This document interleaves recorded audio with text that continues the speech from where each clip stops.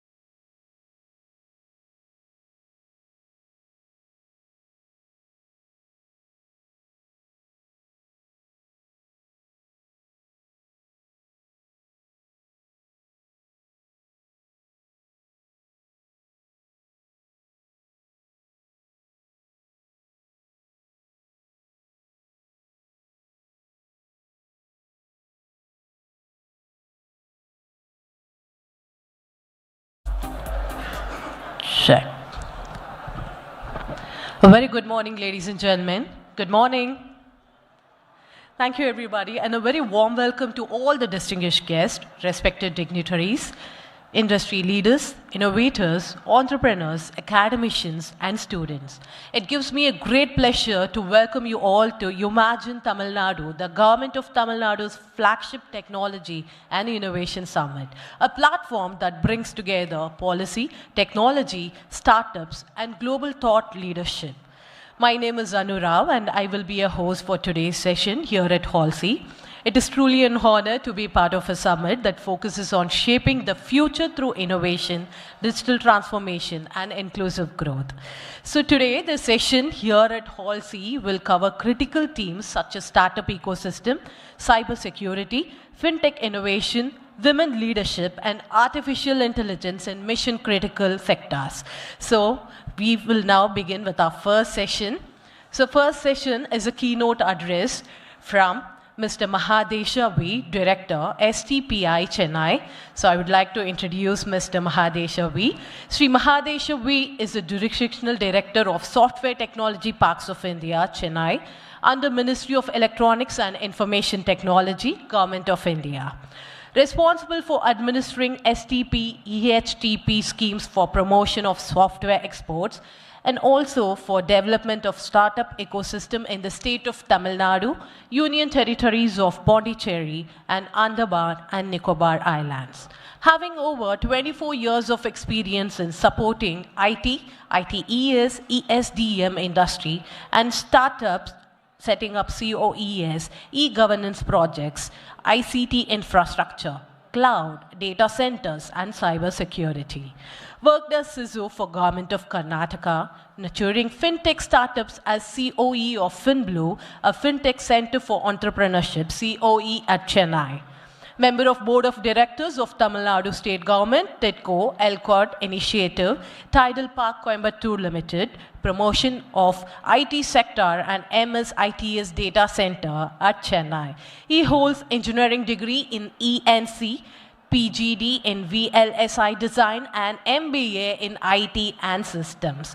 With this, ladies and gentlemen, with a thunderous round of applause, please help me in welcoming Mr. Mahadesha V, the Director of STPI Chennai. Welcome, gentlemen.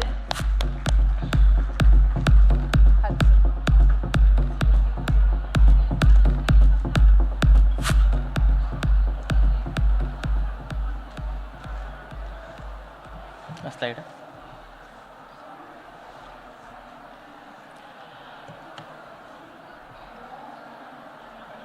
So, can you please ask them to close the doors?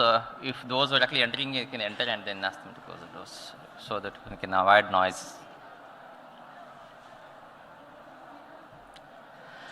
So, good morning, Konadal.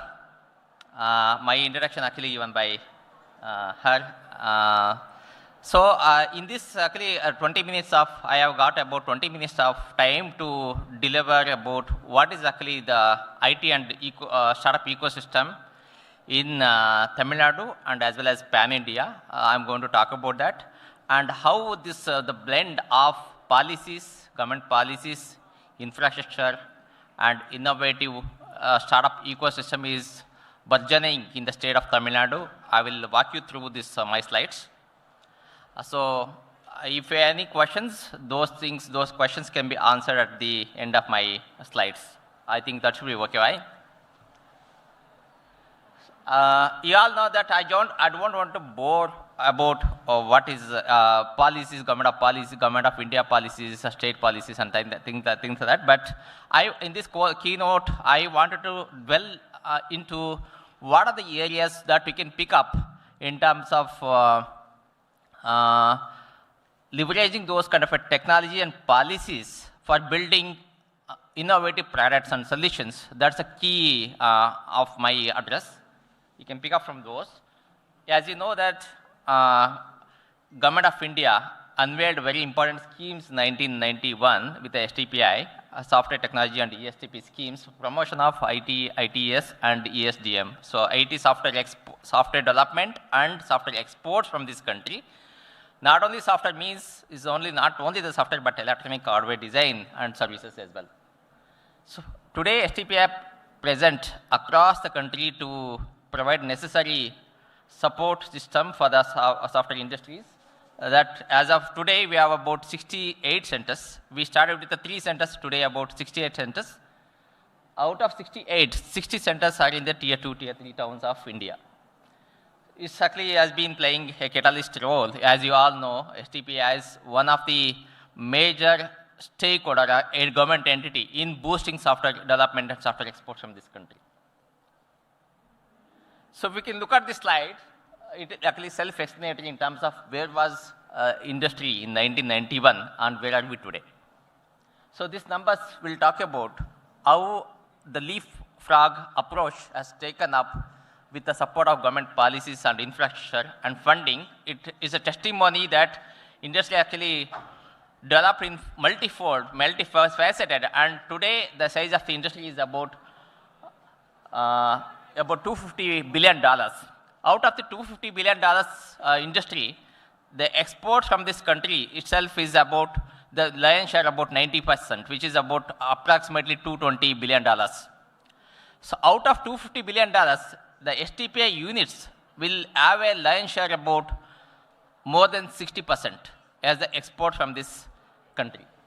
If you can look at these numbers, $283 billion, from $1 billion to $283 billion, and Pi not 6 million to 5.8 million workforce today working.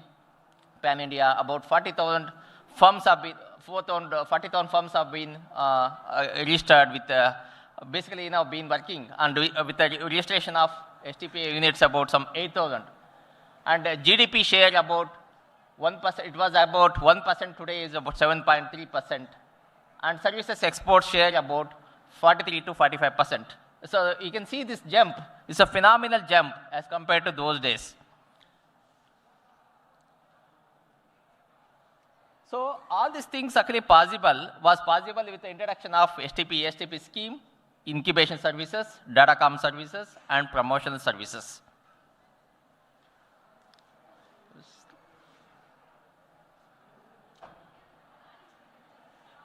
So if you can look at those times, engineers used to go to US or UK, those countries, and station there to basically develop software and services, and then be part of the client, near to the client, to provide those services.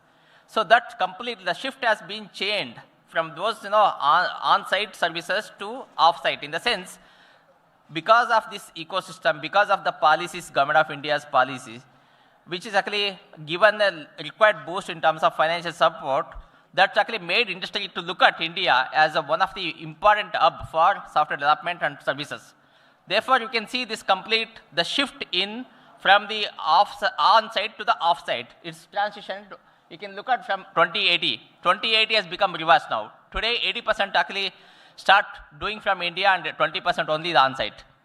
So that was actually, that's the time actually you used to see a lot of engineers was to go abroad and start working from those companies.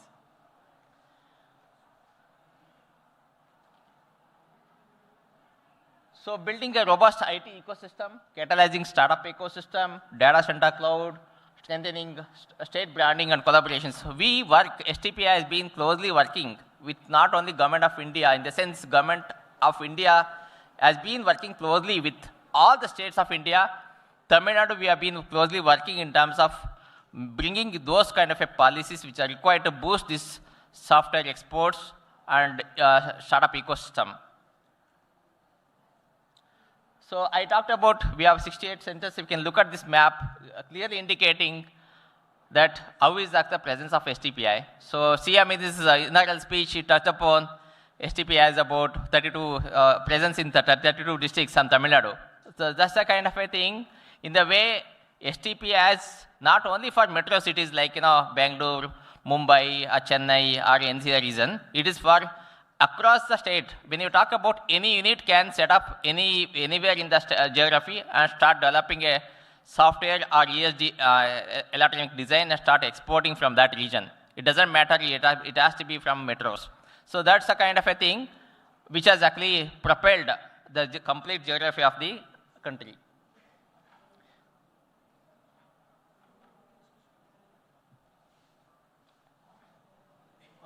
So look at these exports.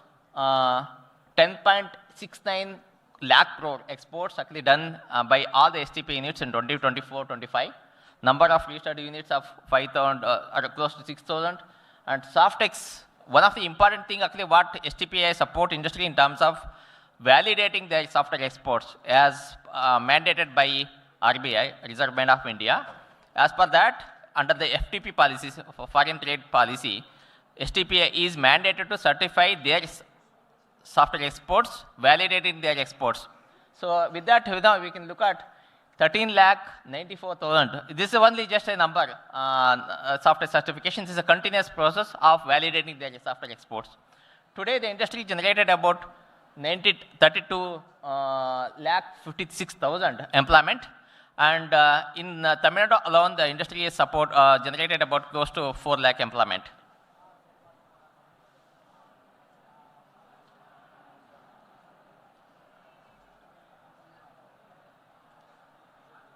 Why this slide is not moving?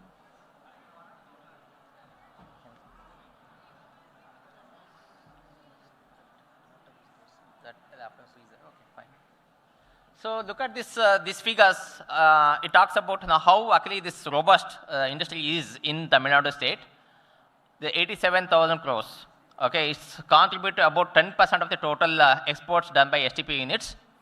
And with number of companies registered with STPI, Chennai is 1140 and 1,51,000 software certifications and 4 lakh employment. So this is what actually CM must have touched upon this in this speech. So look at this presence, barring few districts, most of the state geography has been in the sense covered by STPI units. So it means the blue ones actually you can see the companies are actually operating from those regions. So no matter where the software industry can start serving, even at home, one of the great idea are services, if you can pick up any project from abroad or a domestic project, you can set up any STPI unit and become STPI member unit. Look at the startup ecosystem. You know that DP IIT registered startup was 1.97 lakh tech startups. So out of those, as of now, STP has supported through its incubation and COE, Center for Entrepreneurship. We supported about close to 1,500 startups who have actually, out of which I'm glad to say that 50% of them actually again working out of smaller towns, tier 2, tier 3 towns of India. We have created, so these tech startups is not about in terms of services per se, but more about building, basically innovative products and solutions for the local problems and also for industry requirement. So those companies actually today generated about 1,000 plus IPs, fundraising 582 crores have been funds have been generated by them. 1 lakh they generate. This is actually present across India, which is we have about 1 lakh square feet of incubation facility. So 1 lakh square feet of incubation facility, if you can ask me, in Chennai, we have about some 20,000 square feet, where actually today we have, as of now, we supported about close to 170 startup companies who have generated about close to 4,000 employment.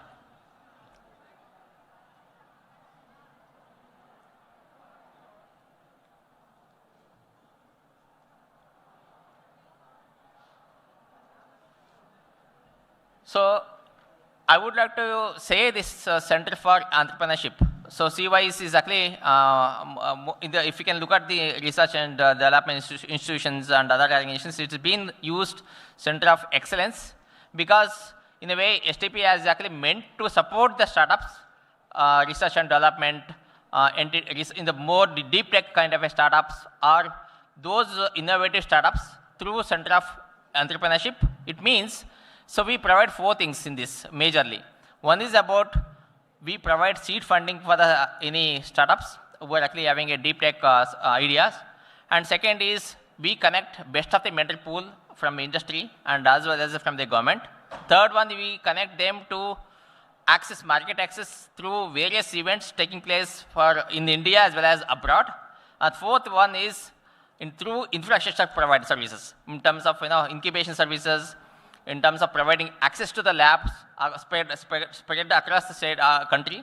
So if you can look at this, the map it clearly indicates that we have about 24 COEs across India.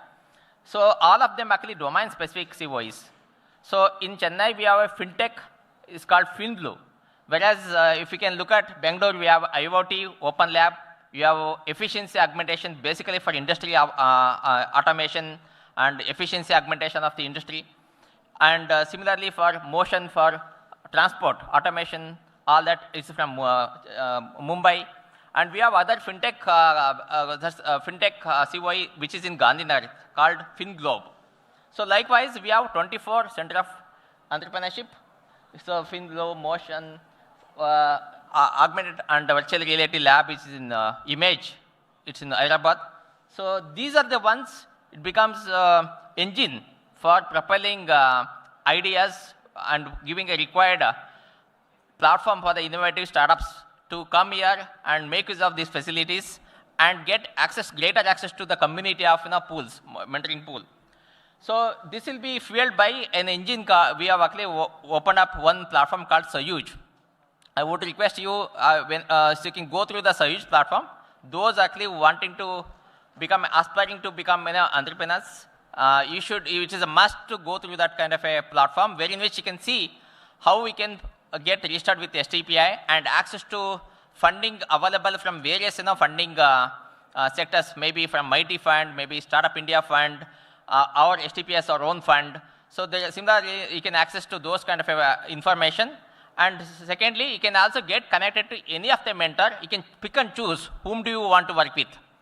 So we have a mentoring pool which is actually driven from the industry. We have business mentoring and technology mentors. You can pick up who is the right mentor for your idea to basically develop and making use of these facilities. That's one of the platform which is a self-discovery kind of a AI-driven platform. That's called Sayuj.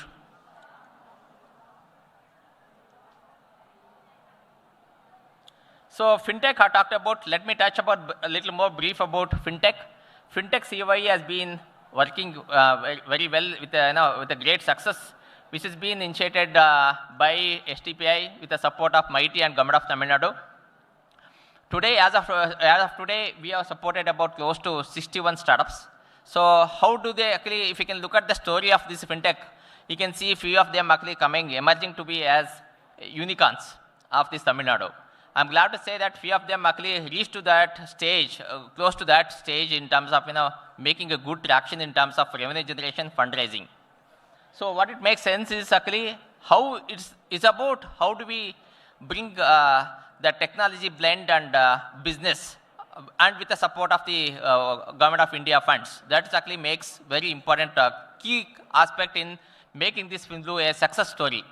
If you can look at the sandbags, one of the critical component of the FinBlue ecosystem, which provides required mentoring. The sandbags is an important thing. If you can look at the slide, so sandbags actually encompasses all this. This includes cloud aspect, cloud computing aspect. Second is actually APIs. The fintech companies, they can get access to any of the banks. We have partnered with some of the few of the banks like ICICI, IOB, all that. So they can access to those APIs to build and test the solutions. Third aspect is sandbags is we are planning to introduce a Shakti DB is going to be indigenous PGSQL database for, it is going to be like a kind of a rock bed for your innovation, which will be right as part of the sandbags. We also have a application performance load balancing or load bearing capacity of the applications. How do we test those kind of a thing is given by IIT Madras. And then we have a low code, no code kind of a platforms given by our partners like Intellect Design. So Intellect Design, MD is our chief mentor of FinBlue. So this is how the sandbox has been, giving a required platform for the innovative startups to build great products and solutions.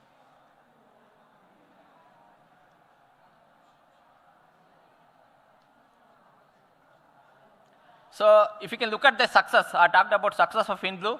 These are the numbers will give how actually this fintech actually transformed Tamil Nadu, going to be a very important fintech hub in coming days.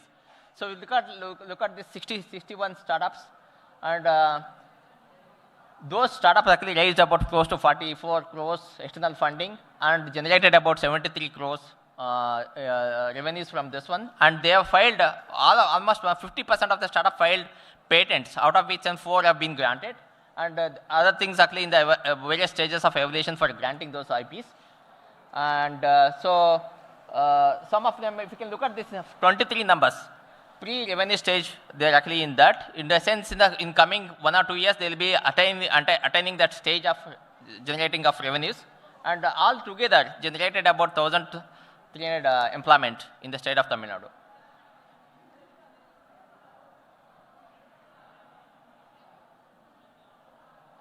So this is one of the things I talked about incubation. We have pan-India incubation services. It means we must have come across like many of the today's journey, like WeWork spaces, co-working spaces, all that. So STP has been running this incubation facility right from the 1990s.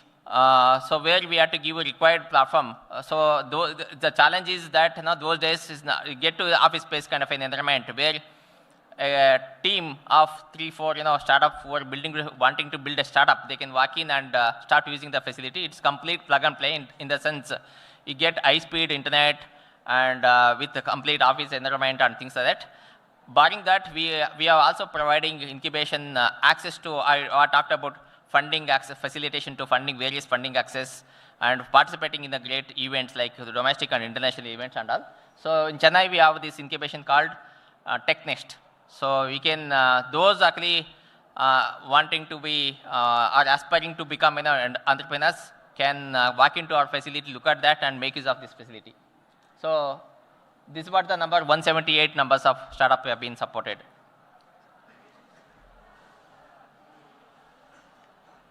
Yeah, this is better.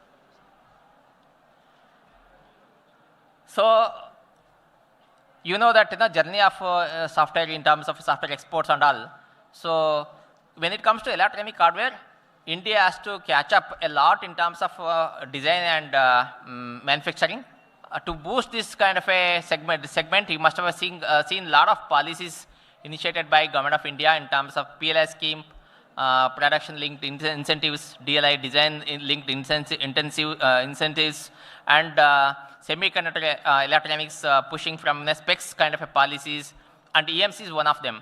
So electronic manufacturing cluster, where government gives subsidy or capital incentives in terms of setting up of a complete capital expenditure up to 50% in EMC. So EMC 2.0 has come in the year 2020, where in which government gives capital incentives up to 50%. So if you can Tamil Nadu, if you can see, there are two such units have come up.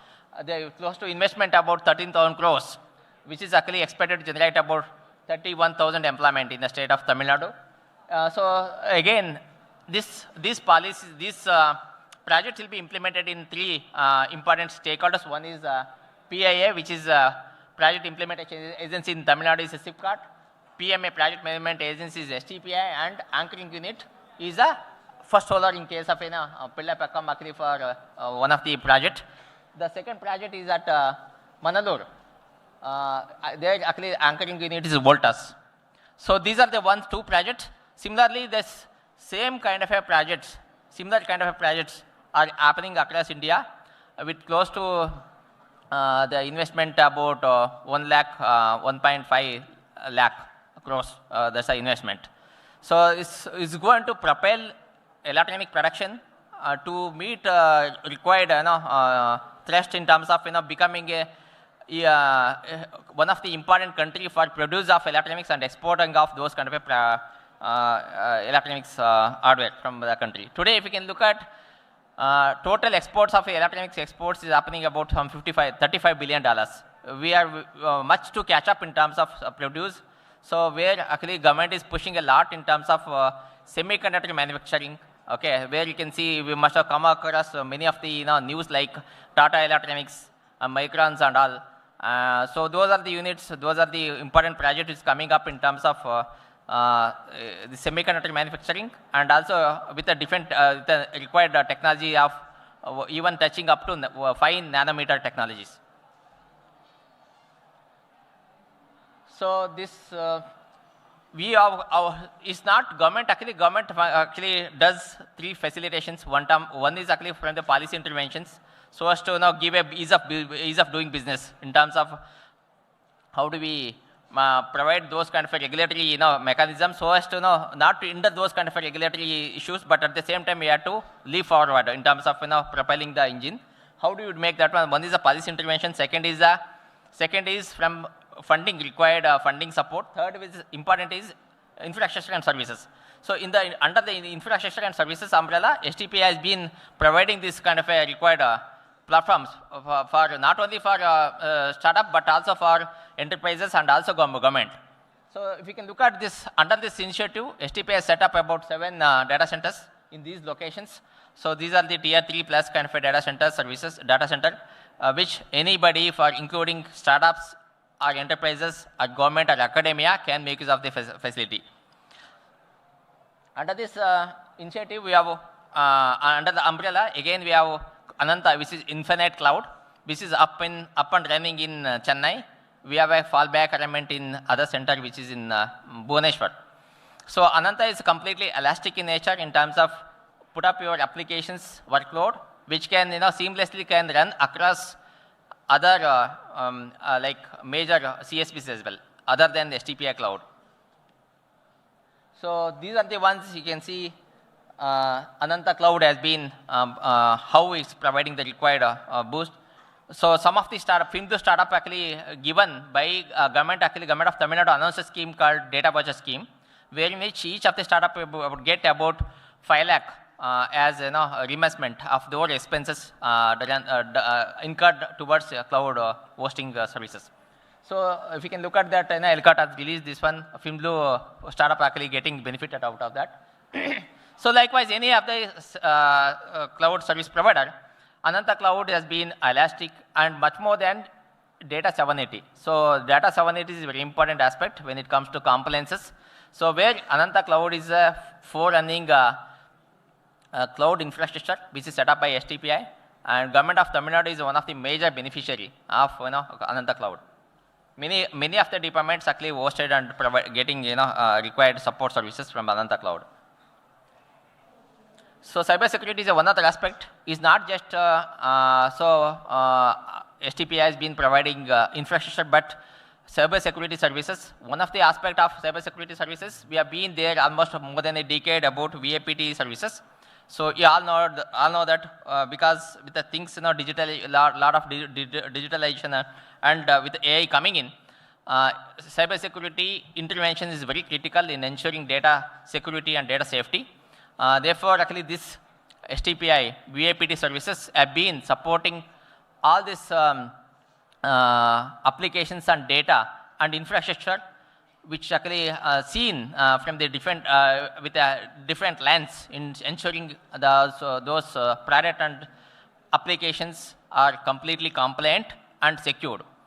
This has been going across the country, and as we speak today, we audit many of the government applications, and few of the enterprises applications also started auditing and ensuring that the products are completely 0-day, okay, complying to those 0-day issues, 0-day attack issues.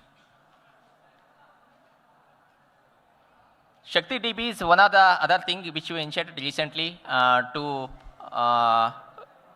because we relay most of the thing, actually our services, our engines work on the, other databases which are actually commercial in nature, and few of them actually open source. When you talk about open source, you know the challenges. Unless we have required talent pool available within the company, it's very difficult to manage such kind of an engines. How do you make that engine really working, giving the required performance and secured? So we initiated a database, PGSQL database called ShaktiDB in the association with IIT Madras Pravartak. So which is going to give a required platform in terms of ensuring indigenous data sovereignty, security, performance. So when I talk about these aspects, so mind you, these are the critical aspects which can keep the services always up and running. You don't have to really bother about how is these services, whether is my engine is going to be this one. So you must have come across this, a lot of other major databases like MS SQL or Oracle databases. Okay, this database is no way it's going to be just less in feature as compared to those, which includes all the AI workload also. Artificial intelligence workloads. We can also run those kind of engines in terms of pattern recognition and building LLMs or SLMs. This is going to be an important engine. So ShaktiDB. So one of the ShaktiDB, this one actually showcasing right here in so Umagine. You can walk through that kind of a things to understand more about ShaktiDB initiative. So challenges are talked about. These are the ones, and proprietary databases, how actually going to be vendor locking systems and all. These are the challenges overcome by ShaktiDB. So ShaktiDB solutions, data sovereignty, secure, cost-effective solution, ecosystem builder, proven compliance, talent and training. So it means, like any corporate, this ShaktiDB, although it's an initiative of Government of India, that's mighty supported initiative, it doesn't mean that it is going to be undermining in terms of when it comes to the support. There is a complete ecosystem. Again, it's supported by the startup like you. Industry that they'll be supported in terms of ensuring the engine runs 24/7 seamlessly.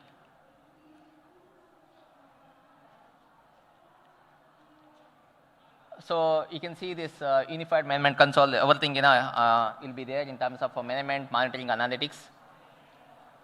So one of the important thing is actually distributed database in terms of ensuring it's not vertical scaling. You can horizontally scale. And without any latencies, you can run this one applications without any issues. So it comes with required tools to propel in terms of your workloads. So just other thing is with the AI is coming up, it's actually touching across the industry and verticals.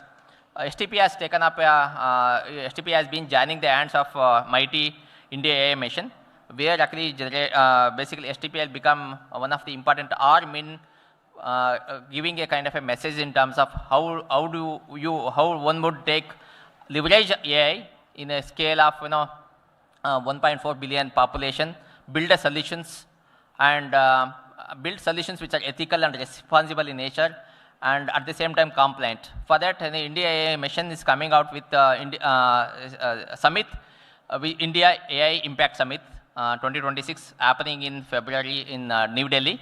I would request those actually willingness to take part in the summit, please do join this. We have conducted one pre-event summit in Chennai, inviting industry and government and academia.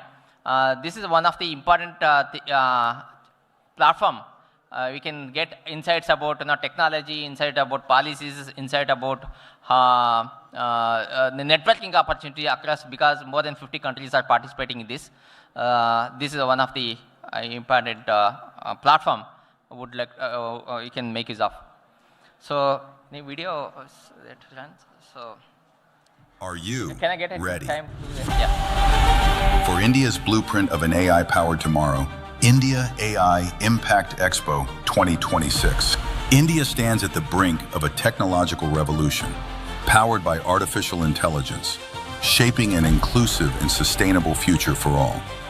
To move beyond aspirations to measurable impact, the Ministry of Electronics and Information Technology and the Software Technology Parks of India are all set to host the grand India AI Impact Expo 2026 as part of the grand India AI Impact Summit. The summit will bring together global leaders, policymakers, researchers, and innovators to explore how AI can create value for the three foundational sutras of the summit: people, planet, and progress. Guided by these sutras, the discussions here will revolve around 7 interconnected chakras: safe and trusted AI, human capital, science, resilience, innovation and efficiency, inclusion for social empowerment, democratizing AI resources, economic growth and social good. The summit will let its audiences explore diverse pavilions: international, states and UTs of India, enterprise, startup, AI infrastructure, investor, sustainability, incubators and accelerators. In the run-up to the landmark summit, STPI centers across India are organizing pre-summit events to engage startups, academia, industry to build momentum and make this truly a people's movement for AI. Join us at India AI Impact Expo 2026, where India showcases its AI leadership to the world. From startups to sovereigns, a world of AI under one roof. India AI Impact Expo 2026.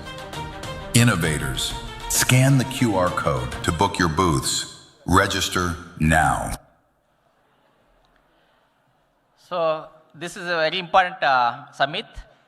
As per the Niti Aayog report, it is expected that about 4 million new jobs. Is not AI is going to take away the jobs, is going to create a jobs, 4 million jobs by 2030. It's all the opportunity, how do we make use of that AI? From the internet revolution to AI revolution is all set. So platform is all ours. Thank you all.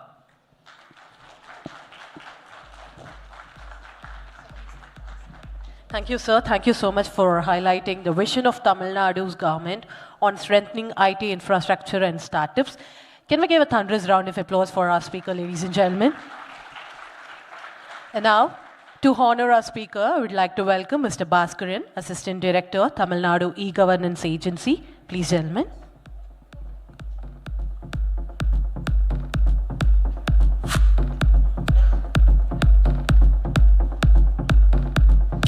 Thank you, sir. Thank you for joining with us today.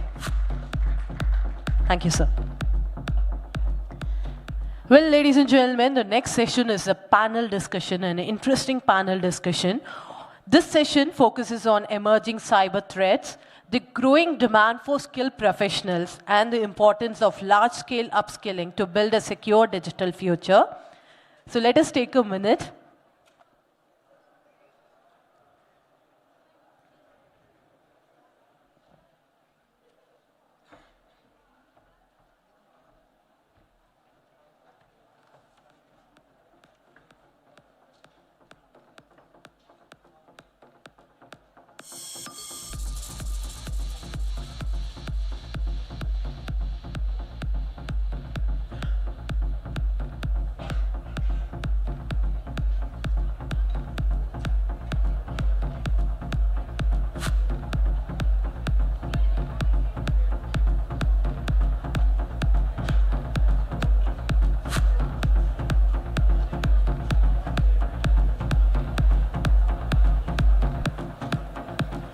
May I request everybody to please settle down?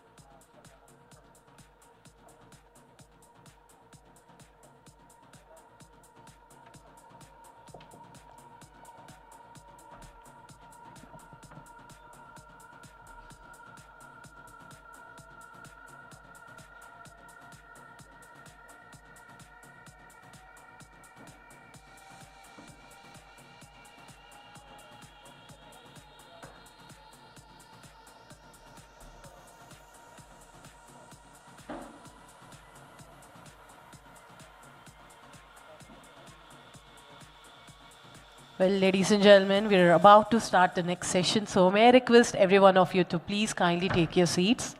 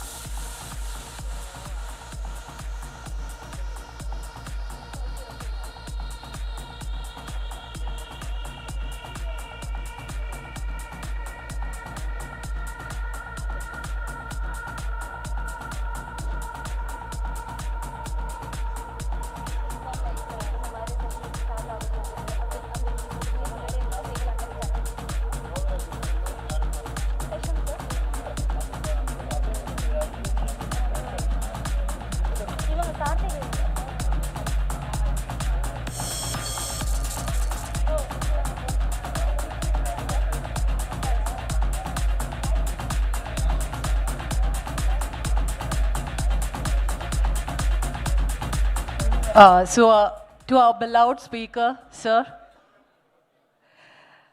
I know everyone has a lot of questions, but then we have a few more speakers waiting for the next session to begin, so we would not like to disappoint them. So may I request every one of you to kindly cooperate with us, please. Thank you everyone.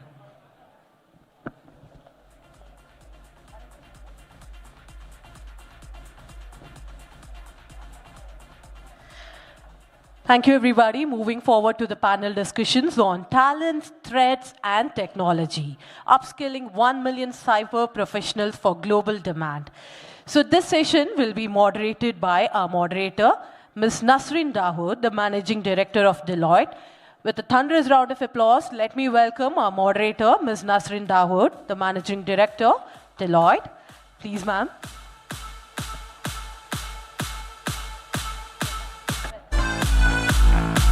Welcome, ma'am. So I would like to introduce our moderator to all of you. Ms. Nasreen is a global technology and business executive with 25 plus years of international experience, lead at premier technology and IT managed services firms such as Deloitte USI, Kyndryl, IBM, Microsoft, and Wipro. Ms. Nasreen is currently with Deloitte as Managing Director, recognized for architecting and delivering $300+ million end-to-end digital, cloud, and AI transformations for Fortune 500 clients, consistently achieving significant business impacts. So ma'am is known for pioneering AI-powered operation models, driving innovation adoption, and translating advanced technology into bottom-line business value. And she is very passionate about mentoring emerging talent, advancing diversity in STEM, and influencing outcomes at the intersection of technology, business, growth, and risk management. So may I request every one of you to please welcome Ms. Nasreen with a round of applause. And it's my honor to welcome our speakers for the panel discussion. I would like to welcome Dr. Anshu Premchand, the Vice President of Tech Mahindra. Welcome, ma'am. And next, I would like to welcome Mr. Chetan Iyengar, the Vice President, Data Protection, Standard Chartered. Welcome, gentlemen.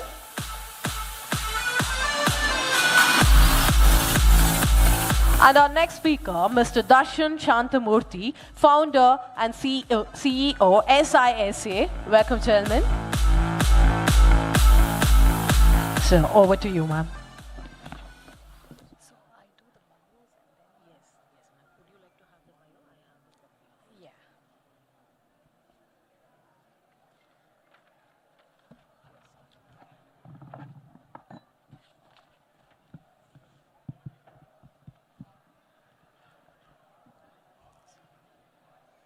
Vanakkam, Chennai. Nice to see you, all of you here. I am pleased to welcome the esteemed panelists and the esteemed audience to this session. And the way we will structure is, first I will introduce the panelist, and then let's dive into the session. And we will keep it very interactive, engaging. We have an young audience and younger panelists as well. So let's make it very engaging, interactive, so that when you walk away, you have something to look forward to. Okay, first I will introduce Dr. Anshu Premchand.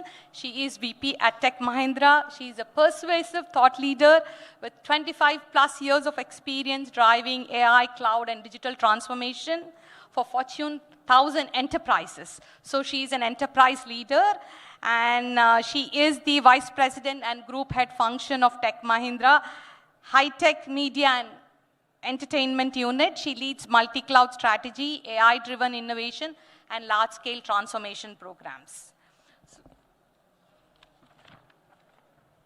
That sounds better than it is. So she was with TCS as Global Head of Solutions Architecture, and she holds a PhD in computer science. So that's the doctor part of it, and extensive publication record in top-tier journals such as IEEE, Springer, and ACM. She's deeply committed to talent development and has trained thousands of professionals in AI, cloud, and FinOps. Next, I will go to Mr. Chetan Iyengar, Vice President, Data Protection, Standard Chartered. Mr. Chetan Iyengar is Vice President, Data Protection, where he leads enterprise-scale cybersecurity transformation with strong focus on protecting sensitive and personal data, strengthening enterprise risk governance. So anything with enterprise risk governance, Mr. Chetan is your go-to person. With 2 decades of experience across BFSI, banking, large-scale telecom and infrastructure platforms, he brings a rare blend of technical grounding and executive-level judgment, which means he can talk to the top execs as well as students as well. He is known for building pragmatic, business-aligned security capabilities that reduce data risk while preserving operational efficiency and innovation velocity. A frequent panelist and advisory contributor, Chetan is recognized for his outcome-driven perspective on data protection, and we are going to ask him the outcomes of this program. Next, I will move to Mr. Darshan Shantanamurthy, founder and CEO of CISA. He's a founder, he's an entrepreneur who plays a critical role in safeguarding world's digital payment infrastructure. So all the money, if you want to secure, Mr. Darshan is our guy. He's made a bold transition into cybersecurity 22 years ago and is now widely recognized as trailblazer in the industry. He holds over 10 global security certifications. So which certifications to go for, which you are interested? Again, Mr. Darshan. And under his leadership, CISA has led several pioneering efforts, including India's Digital Threat Report and Quantum Cyber Readiness White Paper. And his accolades are long, and that we could run out of minutes, so I'm keeping it short. Darshan, please welcome. And I would welcome all the panelists to this discussion. So a big round of applause for yourself as well. So we are going to talk about cybersecurity, talents, threats, and technology. 3 topics, main topics: talent, which is focusing on what skills should be developed; threats, what are the new threats which are coming in the industry, and what does that mean for us, right? For students, for professionals, for everyday users, and technology. Like what skills should I go and acquire for, and what are the new technologies which are coming in the market? And you know this very well. Today we live in a digital world, right? Everybody uses AI tools and digital platforms, right? My mom uses smartphones, so she's also exposed to some of this. So everybody uses this, because of which, right, the surface of cyber threats has increased. Anybody who is using a smartphone, right, can be exposed to a cyber threat, right? And cyber threat doesn't happen through sophisticated hacks. It can happen through stolen credentials, exposed keys, right? And machine-generated hacks, machine-generated threats. So now what is important? Cyber literacy is important, and Dr. Anshu will cover this, and Darshan will also cover what is that minimum cyber literacy required. Because it's something similar to your financial literacy, right? Everybody has to be aware of cyber. You, me, everyone, right? My mom has to be aware of the cyber threats, right? Because remember, I'm remembering my mom so much because she calls me whenever there is a SMS. Oh, should I click that link or not? Okay. So now because of this, everybody should know cyber. But what is for specialization for cyber security? Which are the important certifications? Do you need practical experience? Do you need certifications? We need specialized cybersecurity professionals so that you can lead, you can protect, and you can secure the infrastructure. Okay. And Tamil Nadu has an ambitious target of upskilling 1 million cybersecurity professionals. So how do we meet this target? Through do we go through the degree path, or should we go for practical learning methods? So we are going to tackle this panel discussion. Experts will speak about 3 things. What skills matter the most? How do we make the graduates readily employable? What are the evolving threats? And how do we, more importantly, measure progress? Next year when you come back, where do you see TN moving? Okay, with that, let's dive in, and I will start with the questions.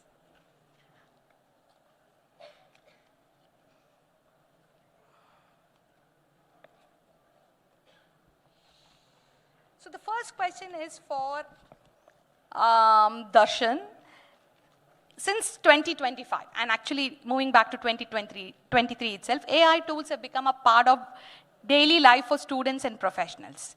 Right? In this new reality, should cybersecurity remain a separate career stream, or should every student learn basic cybersecurity before they enter any job? What should be that minimum cyber literacy include? What should the minimum cyber literacy include? That's the question. First of all, thank you, Nasreen, for the lovely setting the context for this panel. One of the key things, just to start, I think, just to step back, we in India are at a golden era for cybersecurity. I should say that, and I'll start with that. The reason is we have the demographic dividend, right, which is young minds, which is required for cyber, which is all sitting here. And then second, we have an immense amount of opportunity in cyber. Because with this technology growth and the phenomenon that we are seeing with AI, quantum, and a lot of that which is going to come our way, cyber is going to be a big challenge, not just for the country, but for the world. So, first of all, this topic is absolutely appropriate, and I'm happy that the state government has actually taken this ambitious goal of creating 1 million opportunities. And all of you in this room are at the right place, and first, congratulations to each one of you for being in the right space. A big round of applause. Now, in terms of so the way I look at it is, to answer your specific question, there are 2 dimensions to this. So first is, absolutely yes, there is cyber literacy and basic awareness that is required. But where I see is that the next 1 million opportunities, right? And I think that's phenomenal for us. And I think there is where we as a country have to start putting the thing. And it starts way early. While some of us here in the room might be great to look at it as a career, but I think one of the key things that we have seen, we run an initiative called Cyber Smart Bharat, where we have started putting this critical thinking way at 7th grades and 8th grade. Because in cyber, one of the fundamental construct is critical thinking, right? And being, you introduced me very well. I'm a chartered accountant who fell in love with cybersecurity. And that is completely opposite. And so one of the key things, one of the unique qualities in cybersecurity is that there is no qualification that is required. At least, what you need is basic DNA of critical thinking, of challenging the status quo, and you start with that foundation. Okay.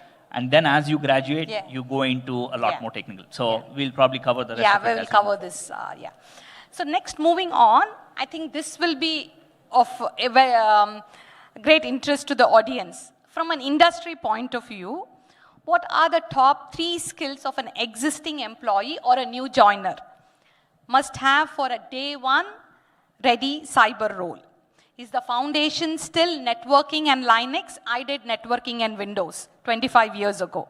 Or has the baseline shifted? We will go to Dr. Anshu for this. Thank you, and excellent question. I suppose all of you are interested, especially the students who are looking for jobs in a couple of years from now, right? I agree partly with what Darshan said. There is no set qualification because the threat surface changes on a daily basis, doesn't it? I'll stick to the question because this topic actually requires a lot of deliberation, a lot of conversation in detail, in depth, which I'm sure many the panels and the conversations are covering today and tomorrow. What the skills you should have? One is the understanding that identity is the new perimeter, right? So you need to know that a lot of security threats and cyber threats actually come from a identity or a token that is misplaced and put in a wrong place and made available to someone. So somebody who's breaking your network or your email or your financial account is not someone who's trying to use brute force to get in. They're most likely using your credentials that you left on a tag on your phone or on your working desk or on your refrigerator in a work area, and they just got access to it, right? The second thing, you asked Linux and networking, right? So yes, Linux and networking at the moment continue to be basic hygiene skills that you would need to know. That's the basic of everything, isn't it? You can have AI write code for you by a trillion lines in moments, but you need somebody to look at them and see that if the surface is covered. So identity is like I said, the new surface that you need to look at. You need to have cloud skills. You need to understand cloud fundamentals. Now, Nasreen mentioned that I have a PhD and I'm a lifelong learner. I'm a huge proponent for continuous learning. That's what I do as a part of my job for myself personally, and I think that we learn by example, we live by example, right? I think that you shouldn't restrict as students to a particular kind of hyperscaler or a particular kind of skill, cloud skills. So you need you understand what SLO means, what SLA means. You understand how, let's say, an Anthos work, but you also can transfer that skill of SRE, let's say, to an Azure or an AWS or any other cloud seamlessly. So cloud fundamentals are the second thing that I look for and I think are very important, right? So you combine these two, and the third thing that is the most important skill, which is very difficult to teach, is curiosity, right? So when you look at cybersecurity, you look at, I'm sure all of you've heard of, red teaming, blue teaming, and stuff like that, right? But what I am experiencing and what my teams are experiencing is purple teaming. Essentially, I don't need people who point out the problem and sit in a corner after pointing out a problem, or sit in a crowd quietly. I need people who can point out a problem and then proactively go and solve it for me. The point is to arrive at a solution or a platform or a product or a service which is secure by design. So 3 things I'm going to reiterate. Identity is the new perimeter, you need to understand that. Cloud fundamentals are an essential skill, you need to get those by hook and by crook. And third, curiosity. You need to know how to look for what can break and then proactively fix it. Those are the 3 skills you need to have. Absolutely. And thank you, Dr. Anshu. Networking is the basic. TCP/IP, how many of you, that is the basic. If you know TCP/IP, you are a good, candidate for cybersecurity and Linux, cloud skills, and identity, right? Very well said. And does the audience have any questions around this? Because this would be of interest to the audience. If anybody has a question around this, they can raise their hand and we can pass the mic. Yeah, I think there is one.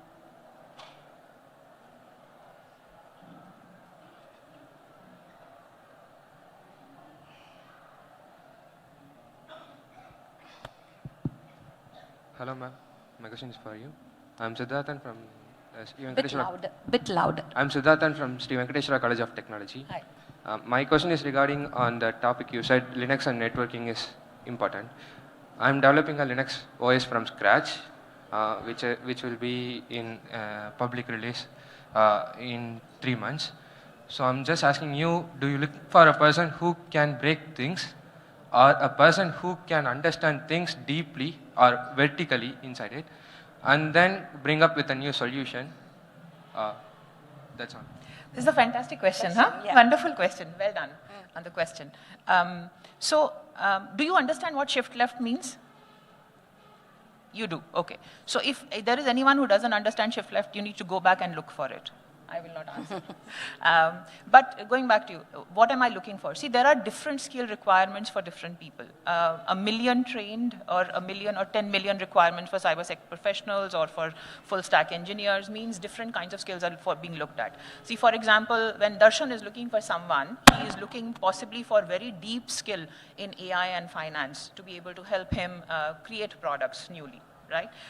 When Chetan is looking for someone, he works for a bank, and ideally he's looking for somebody who can keep the bank's products, platforms, customers' data more secure. I work for a GSI, I work for Tech Mahindra. When I look for people, I'm looking for skills that can service a customer. So I'm looking for a full stack engineer who also understands security well and does not break stuff. Right? I also need a person who is a security analyst in a SOC team, a security ops center team, right? I'll also need a person who can be a security architect for a customer or for a vertical. So different skill areas, different jobs require different kind of specific mental makeup and skills to be able to service that particular need. That's the short answer. But you need, see, for example, this is a real incident. We were hiring recently for my team. We had two candidates, nearly same skill set, nearly same kind of colleges, fresh, what we call as ELTPs, entry-level professionals. One with 2 additional security certifications because I was hiring for SOC. One who showed to me, who came to the interview with a GitHub, where he had done a basic setup of how a credential will happen, RBAC setup, auth N, auth Z, and how something could break. That's the person I hired. Thank you, ma'am. And then I think I'm the right person you're looking for then. Please. We'll meet outside the hall then. Thank you. Good on you, my dear. Good on you. Yeah. Continue doing what you're doing. Yeah. So, yes. In the interest of time, we'll take this question and move on next. Yeah, you have... Thank you, ma'am. So myself, Neelam again. So I'm running the company called Software HR Solutions. So we are hiring for a lot of talented like you. So my question is, so most of the people are not aware of this cybersecurity profession, most of the thing. And second thing, they're not ready to come for these professionals. They're going to assess it, there is a critical thinking is more required for cybersecurity. So how we can able to tell to the young students or as hiring freshers something means these are the industries, growing industry. The critical thinking is enough, that critical thinking as well as into the cyber tech, there is a lot of opportunities. How do we can able to much more things to students as well as to young professionals, how do we can able to educate them? Can you please give any idea, something, suggestions? Yeah, I can take that. Yeah. So first, I think it's a very, very appropriate question, and that's what I've been thinking about it as well.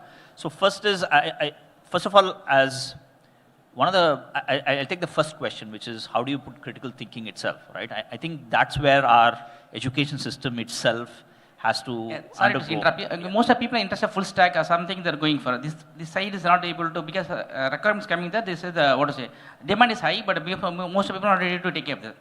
Yeah. Correct. So I think doing these kinds of forums is first of all the right approach. But in terms of creating mass talent pool, I think we need to start inculcating this at a very, very young age. Okay. Like, how Israel has done, for example, right? Or other countries. And I think one of the aspirations that I think we should all carry is to make India a global hub for cybersecurity talent. And that's possible because we have the demographic dividend and we have the technology inclination as well. And I have seen this, in fact, just as, not to digress too much, but we run this program called Cyber Smart Bharat, where we have to go to schools in the age group of 12 to 15 and teach them about cyber literacy. And when we were doing it, we found out that multiple children already know more than what we know. So we had to literally change our program to actually say that, hey, this becomes a cybersecurity career.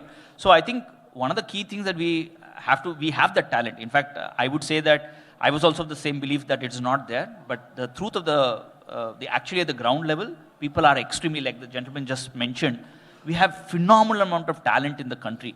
It is that we need to just park this at this point in time and create role models in cybersecurity, that this is a profession.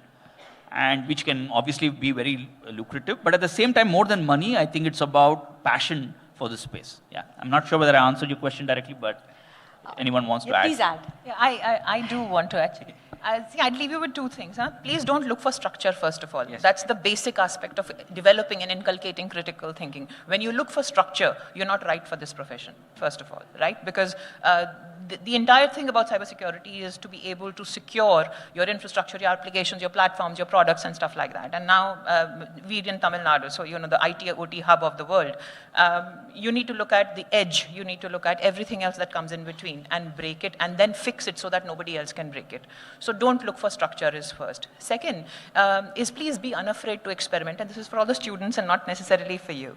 The most important thing, I think, is for you to be able to learn, for you to be able to experiment, and for you to be able to go wrong. It's okay to go wrong because you tried. Thank you, Darshan. And yeah. Thank you. So moving on, right? I mean, Tamil Nadu, I think we have the ambition to produce job-ready cyber professionals for global demand in the next 6 to 12 months. So to meet this demand, from an industry perspective, what we should stop doing in the current training ecosystem and what we should start doing, 2 things, right? Because we, as an industry, when the young professionals come out, we see that are they readily deployable, and the industry invests 6 months in training them, right? And training them on full stack, on cyber tools, and the cloud security and all of that. So what should the academia stop doing and start doing so that these professionals are ready to get deployed? I think that's the question we want to ask Dr. Chetan.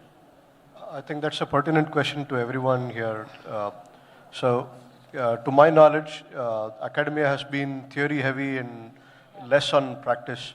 That needs to tilt. Yes, theory is needed to lay the foundation or the foundational bricks, right? But on top of that, practice has to be broadened in collaboration with industry and research labs or research and development organizations, and I think there has to be a 4-angle approach where academia, government, industry, and research and development organizations have to come together and form a curriculum where practice is, it tilts to practice-heavy side, and that way everyone coming out of their engineering or any other degree for that matter is job-ready, right? And can be assimilated by organizations, and they can start working maybe month 1, if not week 1. Yeah. Thank you, Chetan. And I mean, Chetan stressed on the practical experience, right? And Dr. Anshu spoke about how she chose a candidate who has done a GitLab setup, contributed to the GitLab setup. So there is so much of practical, I mean, the tools which are available for developing the practical experience, like Hack the Box. The other day I was sharing with my son, if he wants to pick up something, go to Hack the Box. Right? And that is something you can go through the security certifications like CISSP or Google security certification. But to build that practical experience, as Dr. Anshu said, go to GitLab, start doing your contributions, go to Hack the Box, start doing the simulations, and you will get the experience. So the next we will segue into, like we saw about the talent gap and how do we make our graduates deployable readily. We will move to the new threat landscape. So what is happening in the AI era? And I will start with this question. Many teams, today we see that many teams are vibe coding.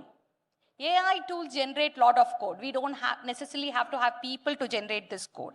And humans may not fully review it.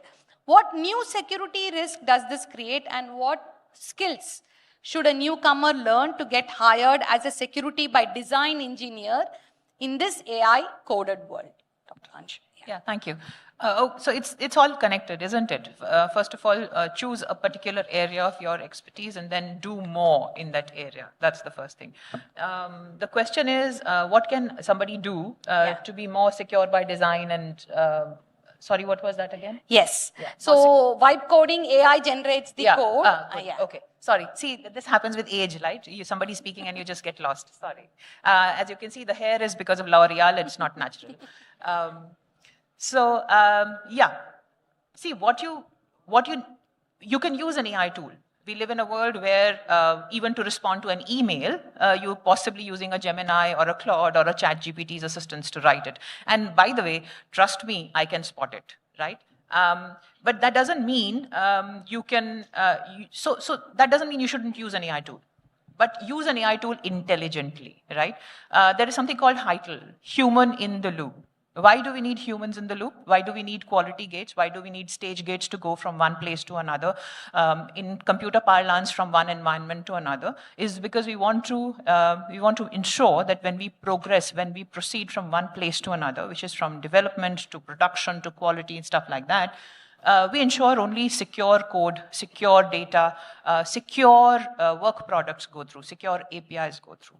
Correct? Now, when you generate code using an AI tool, you're generating thousands of lines in a moment, right? So when you prompt, I don't want to name a tool here, but when you prompt a tool to give code to you, the tool generates code which does the basic minimum. It does not comply with the security posture of the organization or the customer you're servicing.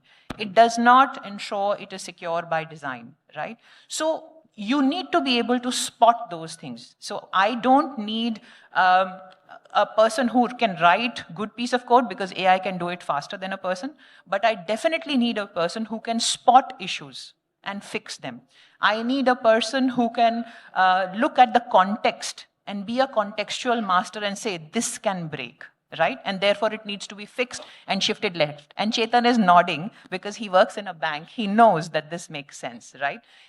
I need a person who can look at code, and I'm sorry, and can say that, the RBAC has not been taken care of, and therefore that needs to be fixed. I need a person who will ensure the tokens are stored in the right place and does not store his keys in the next code release that he makes in the middle of the night just because he's sleepy. So those are the things that are needed to ensure that you are a secure by design engineer that can get hired. Thank you, Dr. Anshu. And Dr. Anshu stressed about this, we call this as the DevSecOps model. Yes. So when you're building applications, when you're deploying infrastructure, security is embedded in it. It doesn't come as a gatekeeper. It is embedded in the building the application, building the infrastructure in the deployment. And this is a perfect segue to Chetan, because he is safeguarding the banks. The AI-driven workplace, people unknowingly paste sensitive data like keys, configs, customer info into public AI tools or unsafe extensions. So what is one non-negotiable rule every student or employee should follow, and what is one safeguard every organization must enforce to prevent this at scale? Thanks for ring-fencing that. So only 2 points allowed. So one, anything you post on AI, think of it as being posted publicly, either on your Facebook or LinkedIn or wherever, right? So don't think it is private. So when you start applying that filter, you will know what to put there and what not to.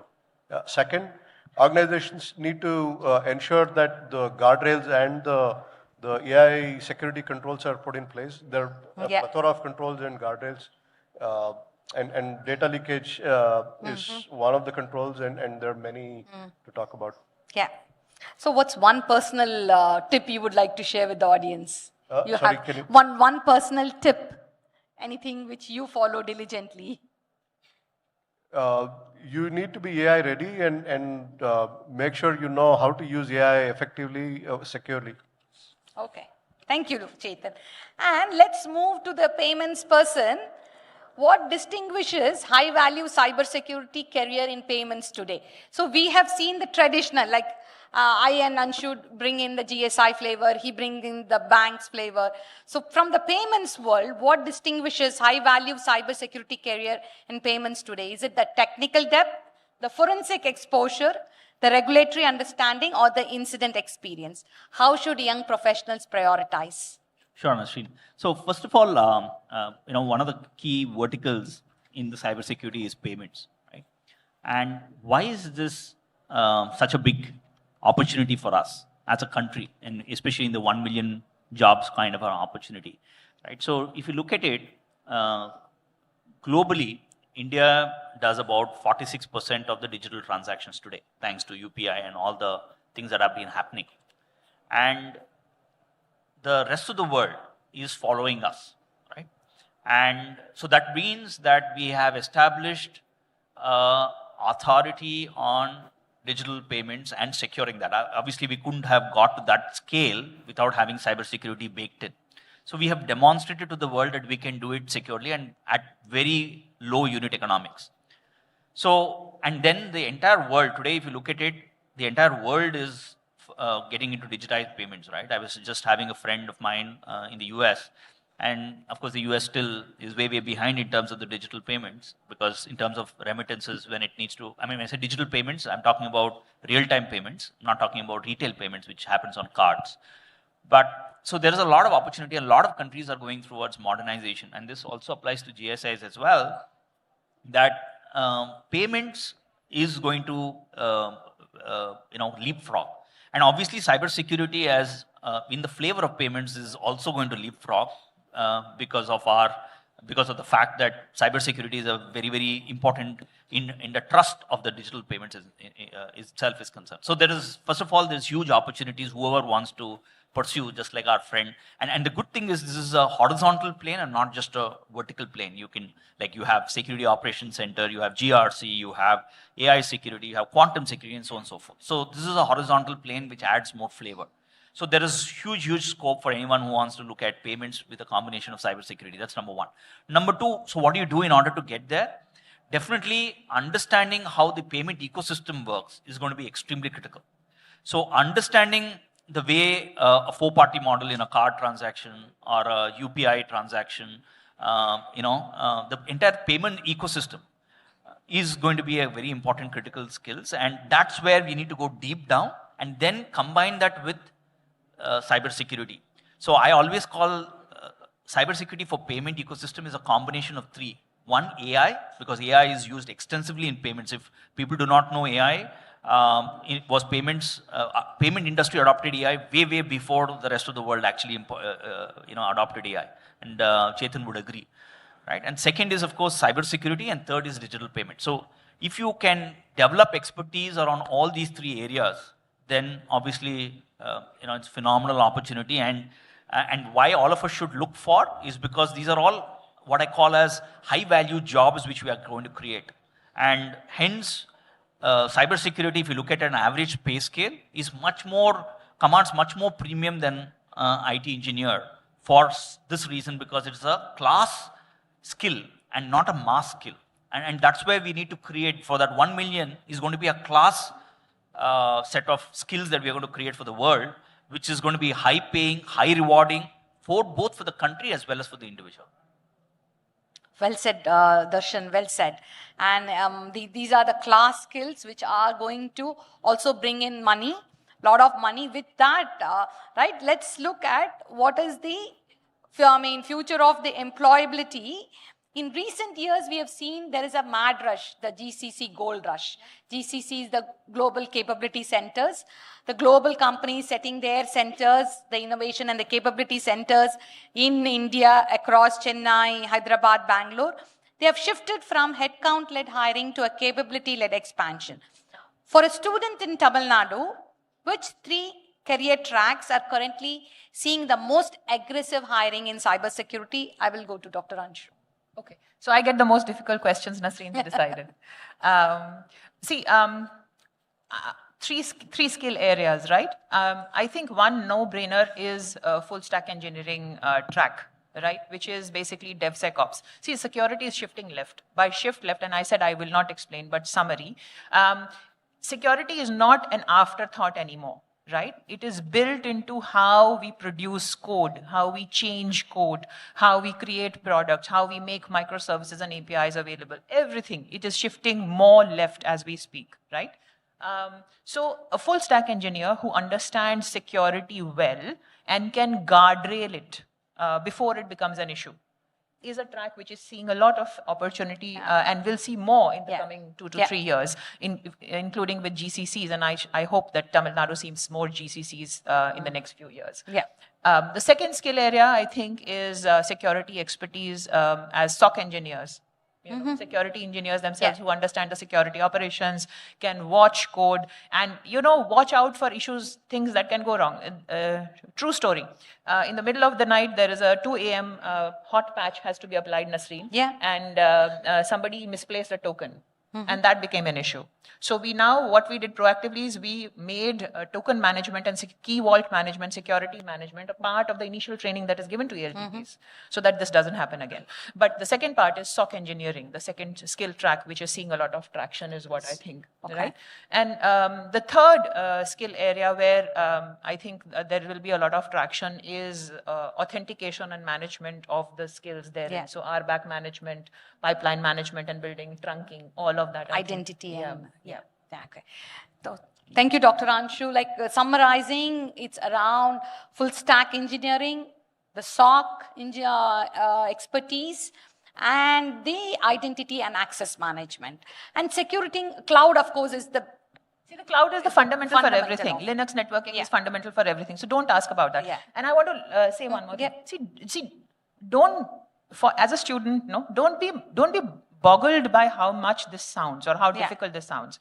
This builds spirally. See, the four of us are sitting here with 25, 30 years of experience of having worked here, gone wrong many times before we got it right. You have the opportunity to learn from it. And the other gentleman who asked me a question earlier said he's building his own Linux kernel, right? See, the key to doing this right is to understand that knowledge is not built in silos. You need to be able to learn from others who've done it before you. You need to be able to do it right, but also be able to go wrong and then pivot when something changes. See, nobody had seen the pandemic. Before 2020 and after 2020, technical skills are completely different. So you need to be able to learn, you need to be able to pivot, but those are the three skill areas which are fundamental, I think, will see a rise in hiring. Very well said. You have the technical skills, also the mindset, the curiosity, the ability to learn, and then to pivot to the changes. And moving on to Chetan, we have historically been a state of service giants. But in 2026, the biggest threats are specialized, coming from AI agent risk, deepfake frauds, and non-human identity theft. Do you see a massive opportunity here for young entrepreneurs in Tamil Nadu to build specialized AI native cybersecurity product startups? So there is, and there's a lot of work going on, and the focus is shifted to zero trust architecture. So there, and from RBAC, we have now moved on to ABAC, which is attributes-based access control, etc. So yes, there is a lot of scope and a lot of room for entrepreneurs to play in this space. So I just spoke about these couple of things, which are like tip of the iceberg, and there's space or wiggle room to work on ID vaulting and just-in-time release of IDs. So these would actually safeguard an enterprise or any company against ID thefts, and especially the generic IDs being misused or maliciously used for purposes that they were not designed for. Thank you, Dr. Thank you, Chetan. And so what we hear is, like, we will have graduates who will be immediately deployable through all these practical hands-on training experiences and the certifications. But more importantly, the entrepreneur mindset. Like what Darshan said, he moved from finance, bold move to cybersecurity, and has built a career in payments field. So we would encourage young professionals to take the startup route if they are interested, and the ecosystem is also building up. Just one thing I would like, sorry. Yeah. See, even with the TechM and Deloitte, I'm sure, if you're an entrepreneur, we wouldn't mind it at all. You come to me with a good idea, with a prototype, I will fund it. Yeah. Just one thing that I want to add, right? Just like in the armed forces, the enemy has to be right once, but our armed forces have to be right every time. Right? It's same in cybersecurity. So you'll find a lot of similarities between what they do in the armed forces or police and in cybersecurity. We have to be right every damn time, and just one miss means there is a security event happening. And we have to be prepared for what to do, how to contain that security incident or event, right? So that's the mindset that one has to enter cybersecurity with. Yeah. So that reminds me of the blast radius, and you do network segmentation so that you can contain the blast radius. So I will go back to the basics of TCP/IP network segmentation because that's my favorite. And moving on to training at scale. Now that we have heard from the experts what are the critical skills, what skills matter, and what is changing with AI, how do we scale this, right? How do we do training at scale and build that talent pipeline, that 1 million professionals, right? If we want 1 million professionals ready in 12 months with all of you together, we cannot just rely on 3 or 4 year degree cycles.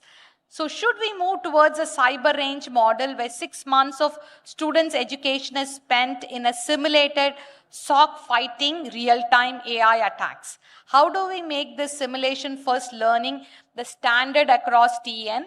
This is something I would go by each of the panelists and ask their views. Yeah, you can start, Darshan. Yeah, so in terms of, I mean, I don't know whether 6 months or 12 months, I don't put a timeline, but I think one of the key things is definitely you kind of loaded that in the question itself is you need to actually bake it in with practical information, practical knowledge, right? And cybersecurity is so practical oriented, and that's the reason why it is so difficult as well, right? Because not everyone, it's not just you can just take a book and then read it up and then you become a cybersecurity specialist. No, you actually gain expertise only by doing. So anything which has that ability of doing, which is either internships or hackathons, or like our friend said, doing things and then learning and redoing it and fixing those things. I think those kinds of activities which are practical is the way to do it. And I would say that while I'm for that 1 million job, but I think we need to understand that there is no microwaving of skills that can happen in cybersecurity. It is not that I put someone in microwave and then after 2 minutes I can get them as a cybersecurity specialist. I think that fundamental construct, I would disagree. It should actually be that, hey, you should put that and then you should obviously have a career path. And I would say that long-term internships is definitely, I like the 6 month or even longer. I would say a 12-month or even a 24-month internship. Working for a GSI like... paid, please. Sorry? Paid, please. Paid internships, absolutely. Paid internships, either at Tech Mahindra or CISA or whatever. But at the end of the day, paid internships, definitely yes, because I think then you can build that talent for a longer period of time. And I can tell you that, for us, there is so much of people who want to do internship in our company because obviously, and then they learn a lot in 24 months. And when they get the practical exposure, that's it. So I'm a big believer in doing, cybersecurity is a lot about doing and learning. While I have done certifications, but that's to get to a basic, basic threshold. But after that, you need to obviously get your hands dirty. There's no shortcut to that. Yeah. Thank you. So I think he covered pretty much, and continuing on what I mentioned earlier in the panel discussion, right? There has to be a shift from theory-oriented curriculum to practice or skill-based curriculum, right? So yes, while the theory aspects need to remain at a foundational level, the skill evaluation and skill testing has to be continuous and become demonstrable by the time they're completing their graduation. And graduation should be based on their skills being certified as well, in addition to consistent performance in their examinations. So that's one aspect. The other aspect is everybody has to come together. It cannot be the academic institute alone. It has to be the industry and the government and research and development organizations all contributing to upbringing the next skill force. Thank you. Thank you, Chetan. Do we have anyone from the state government here in the room? Because, they've covered most of the common sense things. And when they were speaking, one thing that occurred to me is to have, Nasreen, a sandbox, which can be made available to, let's say, all colleges, all institutes, irrespective of, whether that's an IIT or triple IIT and Venkateshwara College, for example. I'll remember that now. But that would make tremendous sense. And I'm picking on Darshan's idea that 6 to 12 months or longer internships.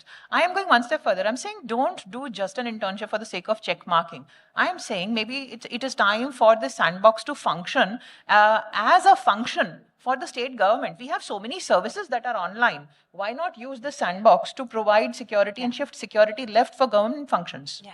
That's what you should do. Great idea. Great just ideas. one item that I want to add. There has to be proactiveness on the part of the students also, where they are proactive and do something on their own. Don't wait for things to happen to you. Exactly. You don't sit under an apple tree and wait for an apple to fall in your mouth. You need to wash it also. But yeah, there you go. Thank you. Very well said. And we are just on time, wrapping up the session. So we heard great insights, ideas from the panelists. Any last comments from the audience before we wrap up? And in the interest of time, maybe we will pick up a couple of,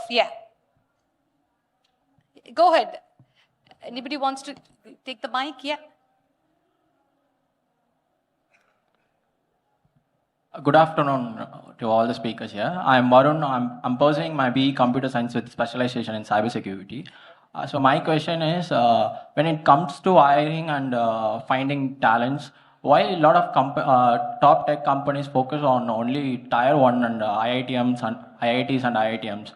So what's my point is there are also a lot of talents in nominal college also. And actually this is not my question, 1 minute.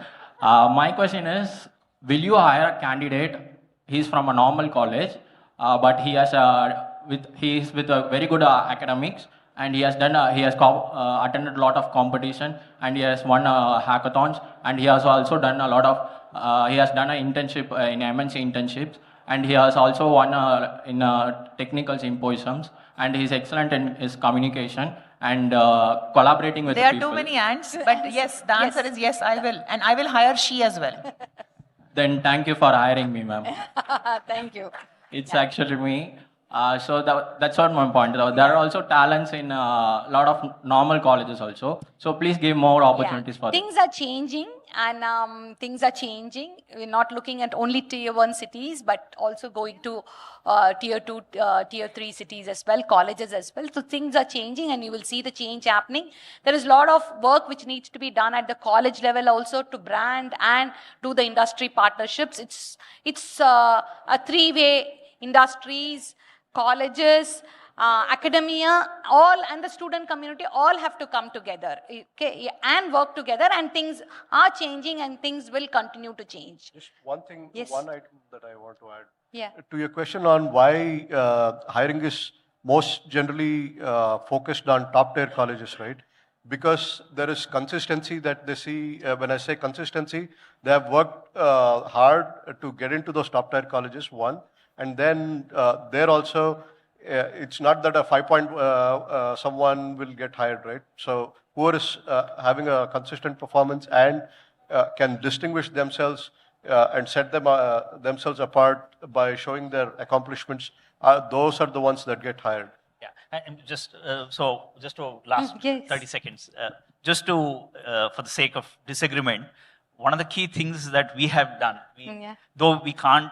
It's not that we don't hire from the IITs or we don't hire from the triple IITs, but we generally now, in the last couple of years, we hire only from Tier 2 and Tier 3 colleges. Not because of anything else, but because of the value systems, right? And I think because of the grit that the kids come up. And we've seen some phenomenal grit that comes in the Tier 2 and Tier 3, which is not really there in the Tier 1 colleges. The grit to succeed, which is what I call it the soft skills, and their ability to, like what Anshu was rightly saying, ability to identify a problem and stick with the problem and solve it till it is actually solved is very, very important. And that's the skill that we are looking for in cybersecurity. And good news for you is that many of them will be in the Tier 2 and Tier 3 colleges very soon, if they are not there. But we as a company, we have actually hired only from Tier 2 and Tier 3 colleges. And of course, not to put you off, but your assessment of skill is not necessarily the assessment of the other organization. So that's something that you need to keep in mind. I can quote a personal example where someone is hired way beyond an IIT graduate would be hired at. So there's a lot of opportunity. Okay. Yeah, and we have no bias. Yes. Thank you, ma'am. Summarizing, where you start doesn't matter, where you want to go matters, right? And I am not from IIT, I am from Hindustan College of Engineering. Yeah. Nor am I. Yeah, Never went to IIT, except for a visit. Yeah. So, thank you so much. In the interest of time, we wrap up. And thank you to the panelists and the audience. We will continue to build the future of cybersecurity and make Tamil Nadu a cybersecurity powerhouse. Thank you. Thank you, ma'am. May I request everybody to please stay back for a minute, ma'am, please.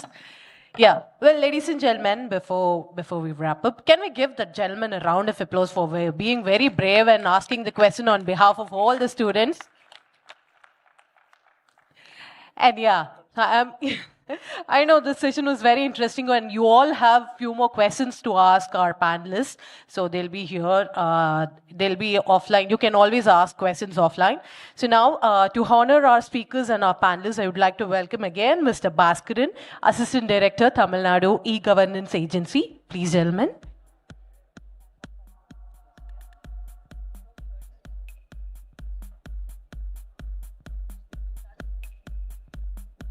Yeah, so first, my request, sir, to please present the memento to Ms. Nasrin Dawood.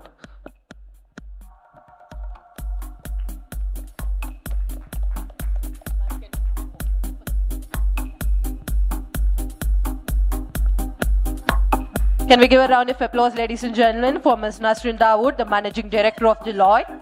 Thank you, ma'am. Thank you so much for joining with us today and sharing your knowledge with us. Up next, I would like to welcome Dr. Anshu Premchand, the Vice President of Tech Mahindra.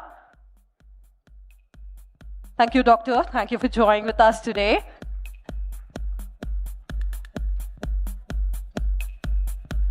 Up next, I would like to welcome Mr. Chetan Iyengar, the Vice President, Data Protection, Standard Chartered. Thank you, gentlemen. Thank you for joining with us today. And the next speaker, Mr. Darshan Chantamurthy, Founder and CEO, SISA.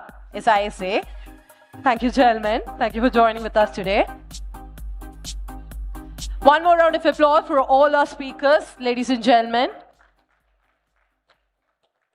Thank you, ma'am. Thank you.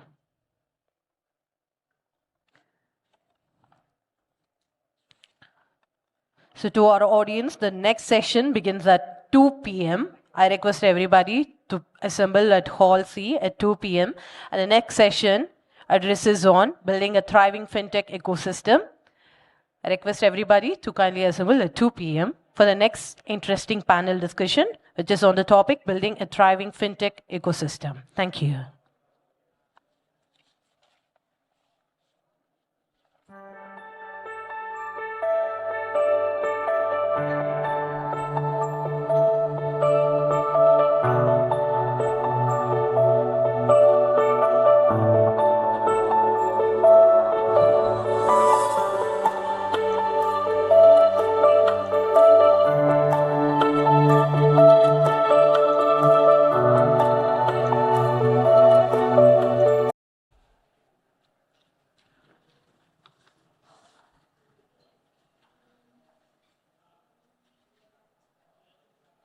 Thank you everyone for joining post-lunch. So this session is going to be a panel discussion, again an interesting panel discussion, wherein we are going to speak about building a thriving fintech ecosystem. Fintech has become a key driver of financial inclusion, innovation, and economic growth. This session explores how collaboration between startups, regulators, and industry leaders is shaping a strong and sustainable fintech ecosystem. So first, I would like to introduce the moderator for the session. I would like to invite Mr. Manu Iyer, the Managing Partner of Blue Hill Capital, with a thunderous round of applause, ladies and gentlemen. Mr. Manu Iyer is a co-founder and general partner at Blue Hill Capital. a 400 crore venture capital fund investing in deep tech startups across defense, space, semiconductors, manufacturing, energy, EVs, biotech, and industrial IoT in India. Can we give a huge round of applause, ladies and gentlemen, for our moderator, Mr. Manu Iyer? So I would like to briefly introduce the speakers and hand over the session to our moderator, Mr. Manu Iyer. So our next speaker is Mr. Mohan, the CEO of Ippopay. Mr. Mohan Karpaya is the founder and chief executive officer of Ippopay Technologies Private Limited, a Chennai-based fintech company focused on driving digital inclusion for small and micro businesses across Tamil Nadu. He began his career as a freelance software professional, later founded and ran a software company, and went on to build Ippopay as his 8th startup after multiple entrepreneurial learnings. Today, Ippopay empowers over 5 lakh merchants and plays a key role in expanding UPI adoption at the grassroots level. Having said that, I would like to welcome Mr. Mohan with a thunderous round of applause, ladies and gentlemen. Welcome, gentlemen. And the next speaker is Mr. Prabhu Rangarajan, the co-founder of M2P Fintech. Mr. Prabhu Rangarajan co-founded M2P Fintech in 2014. Mr. Prabhu drives operation strategy, new product development, compliance, and end-to-end information security in his role as COO at M2P. A space tech enthusiast and an expert in program management, Mr. Prabhu specializes in building secure and a seamless interoperable payment platforms.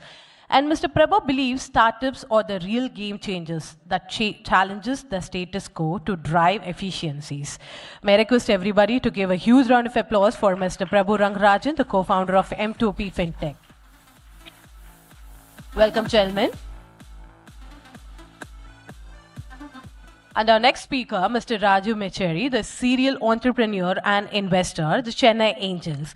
Mr. Raju is a serial entrepreneur and a seasoned investor with deep expertise in the fintech and technology startup ecosystem. He's a core member of the Chennai Angels, where he plays an active role in identifying, mentoring, and investing in early stage ventures. With hands-on experience in scaling businesses and enabling digital transformation, he works closely with founders to drive innovation, governance, and sustainable growth. Can I request everybody to give a round of applause for Mr. Raju Mecheri? Welcome, gentlemen. And our next speaker is Mr. Vijay Rajagopalan, founder and CEO of GoalPayee. Mr. Vijay Rajagopalan is a visionary fintech founder and an IIMK alumnus, driving innovation at the intersection of precious metals and digital gold finance. He is the creator of GoalPayee, the world's first gold, silver, and platinum analysis and instant loan dispersing ATM, backed by an Indian patent. Can we give a round of applause for our speaker, Mr. Vijay Rajagopalan, the founder and CEO of GoalPayee. Welcome, gentlemen.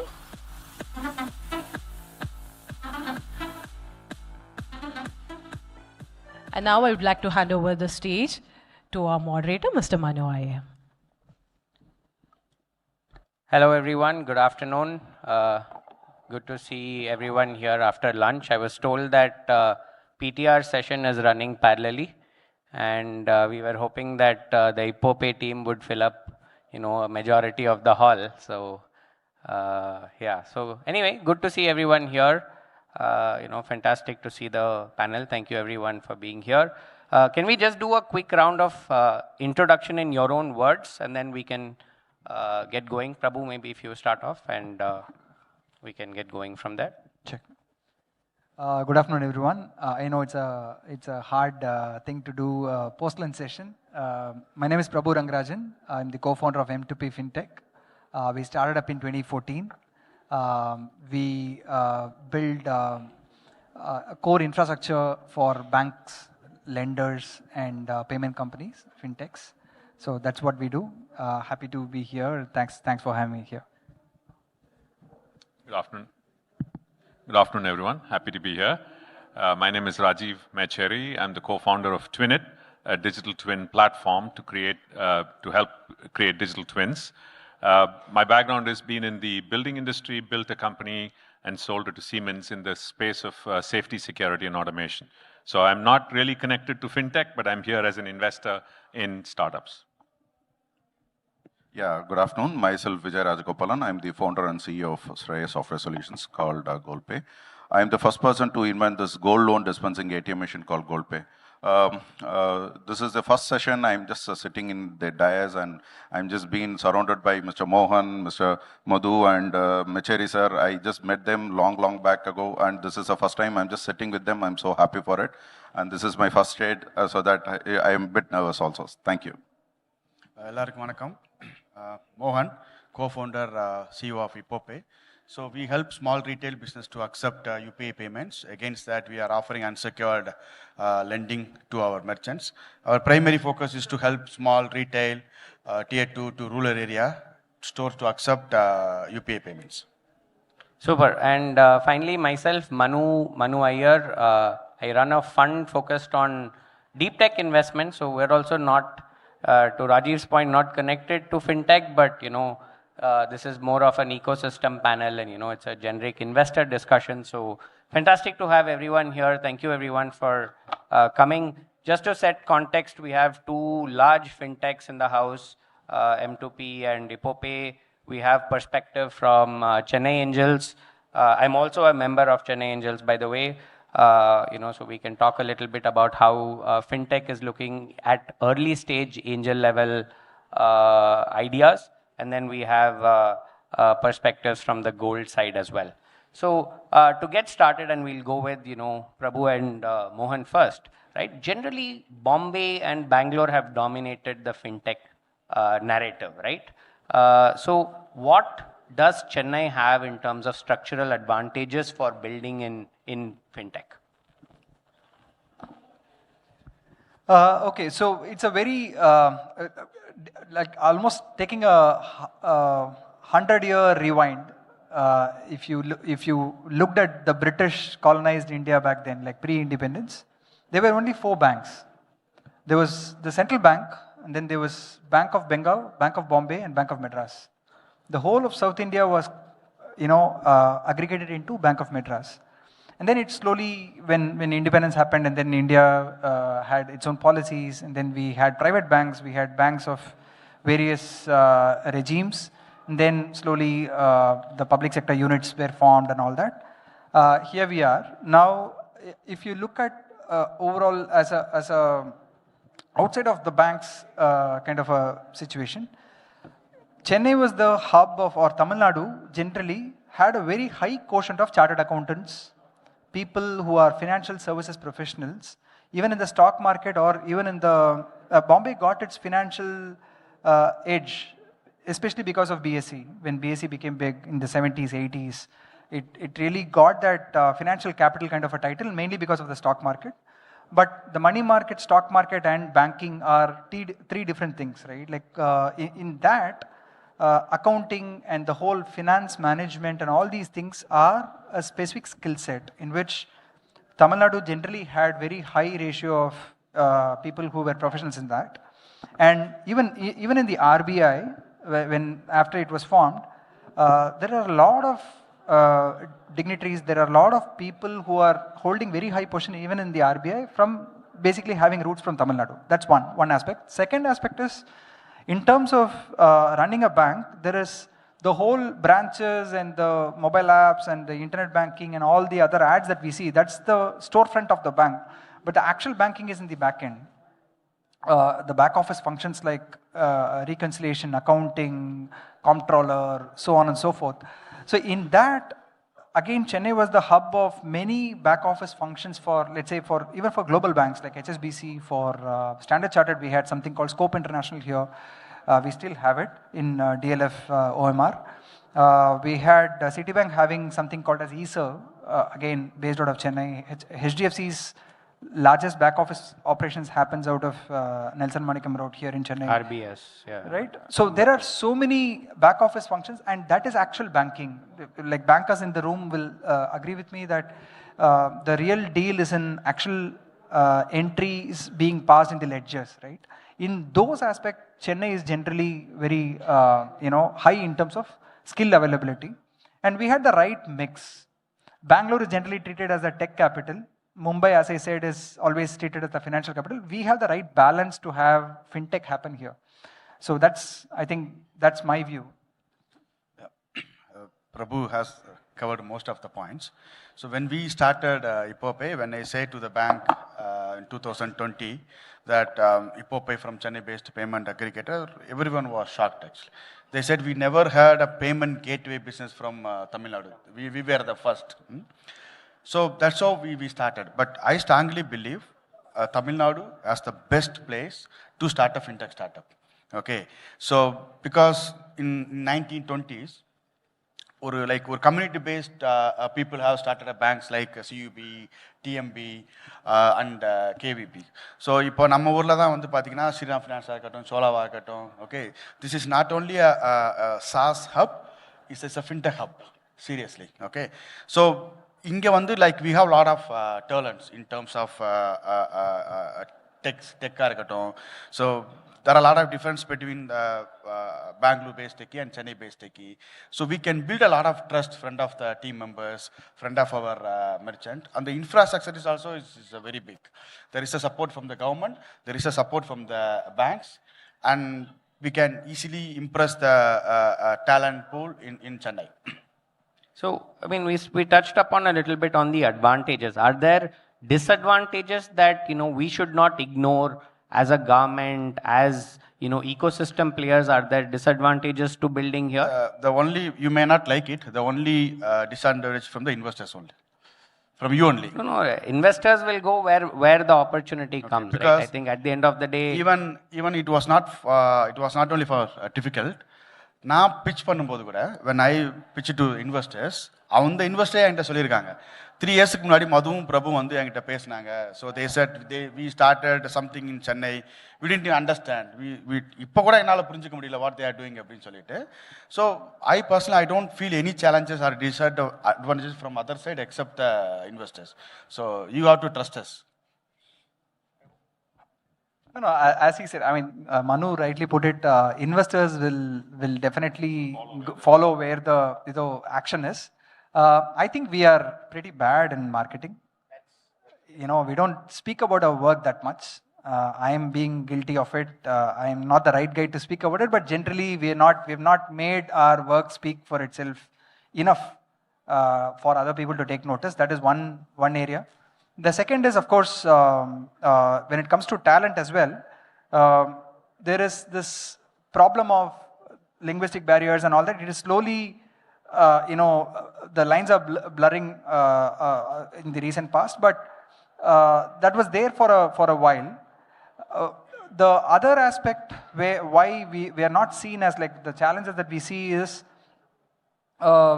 there are not enough companies. There is not enough vintage for companies that have been born out of Chennai. Because most of the very good companies are boring businesses. You take a TVS group, you take a Murugappa group, all of these are stellar companies, but boring businesses. People, when they look at action-oriented and very, masala type of thing, there are not enough examples over here. I think those are the things. I think that's a fantastic point. I strongly agree with point one is that we don't make enough noise about ourselves.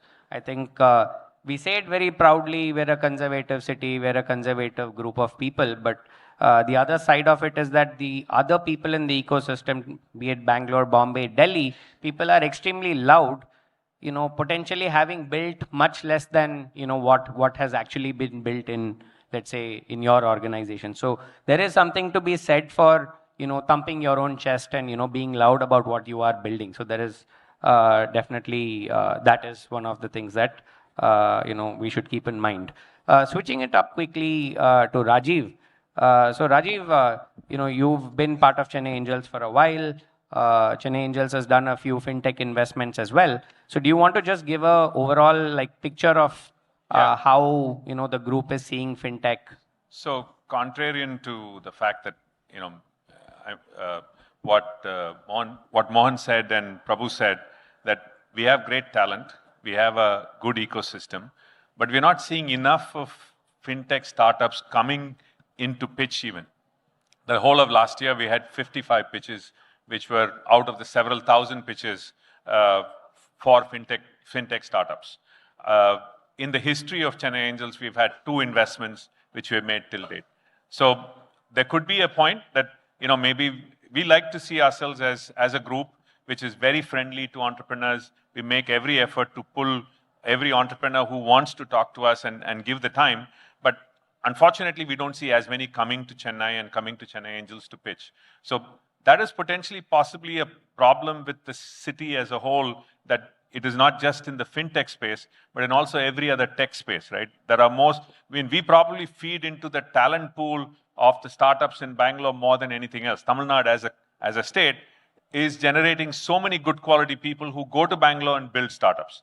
So that's a problem which Tamil Nadu has to see across all startups, not just in fintech. But from a fintech point of view, what we see as a number is what I shared. Do you want to, broadly as an ecosystem, what can we do as angel networks? Is there something that we should be doing better to see deals in this space? Or for sure, Bangalore has more accelerators. I think supported by the state, creating an accelerator, maybe a fintech accelerator. We are creating a fintech city. Now, obviously, the large companies which are doing a lot of the back office operations, like what Prabhu was saying, will come in and fill. It's all a real estate play.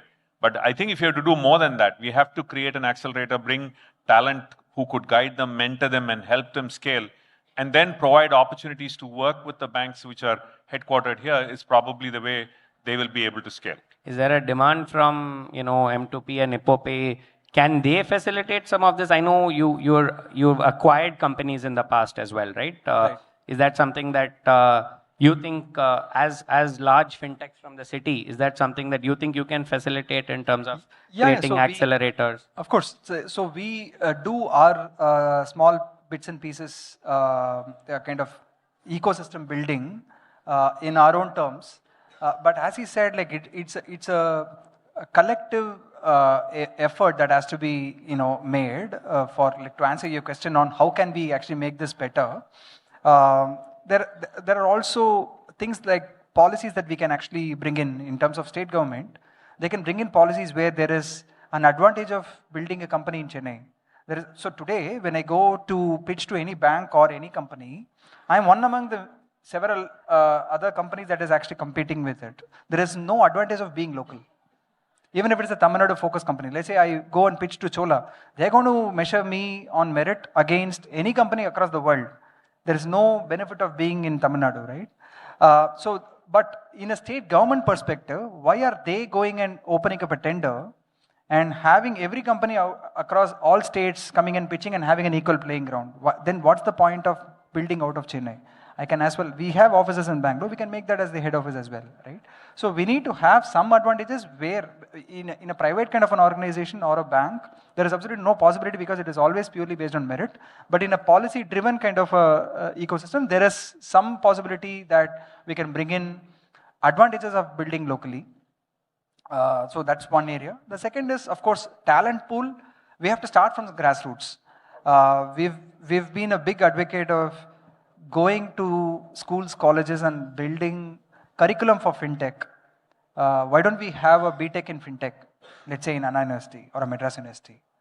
When are we going to start investing there? That's where you get ready-made professionals who pass out of college and are ready to be deployed in a bank or absorbed by a company like us, right? So education or the grassroots level is where we need to start. I think that's my 2 cents. One more point, as Sir mentioned, that fintech focused accelerator program is very, very important. So when we started Ippopay, me and Jay, we both came from the tech background. So zero knowledge from the banking industry. So fintech focused accelerator program. So there is no opportunity for me to go on, sit and learn. So first I met Prabhu. And the time so they are the largest fintech in Chennai. Avanga an appointment vangi, like I sat with Prabhu, I understand more from Prabhu. Now I am helping other small fintech startups. I am helping Backspace. There is one more startup guy, HomePay. So he is speaking to me every monthly once. I am supporting him. But namale like we are also very busy with our own stuff. So fintech focused accelerator program irundha romba useful ah irukum. So fintech city initiative is very interesting. So hopefully like there will be the opportunity for all of us go there, sit there and exchange our notes. So adu vandu like government or we have to initiate ourselves. We have to do in that particular part. And I think that's a great point. I think, you mentoring, startups in the ecosystem, that becomes a very important part of nurturing that ecosystem. One thing I will say for Bangalore, right, is that everyone is approachable. No matter, what level you reach out, they will give you time. They'll give you that 20, 30 minutes. Whether they're going to sit past that is up to what you discuss in that 20, 30 minutes. But that's a cultural thing that we should, import here as well. Jumping quickly to Mr. Vijay. Sir, gold has been, India's, asset of choice for centuries. But fintech in gold has not really happened, the way fintech has happened in every other asset class, so to say, right? Why not? I know very few, yourself, I've heard of Oro, I've heard of some of the bigger guys are there, the Muthuts of the world and all that. So what is the issue? Is it tech? Is it trust? Is it regulation? What is preventing, startups from blooming in this space? See, this is a nice point. Actually, these kinds of questions I've been regularly asked by the investors wherever I'm just going for a pitch. See, first and foremost, as you said, regulators is going to be the very big issue. The trust is going to be the another issue. Third is going to be the technology. This three combination only we have actually surpassed. In 2011 itself, I actually started this innovation, but unfortunately I failed because regulations was not there. And trust was not there between the banks and the fintech companies, and the customers also were not willing to pay such a big price. Right now, after COVID, due to this regulatory aspects and new APIs, whatever Mr. Mohan has been using it, and Mr. M2P company has been offering it, those kinds of APIs are really helpful for us to grow and integrate, and with those APIs, we started to build the trust in the ecosystem, and we have cleared our patents also, and we have launched 2 missions in Central Bank of India. See, first and foremost, when those 3 aspects are being evenly fulfilled, the approach to this gold will be a very good asset. Or people will get into this fintech zone, especially on the gold and silver right now. What is the biggest misconception to, this asset class, or, even operating as a fintech in this asset class? See, first again, this is going to be the trust only. Consider, I have this gold testing kiosk machine, and I usually get a very typical question that how do you evaluate the gold? That is going to be the first kind of a question from the bank side and also from the customer side. I used to get it. When this question is arised from the bank's perspective, I should give the exact value of the gold, what customer is actually pledging. Second, from the customer side, what they will ask is, my gold should not be damaged. These 2 points are the core points we already addressed. How we have done is, we have actually created our own data sets in ML and AI, and also we have used the thermal imaging systems, advanced thermal imaging systems, just to understand what is the inside carat rating of the gold. Just to prove our thermal imaging system is very superficial, we have used an advanced spectrometer technology, and we tested it. Whatever this Tanishq or carat meter testing is using, the same spectrometers we are using, and we are comparing our carat rating and the XRF's carat rating, and we give it to the bank. So that banks also are comfortable and they are trusting us, and they are giving the actual loans what is actually to be given. Second, from the customer side, from our mission, they can able to see in front of their own eyes, their gold is not being destructed. So that we are surpassing those 2 aspects. Manu, I was just thinking it's good to introspect to understand why we are not as successful as any other location, right? Normally, when you think about when there's an opportunity, the opportunity is closest to the customer. In that case, Bombay should have been the capital of fintech today. But if you go by the last 2 years of investments of $1.6 and $1.9 billion, it is Bangalore. And Bangalore does not have the same advantage of Bombay. So if you really look down to see what is it that which Bangalore is doing differently to attract fintech, is what we have to also try and see what we can do in Chennai. Apart from creating a cool ecosystem which Bangalore cannot be, we cannot compete with, or we'll only be a afterthought. But apart from that, what else can we do is something which we need to think about. That's the only way we will be able to at least catch up with them. We are now very, very small. We're less than 3% or so of the investment when compared to the rest of the other two big leaders, right? And that's a stark number. I mean, if you're saying 3% versus, it's something that we need to set up and, change, right? I think that's something that we need to think about. Mohan and maybe a little bit Prabhu as well, right? We have the world-class payment rails, not even world-class, right? Class-defining payment rails in UPI, right?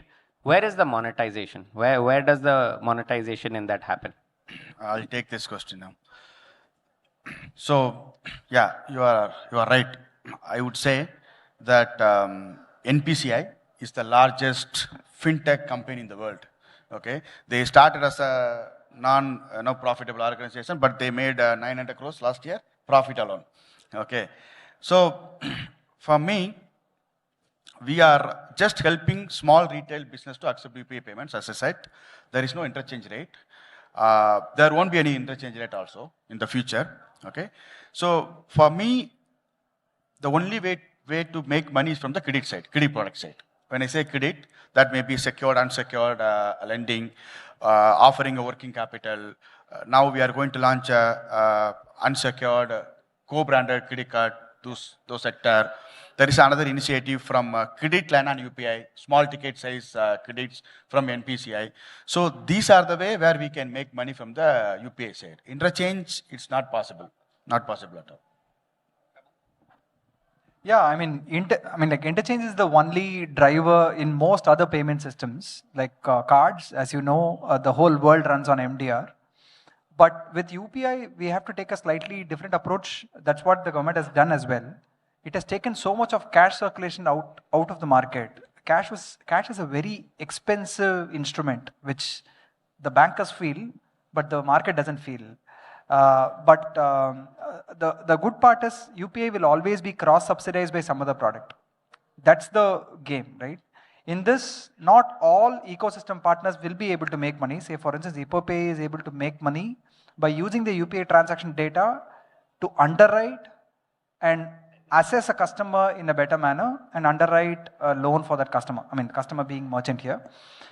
Similarly, every business will have to have some use case attached to it, and a use case driven monetization strategy is the only thing that we can, attach as revenue generating out of UPI. But otherwise, it will bring the volume, it will not bring the value. And when we move towards a model where data is going to be everything, like gone are the days most lenders are using CIBIL records as the only factor for underwriting a loan. Now there are so many AI models out there to underwrite a customer better. So I think the whole UPI data set over time, like it generates 10 billion transactions a month today, 10-15 billion transactions a month. It's huge, right? Which is one of the largest in terms of volume across the world. So this will actually lead to a where even if we cut across the noise, like penny drop transactions and all the noise, there is still a sizable amount of transaction data that we can generate with which we can actually start getting patterns. Now, even the data related systems are getting better.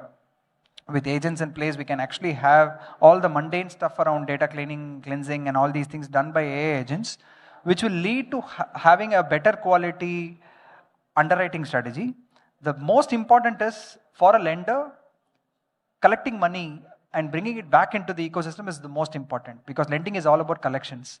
UPI actually has one good part where with UPI, if we are able to work closely with NPC and Innovate, we can have, like, I think even in Mohan's business, we have something called as EDI, which is equated daily installments. For very small businesses, EMIs are not going to work, right? A large part of India, the Bharat which we are talking about, which is 90% of the population, for them, equated daily installment is a much better play. For a 5,000, 10,000 rupee loan, paying back 100 rupees daily is okay with them, right?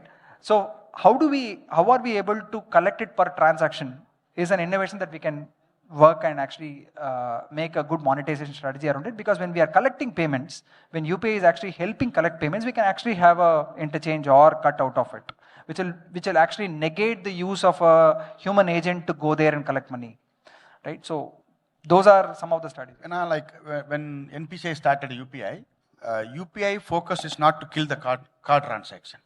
UPI focus is to reduce the cash penetration in the market. Okay, so if a small vendor can mindset when I receive 100 rupees, I am getting all 100 rupees. So nama market பண்ணும்போது we are going to replace cash அப்படின்னு சொல்லும்போது and the vendors they are expecting full amount in their bank account, in their pocket. So அதனால like we couldn't charge, we couldn't make interchange. As Prabhu mentioned that UPI is the best way to underwrite, especially tier 2, tier 3. But எங்களுடைய main focus, when we put a QR code, we say that use this QR code actively, and then you are coming into digital transaction, we can easily underwrite. Okay, and the underwrite we start making money. As Prabhu mentioned, the EDI, daily equivalent instrument, so whenever we debit from the merchant bank account, we have a small fees for the UPI auto pay. So UPI la money earn panna mudiyadhu. So all other products surrounded UPI, there is a monetization options. So I mean, one of the things that we say, unless you travel and you go outside and you see how good infra is outside, you don't have a benchmark for our own infrastructure in India, for example, and what can be done to improve it.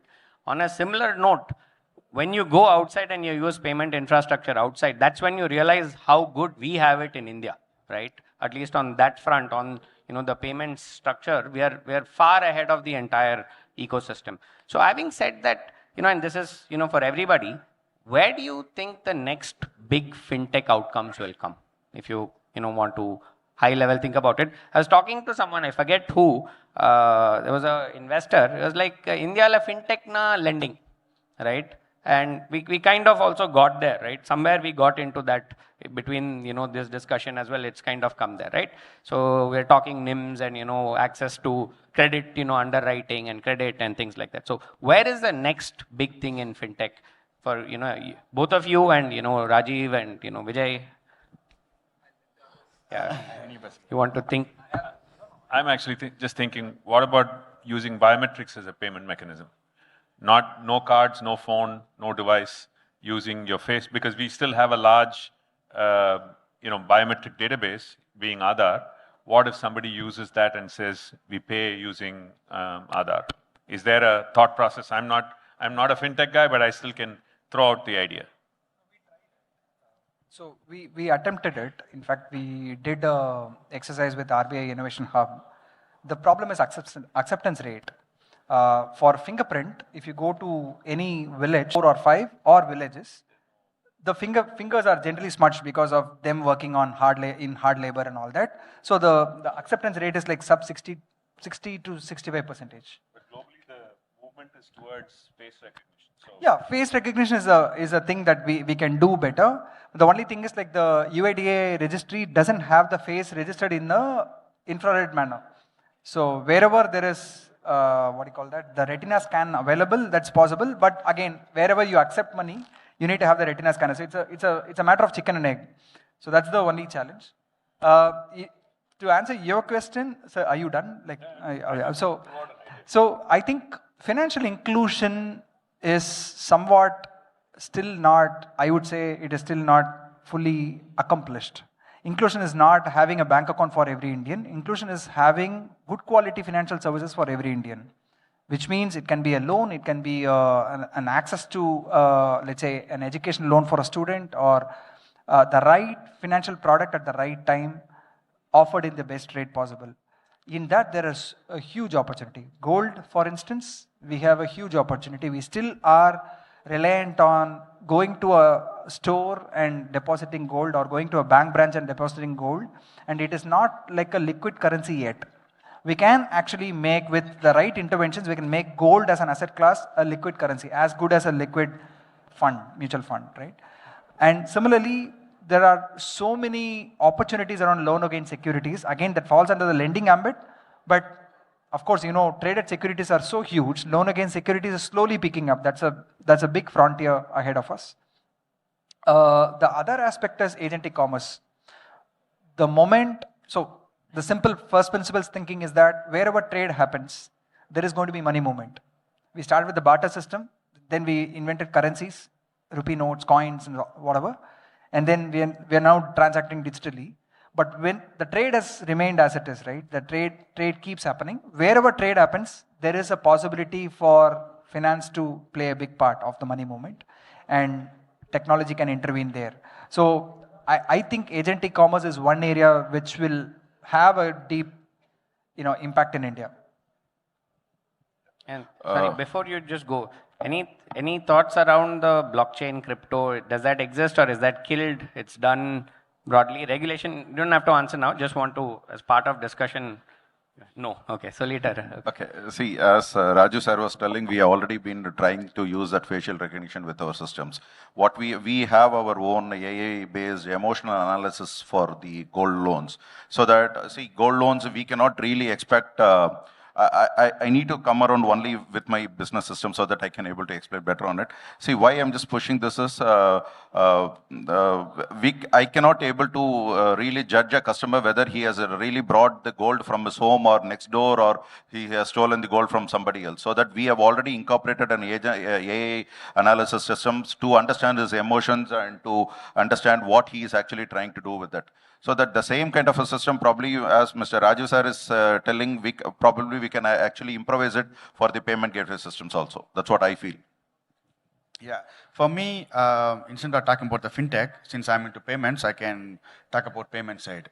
So payments is not a technology anymore for me. Okay, from now on, payments is just an execution. ஏன்னா அந்த technology எல்லாமே build பண்ணியாச்சு, RBI build பண்ணிட்டாங்க, NPCI build பண்ணிட்டாங்க. So now is a purely execution play. Okay, so நாங்கள் இருக்கிற market Tier 2, Tier 3, still there is a huge market. So according to RBI 30% penetration நடந்திருக்கு இது வரைக்கும் இந்தியாவில். Still 70 is open. So the next big thing in terms of payments is a pure well execution play. Got it. So I think we'll maybe last couple of questions. I don't know if you want to do audience. What about governance in this segment, right? We've had fintech failures for governance, for, let's say, ethical type of issues. Are there gaps in the system still? Have they been addressed from a regulatory standpoint? How is the whole regulator and that regulator sandbox that was offered, how has that panned out? Has that improved your ability to execute, let's say? So two parts. One is governance of the companies. I think it is like any other industry. We need to tighten governance on the companies, because private limited companies, there are still a lot of concerns. I mean, like fintech is no different. It's not like very different to other industries. But when it comes to working with banks, working with financial services companies, insurance companies, BFSI overall as a space, I think each regulator, like RBI as well as SEBI as well as IRDA, they have brought in, I would say, a lot of guidelines and rules to onboard a company, to do vendor risk analysis, to do audits, and many parts of our operations are also getting regulated. Like in Ipopay's case, for instance, when they were doing payment gateway, you had to go and get a PAPG license, and then even for offline acquiring, you have to have a PAP license. Now, a lot of these areas where RBI or any regulator, for instance, is seeing a gray area, they're trying to make it black or white. Either block it completely or regulate it and make sure like it falls in the line and is done properly. So I think governance will take about a decade for us to get to the maturity of like an advanced market. But we are very good in certain areas, like systemic risk, we are very good. For instance, the whole SVB collapse in the US, or the banking as a service collapse in the US, where customers parked money but the money was not there. Funds disappeared. All of these aspects don't happen in India. But the oversight of a bank, because banks are still the preferred option for RBI to be the custodian of funds and all that, because banking is all about trust. So till the time that systemic approach is there, there is no problem. But we just have to tighten it and expand the scope to cover companies like us as well, right? And we are already on that track. We expect, I think, financial services or fintech companies to be regulated at some point. I mean, I'm just expecting that that's going to happen because every policy, every version is actually slowly getting regulated. Like cybersecurity is now, there is a circular for cybersecurity guidelines. There is a circular for privacy guidelines, DPDP, so on and so forth. So slowly even IT outsourcing is already there under that ambit. So like all aspects that a fintech company does will come under a regulated ambit. If you see in Tamil Nadu, I would say like there are top 10 financial services companies like Sriram, Sundaram, Chola, you know. So adukapram pathina like we have another 10 fintech startups. In my view, I don't think we have more than 10 fintech startups in Tamil Nadu. Okay. The main reason. That's all? That's all, seriously. Okay. The main reason because it's heavily regulated play. Okay.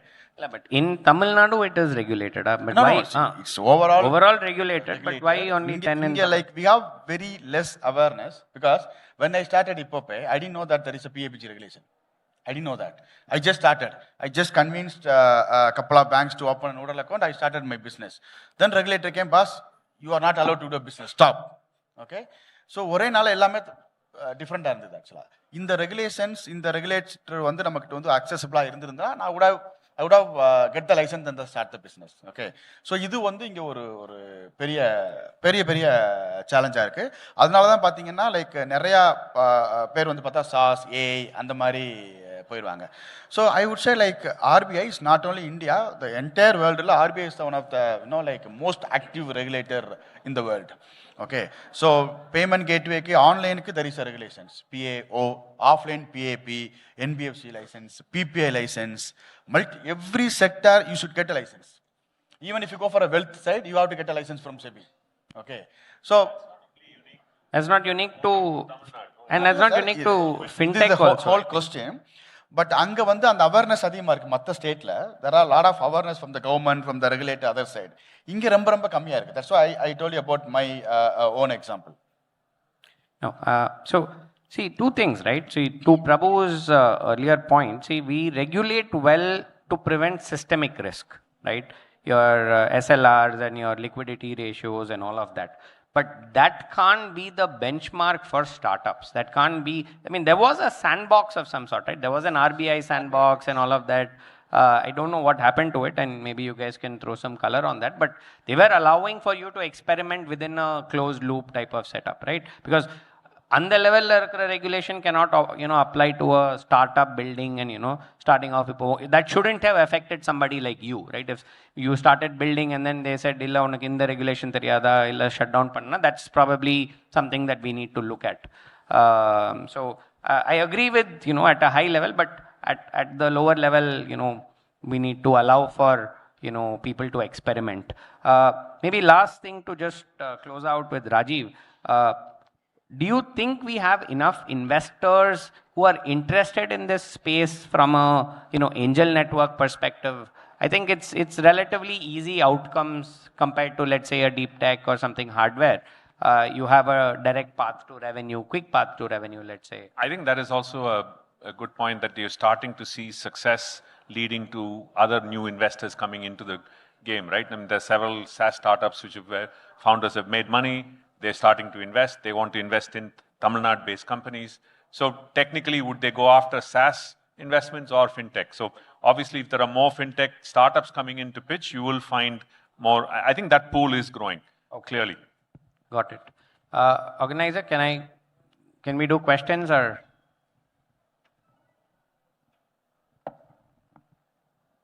Someone there? How are we on time? We can do some questions or Artha session. Cherry. Okay. Thank you so much. Then please big round of applause. Artha session. You want to do questions, Rajiv? Can we do maybe just 2-3 questions if you don't mind? Or yeah. Okay. If you guys have questions, please. We'll just do maybe 2 or 3 depending on how long the questions are and more importantly how long the answers are. Yeah, please just stand up and go. Let's ignore the mic. Come, you, yeah, please. Just introduce, quick name, where you're from and question. And who you.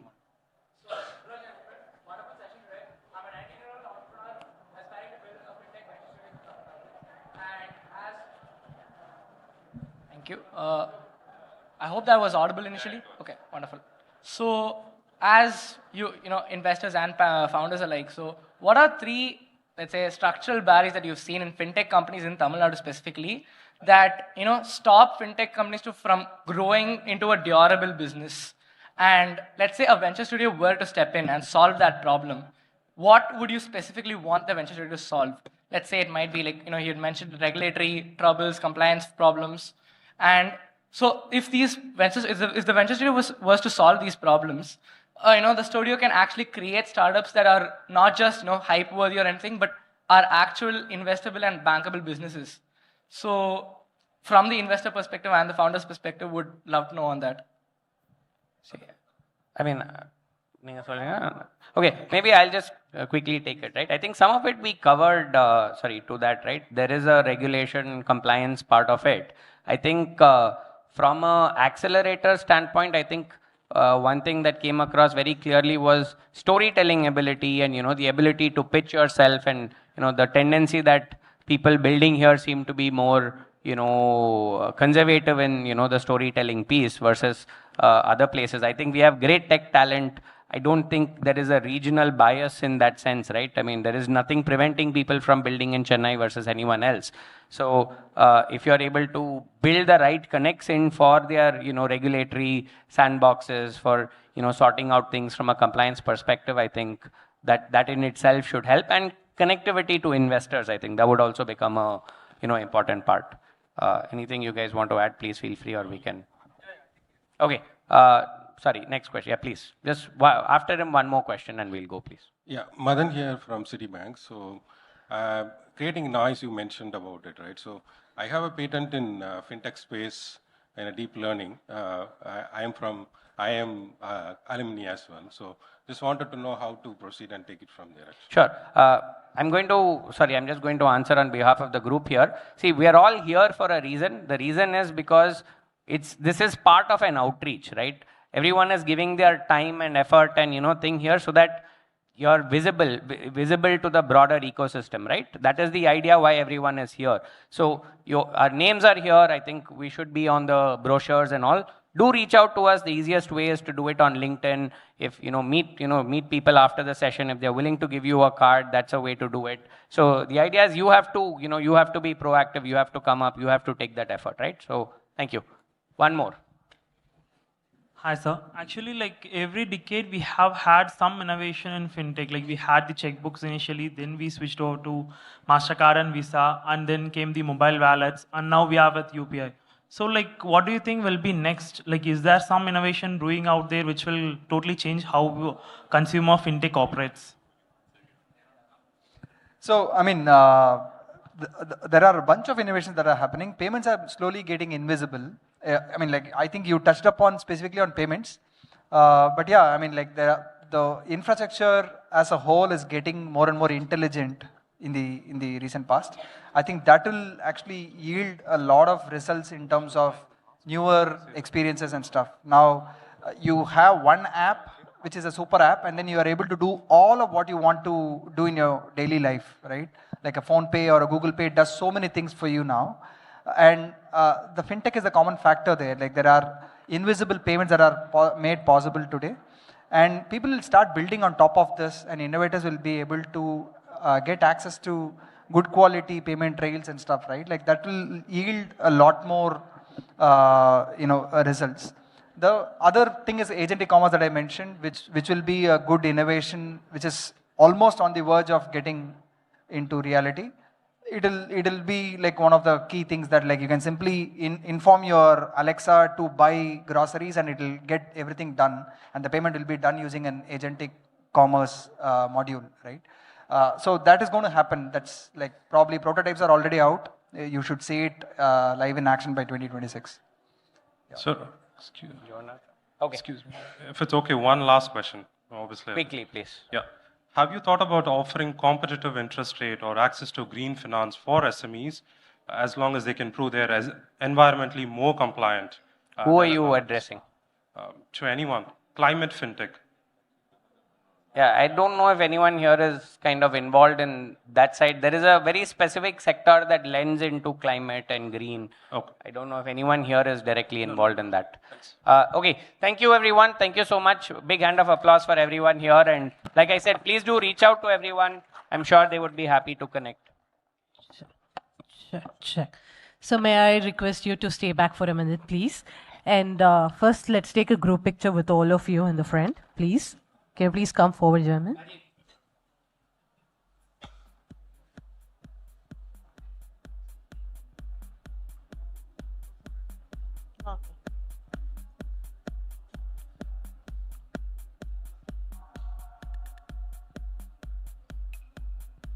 Can we give a thunderous round of applause for our speakers, ladies and gentlemen? And now, so one more. So please stay back. Gentlemen, please stay back. And now to honor our speakers, I would like to welcome Mr. Bhaskaran, Assistant Director, Tamil Nadu E-Governance Agency. Please, gentlemen. First, I would like to welcome Mr. Manu Iyer, the Managing Partner, Blue Hill Capital. A round of applause for Mr. Manu Iyer, Managing Partner, Blue Hill Capital. Thank you, gentlemen. Thank you for your time. And next, I would like to welcome Mr. Mohan, CEO of Ipope. A thunderous round of applause for Mr. Mohan, CEO of Ipope. Thank you, gentlemen. Up next, I would like to invite Mr. Prabhu Rangarajan, the co-founder of M2P Fintech. Thank you, Mr. Prabhu. Thank you for joining with us. And next, Mr. Rajiv Mecheri, the serial entrepreneur and investor, the Chennai Angels. A round of applause for Mr. Rajiv, ladies and gentlemen. Thank you, sir. And next, Mr. Vijay Rajagopalan, founder and CEO, GoalPay. Thank you, gentlemen. Thank you for joining with us today. Well, ladies and gentlemen, let's give one more round of applause for all our speakers.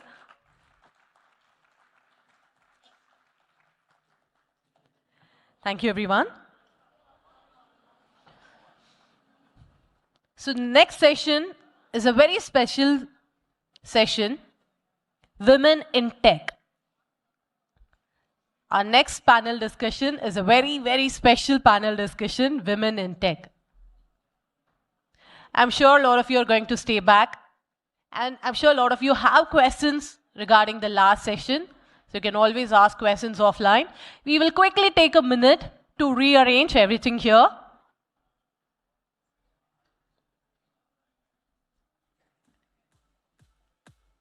And women out there, you are truly going to be inspired by listening to the next session.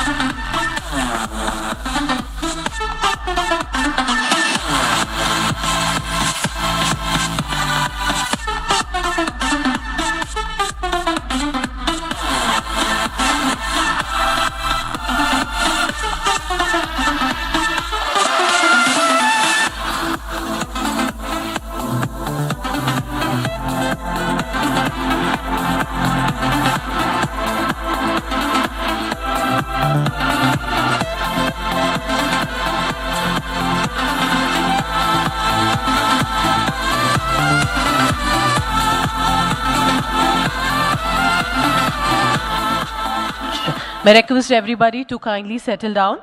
Everybody?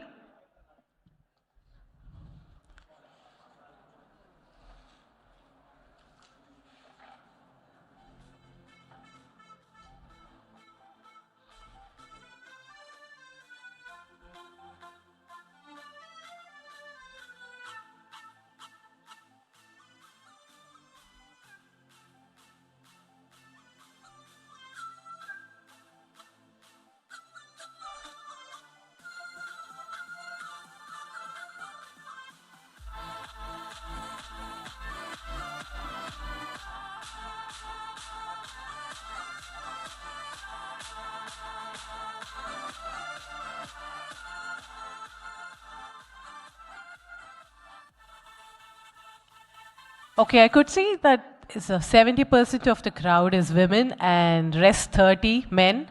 I would like to appreciate the men for staying back. Thank you so much.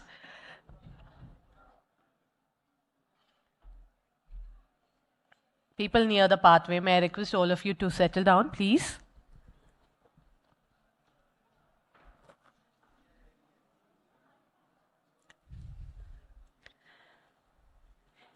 Even the title would impress you. Rise and Shine, Women Leading the Tech Revolution.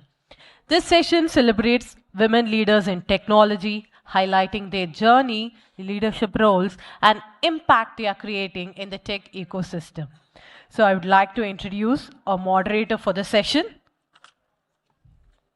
Firstly, I would like to welcome Ms. Vanitha Venugopal, CEO, ITNT Hub, with a huge round of applause, ladies and gentlemen.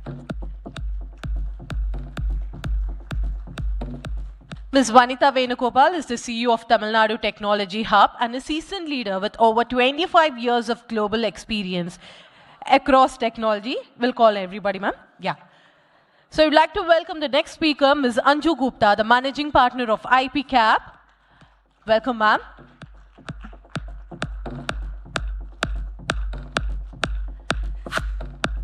And next, I would like to welcome Ms. Gayatri, the founder and CEO, Kinhood Technologies. Welcome, ma'am. And the next speaker, Ms. Dhanalakshmi, Joint Secretary, Department of Science and Technology, Government of India. Welcome, ma'am.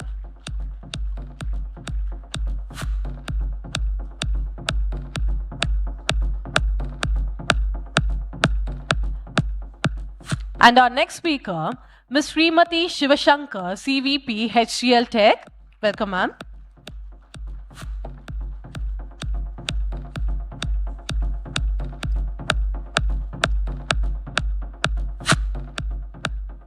Handing over the session to our moderator, Ms. Vanitha Venugopal.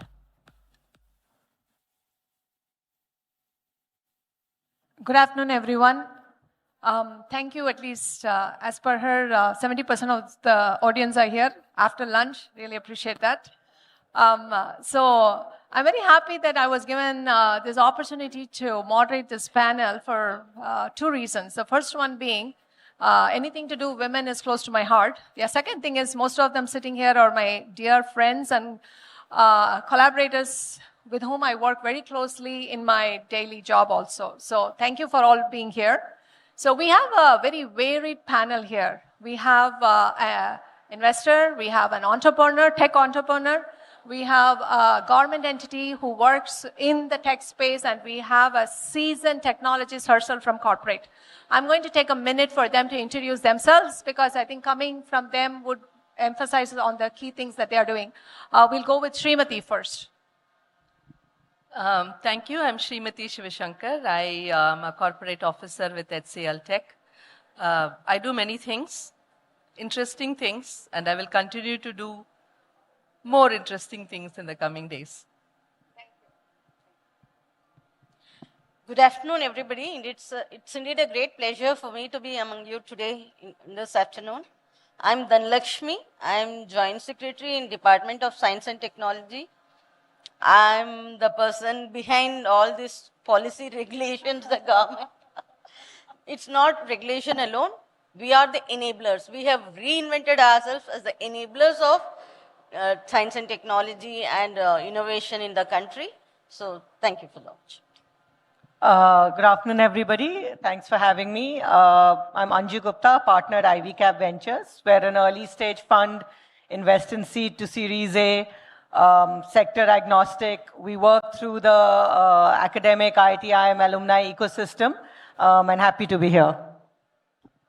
Hi, good evening, everyone. This is Gayatri Tyagarajan. I'm founder and CEO of Kinho Technologies.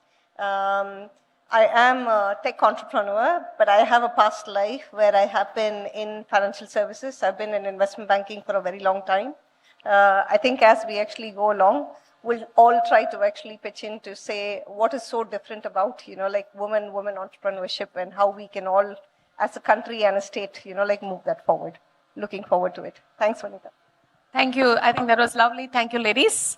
So I was telling them when I had a meeting with them just before this that it's going to be more of a dialogue. It's going to be more of a very free flow conversation. If anyone feels that they want to step in and become a moderator, I'm open for that also. So the first one goes to all of you. I think we'll go from Gayatri left to right. What does it mean to lead a position of power today? From entrepreneurship to policy to investing capital from enterprise, and how does that power evolve over the last 5 years?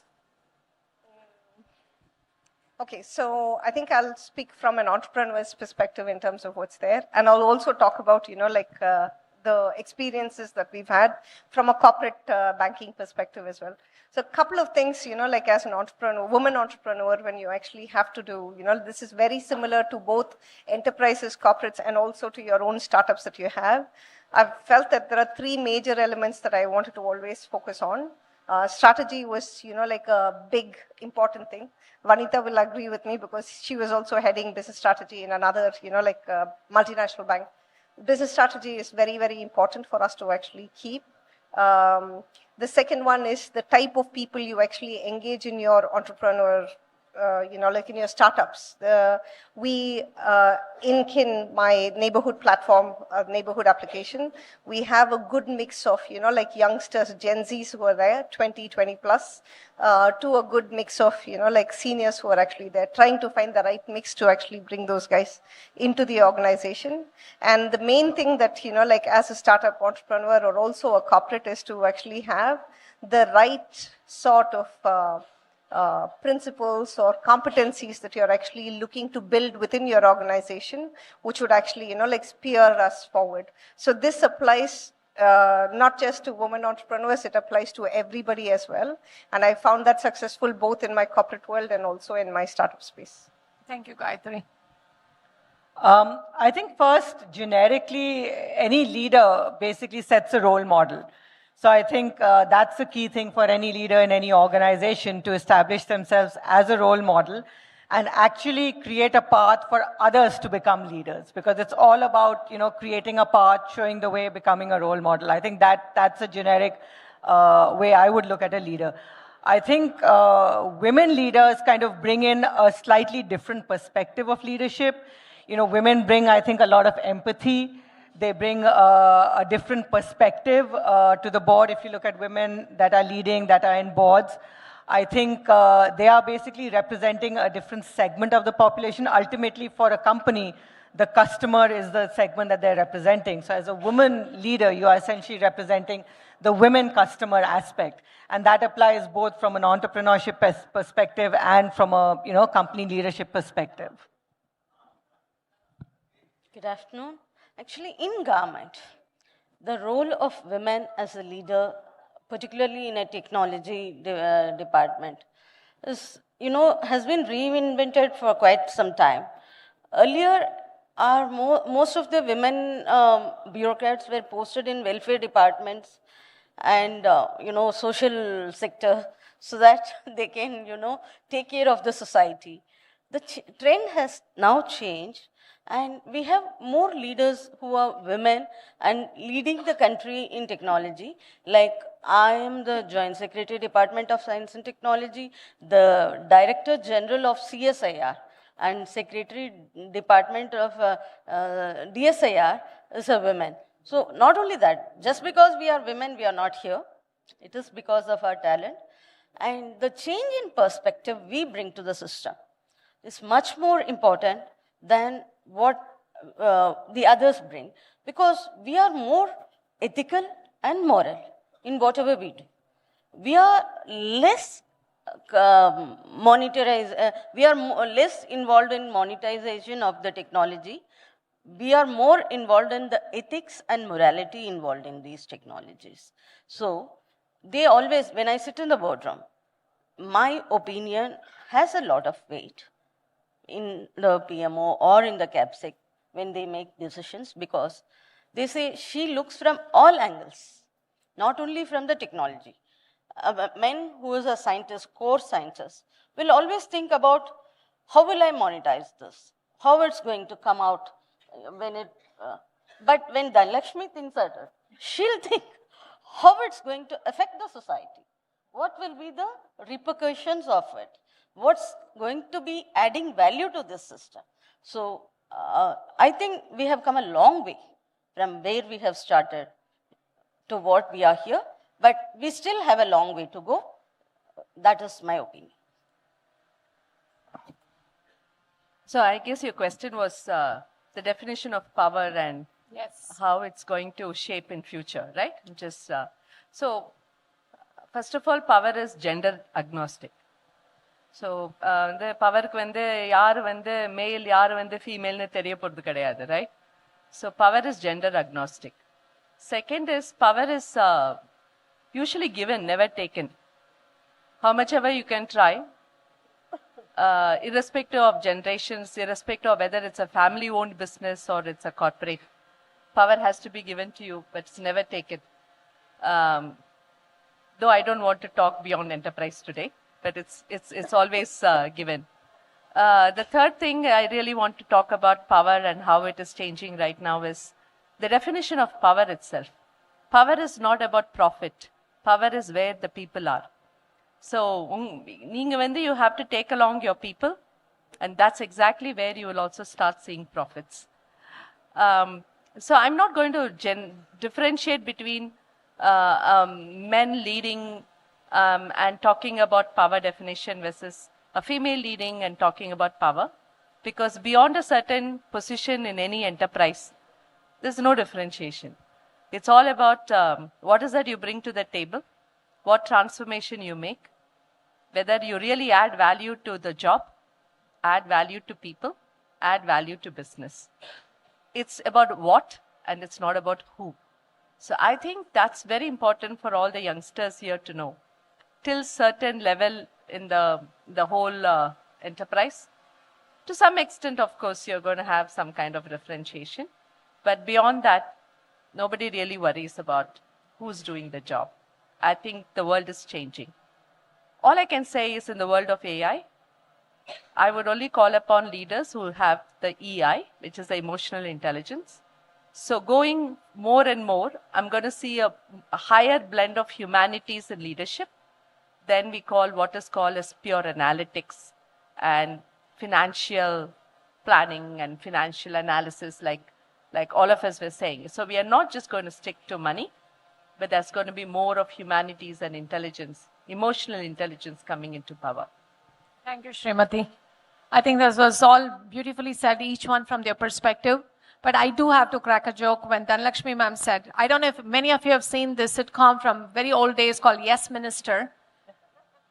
When it was a panel of board members with the secretary and the other people, and when they are deciding whether women should be inducted, each one agrees. But everyone brings up a reason why women cannot be part of that. So, but now she said it has come a long way. Actually, it has come a long way.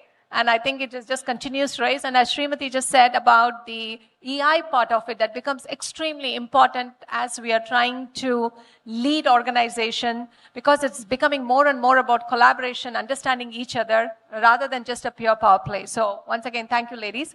So now we'll go into the individual questions because of the expertise each one of them brings to the table. Anju, the first one is, how do women investors influence, not like when you're in your, your fund of investors sitting together and making a decision about investing? Why this is close to my heart is I'm always looking for investment for my startups.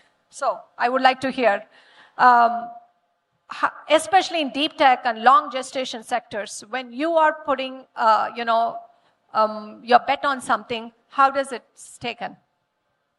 So, at one level, I mean, as an investor, you're trying to make, the best bet you can. You're looking at founders, whether it is male or female. Is this the right founder? Does the founder have the vision? Is the founder passionate about it? Is the founder going to go all the way? Is the founder going to be a leader, right? So these are all gender agnostic, right? Ultimately, you want the right founders to do it.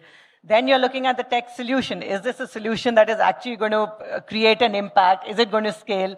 Is it going to be profitable? So in that sense, it is all kind of gender neutral. I think specifically to your question, what does a woman kind of investor on the board and IC meeting? Like I said, I think one, it brings a slightly different perspective as you're looking at a solution, right? Not so much the tech in terms of the type of technology, but in terms of maybe digging deeper into the founder background. I think a woman brings a little bit more of an open attitude. I think a woman brings a little bit more empathetic attitude. I mean, as an investor, at some level, it's like very dha. Like, are you answering 1, 2, 3 done? I think you bring a little more patience. Typically you say, okay, what's your 60-second pitch? I think you may wait a little more because, the fact is sometimes women are not as open, not as in your face, right? They take some time to get comfortable. So I think bringing that patience, bringing a little bit more empathy, taking the time, understanding. So I think that is the only change. But in terms of the actual what is driving your decision, that doesn't change. Ultimately, you're looking at a good business and a good founder. Thank you, Anju.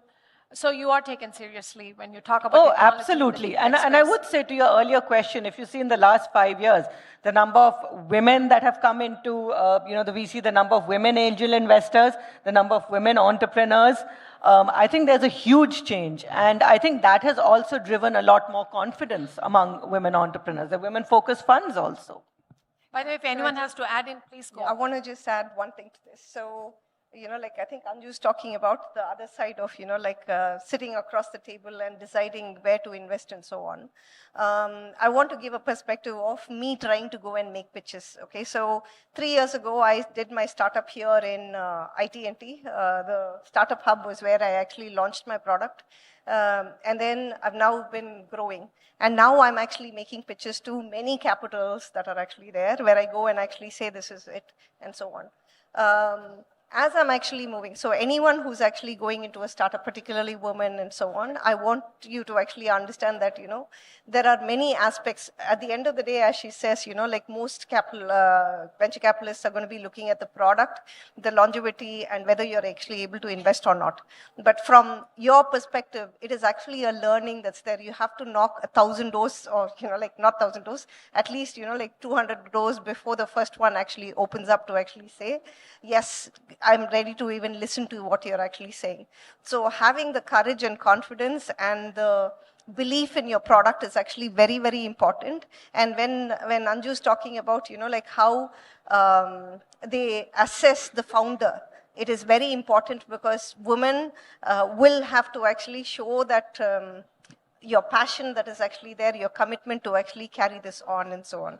So I think that is very important, and I'm also learning, I'm still learning, but this is something that, I think we should actually share with people. Thanks. Thank you. Shri, the next question goes to you. As AI and digital technologies reshape enterprises, I know you've been in this space for a very long time. How are women leaders influencing the long-term strategic goals within these large technology corporations? See, actually, AI and post-COVID, I think it's actually a nice time for all girls and young women to get into work.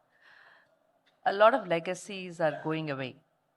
So the race is between people who understand AI and people who don't understand. There is no more competition between men and women or young, the affirmative action saying X percentage of girls should join any organization, right? So today it's all about, do I understand AI or I don't understand? Can I work with AI? Can't I work with AI? Can I make my organization more productive using AI or not? So I think anything that is very disruptive whether it is nature or whether it's technology, it actually, the first, in my view, who can get to win around the turns could be women. Because you are actually waiting for an opportunity to invest, learn, and grow. So I think it's all, the race is between the knows and knows not. So that's where I think a lot is happening within the organization today, Vanita. But even from the whole design, just go back and just, I want all the people in this room to go and do this primary search, right? As to how many women are into getting into AI in the last 5 years as entrepreneurs. Forget about just AI. I'm also talking about going one step back into from the designing, chip making to investing. You'll find a huge difference between what happened when we all started as engineers and the percentage of women versus men as engineers going into a hardcore engineering sector versus the AI sector. There's a big leap. I think the momentum is on. So here is a technology. Anyway, technology is also gender agnostic. AI is not going to know whether it's a male or a female, right? So it doesn't matter unless otherwise you listen to Siri's women voice and suddenly everybody wants to, listen to that voice. I mean, isn't it very funny on a lighter note? All men in this room are happy to listen to Siri's woman voice rather than their women at home, right? That's the difference. So in a way, I think all this technology disruption, even within our organization, if you ask my HR, hey, how do you choose people? They say, we don't care. As long as the person can work on AI technology. Coming on the other aspect, with AI, I think a lot of women also have started getting to benefit because it's simplifying a lot of things that we need to get in the communities, especially around healthcare, primary health sector. Technology becoming a socio-economic, inclusive aspect today. I think with AI, women are getting to become better beneficiaries, right? I'm sure you will also see that more and more VC ideas that are coming today is about transformation and women empowerment. I always say that women are already powered. There's nothing called empowerment. But AI, I think, should start focusing more on inclusive development and getting the women along. Corporates have started that in a very big way. We don't want to leave anyone behind, right? So it is going to be and so that's why I'm leaving a message in this room. Whenever there is a disruption, you go back to history and you will say whether it's a post-war, post-famine, post-technology as a disruption, the first community that wakes up and runs faster than the rest is always women. So we will do it. Super, thank you. Yeah. Madam, the next one goes to you. Looking at the next decade, since Sri was, you can touch upon when you're talking from government perspective, AI, quantum, we are talking about biotech, everything. How should public policy and institutions be designed to enable women as architects of this ecosystem? From corporate, she threw a very great light, but I would like to understand from here. From government always had this tendency that there should be, we should give a special incentive to women to bring them on par with others in the industry. Earlier, we used to give scholarship to women, children, girl children, to motivate them, to incentivize them to come to STEM. But I have statistics on my dashboard which says today we don't need that kind of positive intervention to bring girl children to STEM stream. We already have more number of girl children in STEM than the number of boys. That is the actual statistic which is available in the public domain. So next just, apart from the girls start well, if you look at this 12th standard, 10th standard result, you will find the top 5 people are women, a girl child, and then over a period of time, when they start doing their PhD, unfortunately, the Indian system brings them to a position where they have to take a break in career to meet their family needs. Like by the time you finish your PhD, you reach somewhere around 30.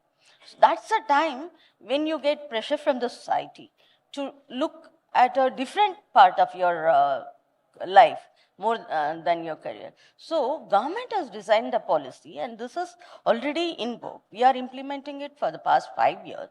We have the women who have taken a break in career, we try to bring them back into the technology world by incentivizing them. We give them training in patent registration. It's a training which they can have from their home, or we give them a training in the campus. And once they are trained, either they can do it from their home, registering patents for others, or they can come to the institution and do. Apart from that, we have several institutional funding mechanisms for startups. Apart from that, we have seen the startup revolution. Earlier, any pass out from an IIT would prefer to get a high pay package and go and settle abroad, or find a better, heavy pay package and settle in a job. But for the past 5 years, we have noticed that more and more number of women are preferring to go into the startup sector. Earlier, they were all, during my time, I am a computer engineer who passed out in 92. During my time, I was in a class of 50 women, and around 35 were opted themselves to become lecturers in a college. Very few took different paths which are, more adventurous. But today, I find entrepreneurs in every field. And earlier, the startups were all looking at service sector. That is a low-hanging fruit, You just build an app, then put it in the public domain, start using Uber, Ola, and all the service sector, your Zomato, Swiggy. That's not going to take India where it needs to go. Let us all imagine that we are not going to reach for the low-hanging fruits. We have to break the glass ceiling and go for deep tech startups. And I am very happy that most of the people who have ventured into deep tech have not lost the path, and they have reached a very wonderful position. I can give you examples. Boat Lab, Sarita Alawat. She's a young girl from an IIT who wanted to build the robos. She had several failures in her career. And DST was the only department, government was the only agency which trusted her and gave the full funding without any questions. As you said, she has knocked thousands of stores before coming to DST, but she never came to DST. Looking at around, we picked her up from the society. Looking at knocking several people, we picked her from the society, and she was shocked that the government was going to fund her. And today, she is the only person who has put India in the drone world. We are having more number of drones than China. China is was the leading producer. Now, India is the leading producer in drone, thanks to Sarita Alawat. And she is not the only example. I have hundreds of such entrepreneurs in deep tech.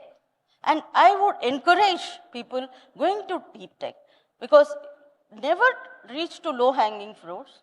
It's going to be, a drain on the ecosystem. If you want to succeed, as she said, if you want to get up and run the race fast, go for the toughest route. Don't go for the softest route available, because it's not going to take you long. We have to reinvent ourselves, go for the tougher, break the glass ceiling, enter into the long race. And the other thing I would say, I have been observing, India is number 3 in publications. After PhD, our educational system, right from our school days, have encouraged us to be more on publications. But being number 3 in the publication in the world, next to US and China, doesn't mean we are going to achieve anything. Now, stop all these publications and laying in a very happy field where you say, I have published a big paper in the most renowned magazine in the world. Bring it into the field. Don't become armchair scientists, armchair entrepreneurs, armchair inventors. Go to the field. Any technology will have the longing effect only if it touches the livelihood of people in the country. So all our technology deep tech technologies should be focused on solving real-life problems which can make change in the life of people. So we have to reorient ourselves. We should not go into the same path in which we have already been going. We have to reorient ourselves. And third, government. We have decided to reorient our own strategy in funding or making policies. We are not going to anymore do that retailing funds. Scholarship, Inspire Scholarship, SHE Scholarship, WOS Scholarship, individual scholarship. I put 15 scientists to release one Inspire, and you take most of my time, energy, and funds. Instead, we are going to go wholesale funding. You must have heard about RDI, Research Development Innovation Funding. It's a 100 crore fund. We have thought 10x for you. You come 5x at least. I had to take up that fund. We have an RDI fund which has been announced by the President in the recently launched STIC conference. This fund is going to revolutionize the world and put India in the top ranking. We are not going to be next to anybody, others will be next to us. So this fund is 1,000 crore funds, and we'll have two levels of fund managers.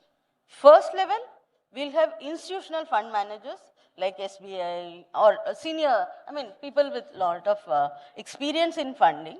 And the second level fund managers will be small takers, and the direct public will be in touch with the second level fund managers, not with the government directly, because the ability of government to handle the kind of pressure and request is getting reduced gradually.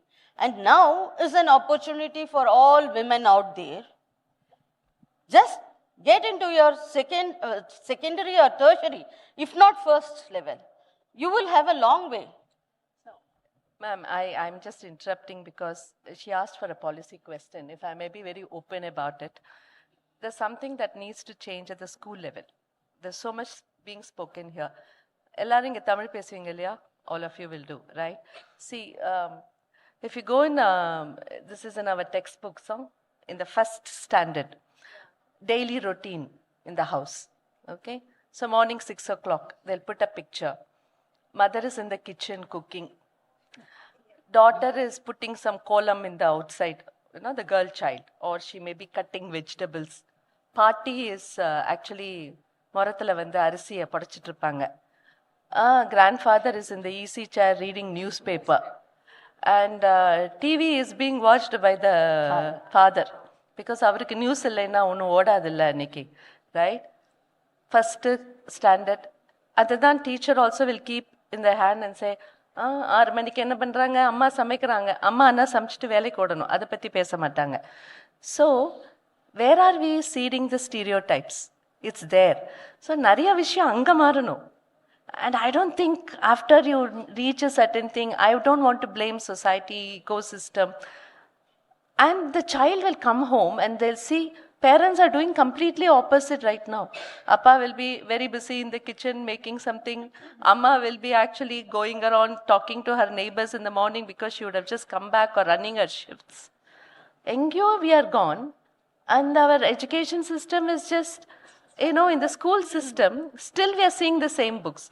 So, ma'am, my humble request, please, ma'am, that's where we need to orient ourselves. Can I interfere? You talked about publishing. There the publishing has to change, ma'am. No, I would differ with your opinion on this because Government of India, Ministry of Higher School Education has started a lot of reforms in this UDES platform right from 3rd standard till 8th standard.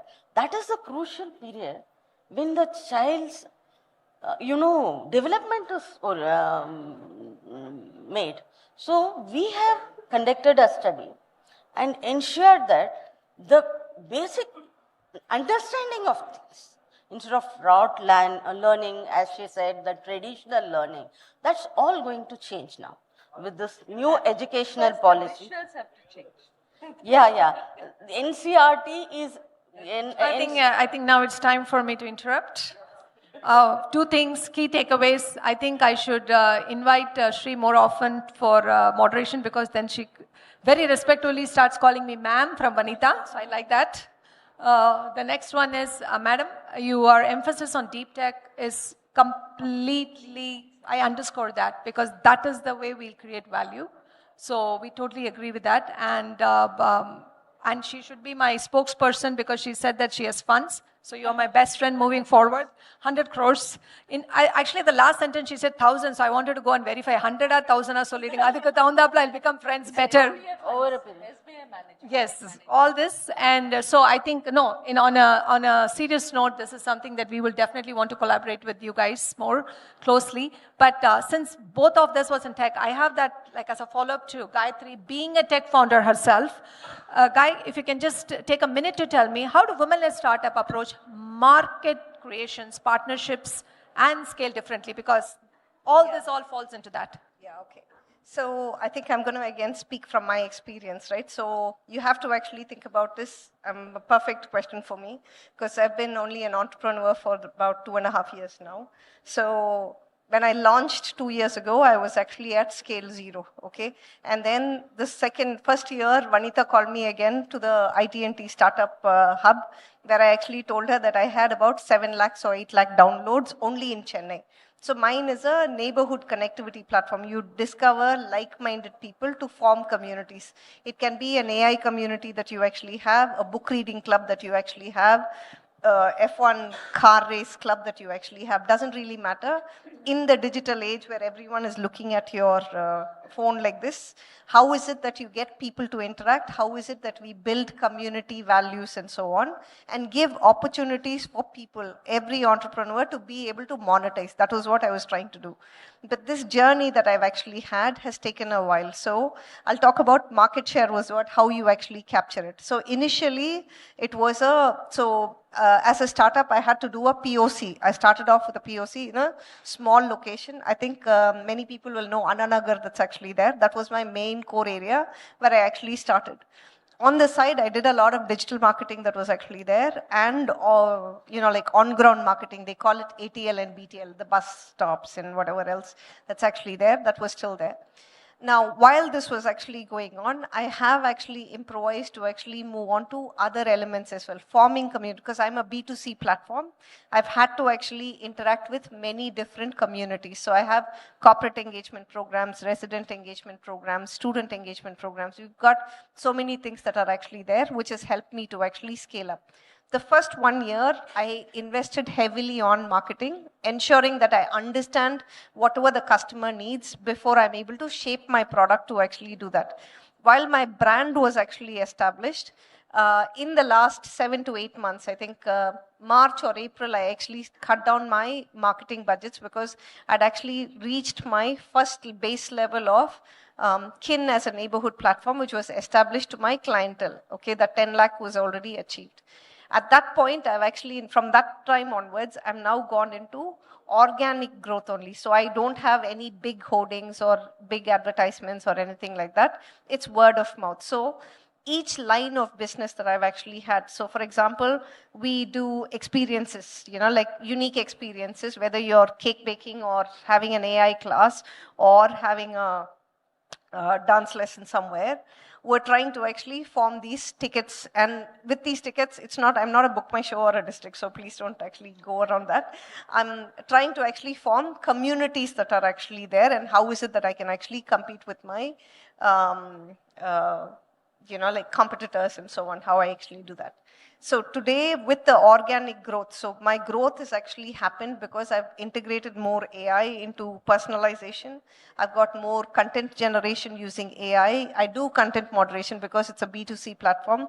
Today, you have a lot of those elements that are actually coming up. AI is again used a lot for content creation. So you have a paper and something that's actually there, you can convert it into a visual, full-fledged video with people talking and drawing and so on. Everything actually happens.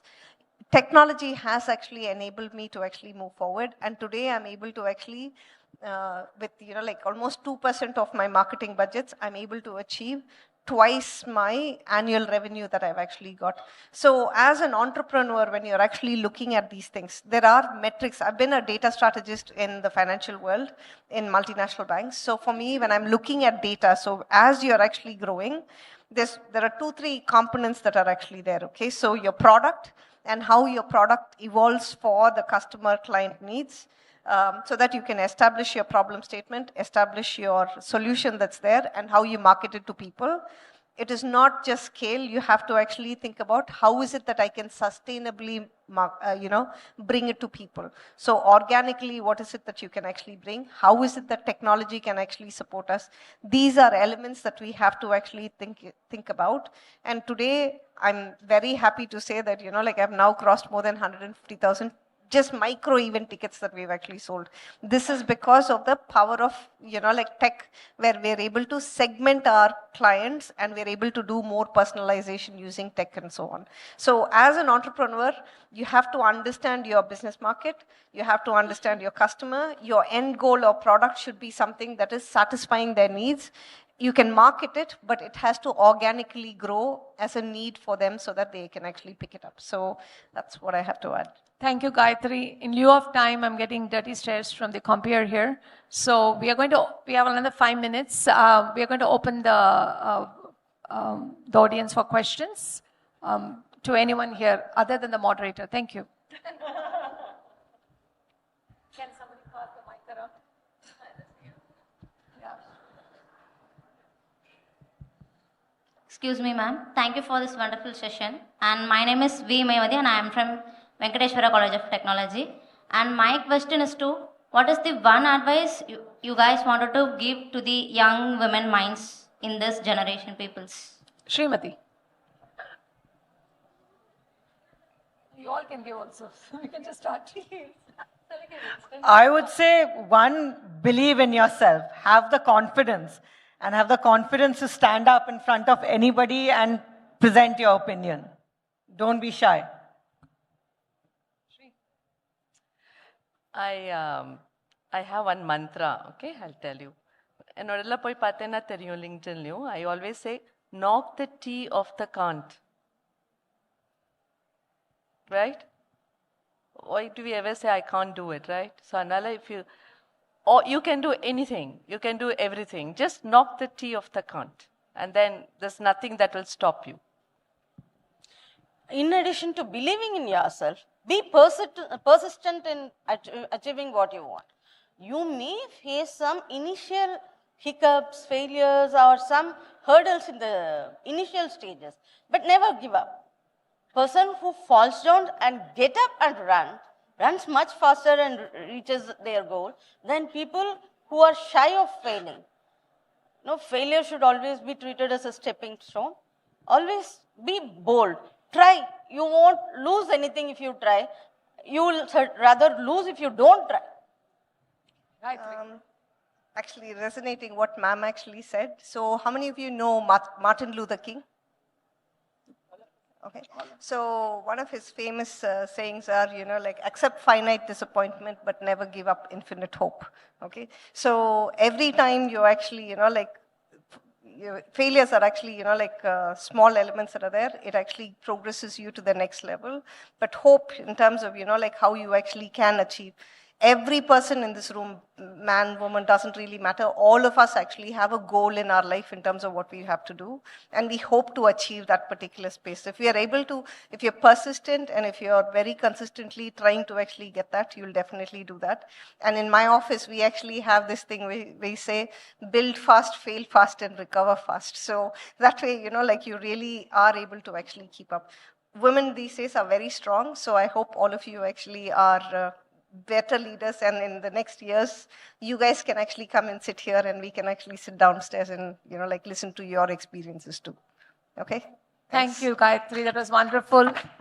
I think a big round of applause to all the ladies here. And if any of you here sitting here, women, men, if you're looking at deep tech startups and if you want to, take into the entrepreneurial journey, ITNT Hub, which is Tamil Nadu Technology Hub, which is part of the IT department's initiative to nurture deep tech startups and emerging tech startups of the state. our doors are always open for you guys, the young talent, to come and, get your ideas validated and everything. So once again, thank you guys. And Good afternoon, ma'am. Last question. My name is Sumitra, and my question is to Srimati, ma'am. Direct. What invisible barriers do women still face in tech organization? Everywhere. It's both visible and invisible, right? Any human beings will have barriers, but women will have to develop. Let's not worry about it. You will have barriers. The more it's visible, it's better. Invisible is always subtle, but it becomes visible after ஒரு 4-5 முறை இன்விசிபிளாக இருந்தாலும் 6வது முறை அது வந்து visible ஆகிடும், right? So there are lots. இதெல்லாம் சும்மா எங்கள் எல்லாமே எல்லாருமே ஈக்விட்டபிள் இதெல்லாம் நம்ம பேசலாம் தவிர you will find some invisible and visible, but that will be more visible. முதல்ல விசிபிளை மேட்ச் பண்ணி அதை வந்து you overcome the visible ones, then you will be able to pick up the invisible ones. You get me right? முதல்ல என்ன விசிபிளாக இருக்கோ அதை நீ வந்து யூ ப்ளீஸ் நீங்களாம் வந்து you face them, solve them. Face them, don't delegate them, okay? Face them, confront பண்ணி ஃபேஸ் பண்ணி சால்வ் பண்ணுங்க. சால்வ் பண்ண போதே இன்விசிபிள் ஒன்ஸ் வந்து you will automatically see. You get me, no? And every situation will bring with itself a whole lot of invisible ones. அதனால முதல்ல விசிபிளை வந்து முதல்ல ஃபேஸ் பண்ணுங்க, okay? Then I will come to you after 10 years and you will tell me what invisible ones you saw, okay? Okay, ma'am. Thank you. Yeah. Yes, we are done with the invisible touch. Yeah. Thank you, ma'am. But we still haven't heard from you, ma'am, our moderator. What one advice would you like to give to your fellow audience? Actually, to be honest, I'm not big into advices. But something as I think Gayatri said and everyone here said is, we want to see each one of you right here in this podium doing what you do your very best. Because each one have your own strengths. So, continue to hone your strength. Abdina, adha vandu innum konjam strengthen pannunga. If you know what your weakness is, I would always work on my weakness first so that I can make it my strength. So, that's pretty much it. There's no other advice. Okay? Thank you. Wish you all the very best. Thank you, ma'am. Can we give a thunderous round of applause, ladies and gentlemen, for all the beautiful women here on stage. I'm pretty sure the session was very interesting and inspiring. May I request all of you to please join us forward for a group picture.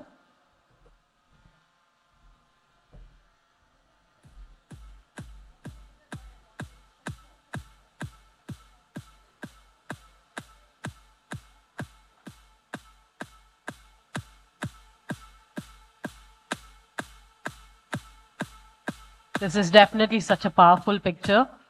All women leaders in one frame.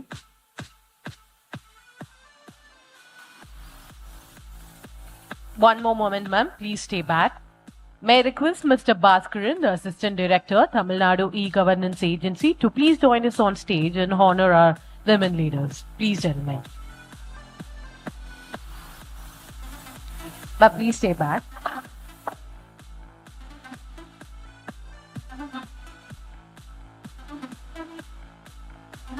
First, I would like to invite Ms. Vanitha Venugopal, CEO, IT&T Hub, our moderator. A round of applause, ladies and gentlemen, for Ms. Vanitha Venugopal, CEO, IT&T Hub. Thank you, ma'am. And next, I would like to invite Ms. Anju Gupta, the Managing Partner of IV Cap. Thank you, ma'am. And next, Ms. Gayatri, the founder and CEO of Innovate Technologies. Thank you, ma'am. And next, Ms. Dhanalakshmi, the Joint Secretary, Department of Science and Technology, Government of India. Thank you, ma'am. And next, Ms. Srimati Shivashankar, CVP, HCL Tech.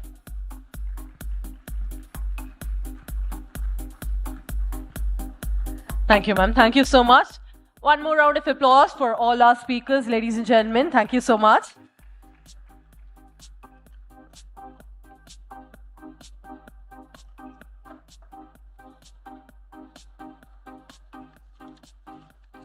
So let's quickly take a minute.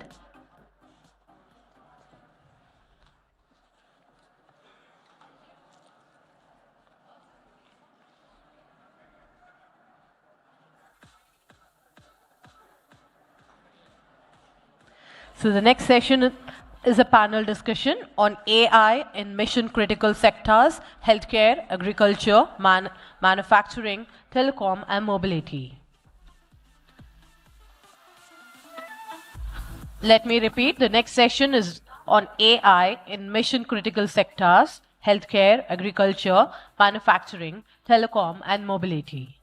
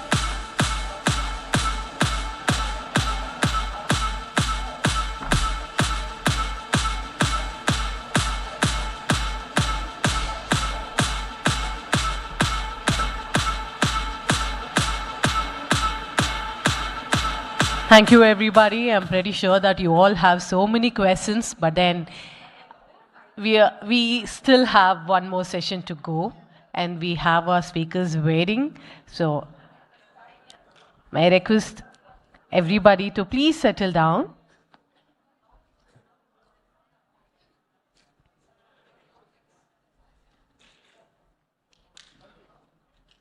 Thank you, everyone. In a minute, we will begin the next session. May I request everybody near the door to please settle down.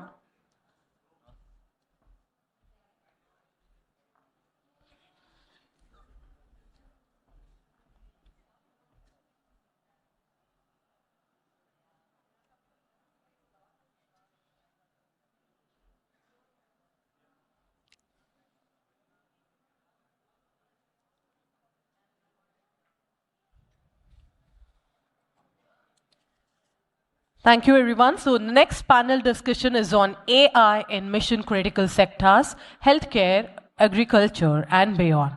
Artificial intelligence is playing a transformative role in mission-critical sectors, improving efficiency, decision-making, and service delivery.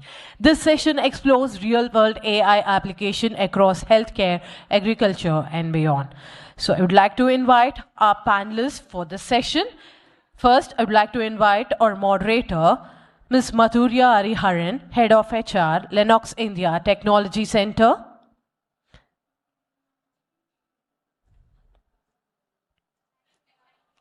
Welcome, ma'am. A round of applause, ladies and gentlemen, for Ms. Madhurya Hariharan, Head of HR, Lennox India Technology Center.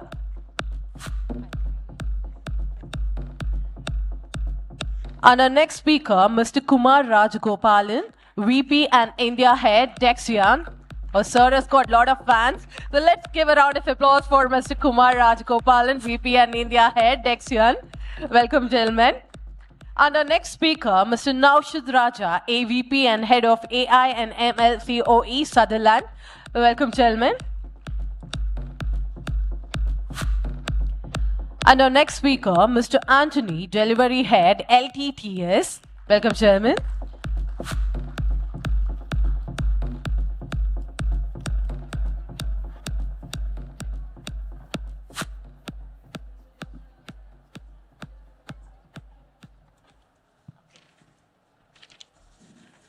Over to our moderator, Ms. Madhurya Hariharan, Head of HR, Lennox India Technology Center.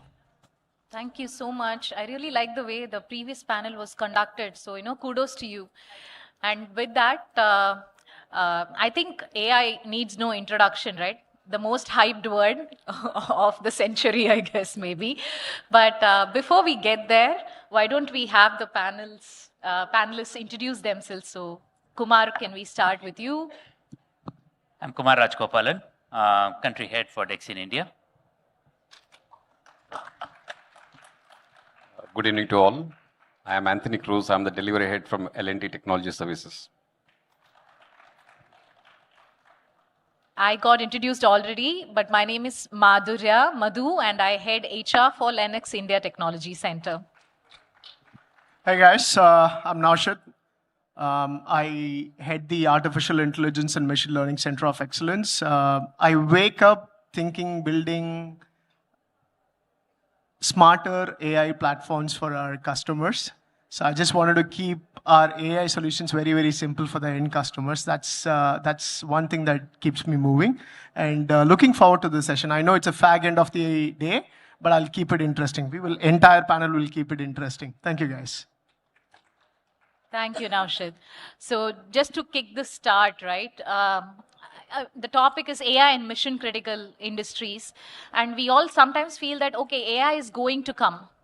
But that's not entirely true, because just a few anecdotes before we get started. In just 2024-25, in India, in rural India especially, where healthcare is scarce, over 150,000 people have been, tested with the help of AI for diabetes retinopathy. And that means thousands of blindness in people have been early, identified, and then they are able to get the right medical help. In sugarcane fields in India, AI has helped to really, identify weather patterns, pest patterns, and the yield has gone up by 20%. And this has all already happened, and AI has helped us do this, right? And the best benefit is for rural India and those who otherwise did not have that type of benefit. So I hope I have just triggered your interest with respect to AI and some of these mission critical industries. With that, I want to, Kumar, go to you, right, to start off the panel and ask you more in terms of, you have done a lot of work in agriculture and agri-tech. Why don't you talk to us a little bit about that, some real-time cases and anecdotes? Yeah. So thank you all. Thanks, Umagine Tamil Nadu. This is third time coming, and as I say, this is a fabulous setup. Lots of interesting, insightful topics which are here. And of course, the AI right now is a buzzword everywhere. So slowly and slowly, what has become is like the human intelligence becoming a artificial intelligence. At some point of time, it's like kind of the humans are probably evolve with the artificial intelligence together. So it becomes a so interesting time frame right now, more so in the agri space. So there are many different industries which are right now focused with the AI in the limelight. And in fact, in India, Make in India concept and the Digital India, there's a lot of sectors which have the thrust on the AI as one of the key components. In fact, if you really look at it, even in the recent news, even our Operation Sindhu has a lot of AI into it. So which means that like it has penetrated so much. But what about the agriculture? So that was a thought which we had when we started our agri-tech vertical. Being an economist student for a long time, I think probably in 80s and 90s, we always say India is a developing country, and the 33% of our revenue comes from agriculture, and 60% of our population is employed by agriculture. But slowly and slowly, it has lost its sheen, mainly because the other sectors like services and other things picked up. But now the focus again back into the agriculture, because food is one of the very important element in the coming years. In fact, if you really look at it, the world over, at some point of time, everybody looks at it. Agriculture is just not for food producing alone. It's the power to play within the world. So with that being said, the AI needs to be part of the overall agriculture. So the two critical cases which we also worked recently, for example, one of the sugarcane industries, which you mentioned about it. So in the sugarcane industries, what happened is the sugarcane, processed sugarcane, is like the yield per hectare. How do we improve the yield per hectare? That's first part of it. The second is after you yield, what comes out of the sugarcane industry to the sugar. So the input to the output ratio, how can you maximize it? There are various elements which are involved into that one. Each stage as an element of productivity enhancement. More so in terms of like, for example, when will the particular machine break down? It can be farm machine, it can be production unit. When will the machine break down? The predictability of that one gives the real-time insight into make it happen so that like it does not break down. The second part of the thing is like during the sugarcane produce, there are elements which the particular soil or the water content or the moisture or the season, these are very, very critical for the maximum yield into the sugarcane. So which means that like it goes all the way from the land all to the entire packaging to the sugar. The whole set is like kind of the data has to be collected, and the data has to be very, very real time and bring it up. So here is like kind of the two parts which works out is one, of course, you have to build your own SLM, because for the India specific, a lot of LLM models will not work that much. So you have to build your own small SLMs. But on top of it is like kind of how the predictability of data becomes real time. So that's the insight which we work on with the sugarcane industry. But the second project which we work, which is kind of a very, very large for the government of Bihar, we did a very extensive agri-tech or digitizing the whole agricultural department for them, building the insight into how their 38 or 39 districts are benefited out of 48 plus data sets which are coming out from various regions, and their 40 plus agricultural plans are executed. So for that, the predictability is very, very important, because every time, you know, in India, the flood is becoming normal. One side you have a flood, the other side you have the drought. So both goes simultaneously, which means that like the yield you cannot predict so easily. In all these things, what we have done, working out with various data collection points, plus the insight into the AI, which provides the real-time information as to how the state can probably predict for 2 years or 3 years in their fourth agricultural policy. That's what we did as part of the AI. Thank you. Very insightful. When I was small, there used to be a violin varvum, right? So right. You took us back to some of that. Right? Now, I'm going to mix it up, and so I'll turn it over to you here. You talked to us about COE. You head a COE. So, talk to us a little bit about healthcare and how AI is impacting healthcare and customer services areas. Okay. First of all, AI, like being in this position is not like probably it's a very tough role, right? You got to be the transformation. I would say not transformation. The disruption of AI. Earlier, it used to happen every 5 years. After 2022, the release of GPT, it started happening every year. Now you see every 6 months there is a disruption that's happening in the field of AI, right? So why did I'll give some anecdotes and get to the questions around healthcare. Think of it, the disruption and transformation is happening across each and every industry, each and every functions that we operate.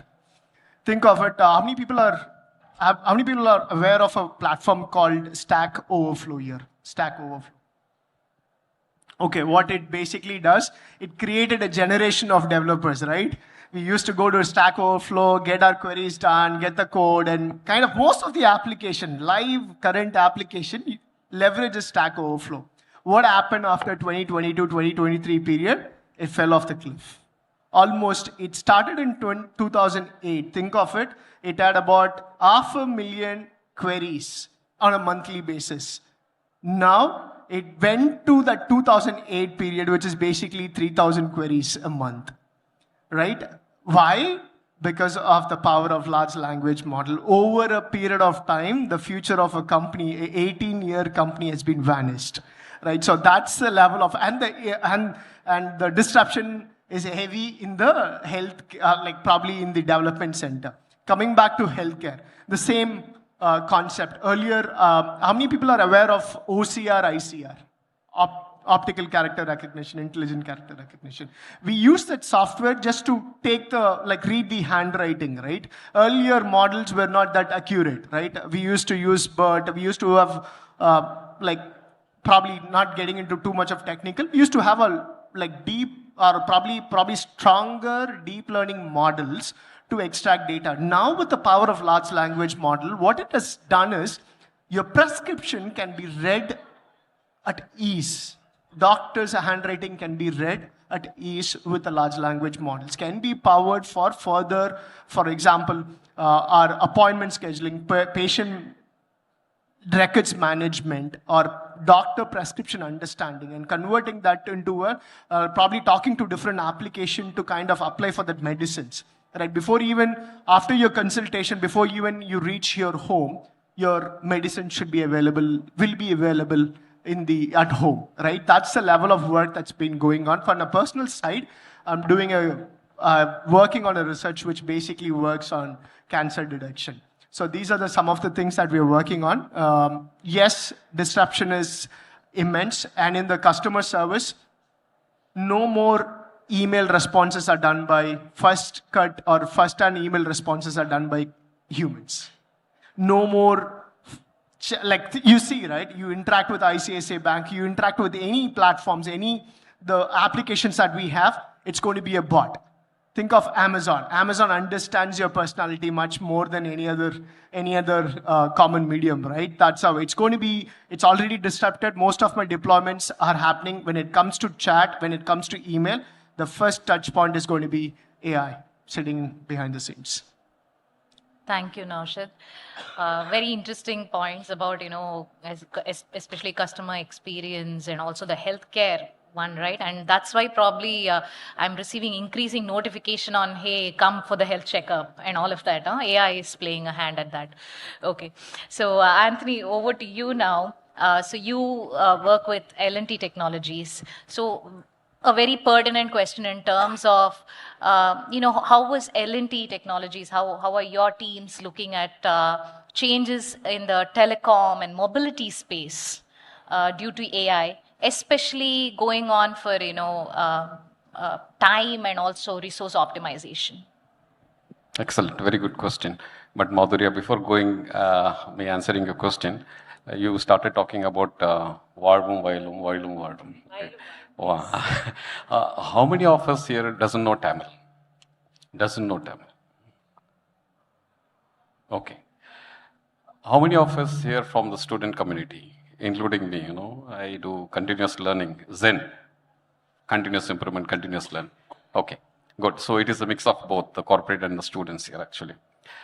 Fine. As far as the AI is concerned, Madhurya, I would like to start with artificial intelligence is definitely an enabler in the telecommunication industry. That's what I can say. What kind of enabler? It is a mission critical enabler. So what are the mission critical infrastructures? We can find it here. The agri, the healthcare, the mobility and energy, transportation, right? So where does the telecommunication fit in and what is the kind of support system it can provide for the mission critical enablers? That is what is going to be the most important factors here. Firstly, I want to talk about the autonomous or automated complex operations that is being performed using the artificial intelligence into the telecom network. In today's world, we can see that the telecom towers or the telecom network is one of the most prone to cyber attacks. We would be hearing about the SIM swap frauds and a lot of cyber attacks and all those things. So we should have a very robust network security. When we say robust network security, I mean the security layers itself on the data centers, DC, DR, the cyber security, and including the voice data, everything, And not only that, we should have a very optimized network resilience that's supposed to be the reinforcement of these critical missions, the critical mission infrastructures. As far as the telecom and mobility industries are concerned, as of today, AI is doing a wonderful job. It is actually saving us more, and the biggest value comes from, first, I can say, is the planning accuracy. Second is on the execution speed and delivery excellence. Third, I can put it across like this, like asset utilization. When we talk about the asset utilization, here we can think about the just-in-time inventory, which you all heard about, the Zen methodologies, and inventory management, material replenishment, material reconciliations, how the logistics across the world and supply chain management has been handled across. But more than that, the one that surprises me or helps me in my day-to-day activities in telecommunication mobility is on the planning accuracy. If we look into way back 1990s, Mr. Kumar, you will be knowing that to get one landline connection, we used to wait for more than a year or more than a few months as well. Why is it so? We should think about it. Today, you can go walk into a service delivery channel partner, get a SIM card and activate it within a few minutes as well. See, what happens is, in those days, in 1990s, when I started my career, any new projects that hits the factory, let it be the manufacturing or even the service areas, it has to undergo a planning phase. In the planning phase, what happens is, in those days, we used to have hundreds of engineers, planning engineers sitting across in the floor. They are called as the draftsman. Have you heard about this word? In Tamil, they say varaivalar. Varaivalar என்றால் வரைகிறது. என்னது வரைவாங்க? Have you seen Gantt chart in today's world? Yeah. They used to do it physically using very huge drawing boards and mini drafters, and T-squares, set squares. Can you imagine hundreds of draftsmen sitting across, and they used to do this drawing manually, and their job is to gather the information, sequence the activities, draw the network elements, put the AON, activity on node, just to find out the critical path in the project. How many of us know critical path here? Very good. Just that is to see which is the shortest period of completing the project or which doesn't have the float, right? And this particular planning used to go weeks and months. Once after this planning is done meticulously, then the product starts manufacturing into the plant. Then it goes integration, testing, soak testing, then shipping, logistics, gets into the urban and suburban areas. Forget about the rural, that comes later on. After that, the telephone exchanges are installed. We have many veterans from the telecom industry, they will be knowing. These telephone exchanges gets even a year to get manufactured in the plants. Once it comes to the site, then the commissioning is done and we will get the landline connection after a year. But now, using the planning accuracy with the help of AI, we can get the connection in a very shorter time. And thanks to the technological advancement in the millennium, we started having the planning tools like MS Projects, Primavera, and MindSpring, is it not? And My Wizard and something and all these things.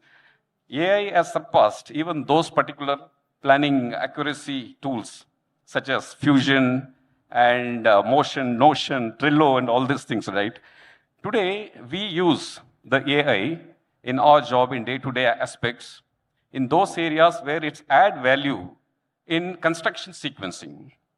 When I say construction sequencing, it is not about the big buildings or the infrastructure. We talk about the construction sequencing of the activity sequencing of the planning, where your network diagram, the Gantt chart, the precedence, and the predecessor and successor are auto-correlated, and it assigns the resources automatically so that your scheduling is taken care of. So this is the kind of artificial intelligence supports the projects in the major scale. And now coming to the most important part is, AI predicts and tells us where we will be losing the money and time, when and how, even before weeks ahead of that notion. It uses the EVM, that is the earned value management, meticulously using the CPI and SPI values, You heard about the CPI, SPI? Cost Performance Index and Schedule Performance Index, right? That is a kind of, I can say, the paradigm shift the technology has taken across. And this is the areas of impact with respect to time and money, which is saving us. Thanks, Madhurya, for asking that question. Thank you for that response. In fact, யாருக்காவது வந்து life ரொம்ப கஷ்டமா இருக்கு அப்படின்னு நினைச்சிருந்தாங்கன்னா உங்களோட அந்த draughtsman response வச்சு we are living the best of the times now அப்படின்னு ஒரு ஃபீலிங் வந்திருக்கும். Thanks for that, Anthony. Kumar, I'll turn this back to you. Anthony asked the right question and we found out that there are many students. So for their benefit, if you were a student today, what would you be learning now, especially in the context of this topic, which is AI and also mission critical industries? So your response to that. Okay, so it's a good question for one reason. At least at this age now, I can go back in the past. So at least I can travel back 40 years. So that's an interesting one. But the thing is, I can take it slightly differently, the question. In the current context, right? Like it becomes more or less mobile-based, or people wanted to get everything done instantly. The reading habits have come down, and everything, it's more like an instant coffee. Get it? So you don't taste the original filter coffee, but like look for the instant coffee to kind of get it. So the taste may not be the same, but you still call it as a coffee, right? But the issue here is, AI definitely provides a lot more insights, a lot more easier to adapt, is a lot more easier to go into the learnability part of it. But the fallback in that one is for the student community. I'm not talking about the professionals. For example, for Naushad, I don't want to give a different viewpoint, but for the student community, I would still bet on them to learn in a very, very systematic way, because that's how I learned it. So when probably in the 90s and 2000s, when we went to US, for example, we were coding what is there in our mind, not on any of the tools which were there. Probably a book you may have, you cannot carry multiple books. One book you can carry for checking the syntaxes, but that's all it is. Even a Google was not there. So for you is like kind of everything in your mind, so that like it becomes easier, the practice becomes easier, and then adopting becomes easier. So for me, even today, I will go with that one. Read about what you have it, continue to practice that one. So when you start adopting AI, when you start looking for the AI, for example, Lovable Dev or .dev or something which you want to use it, you know where to troubleshoot if there is a problem. Otherwise, you will be more dependent on the tool than actually dependent on your own skills. At some point of time, even today, if you want to use AI, still your skill is very important, that whether it is doing a right job or not. So you become a master for the AI, don't become a slave for the AI. So for that, like for the student community, the learning path is like still my old school of thought. I learn from the basic, learn from what the development or the process which are involved in it, what right tools can be used for it. For example, for the development, allowable is good for the front-end development. For the scoping and other detailing, I would use a ChatGPT even today, what is there, or Claude, something like that. Or kind of put it into any of the coding into a very, very structured way. A Gemini is good. But all these things you can use it. Only you know that like this is a structure and this is what it is doing. If you don't know about it, then you probably will be missing many of the stuff, what it is providing. The input and output, like you may not be able to predict it, like you are leaving it to somebody as a slave. So for them, the learning is from the basics to then get into the AI. It becomes much more easier.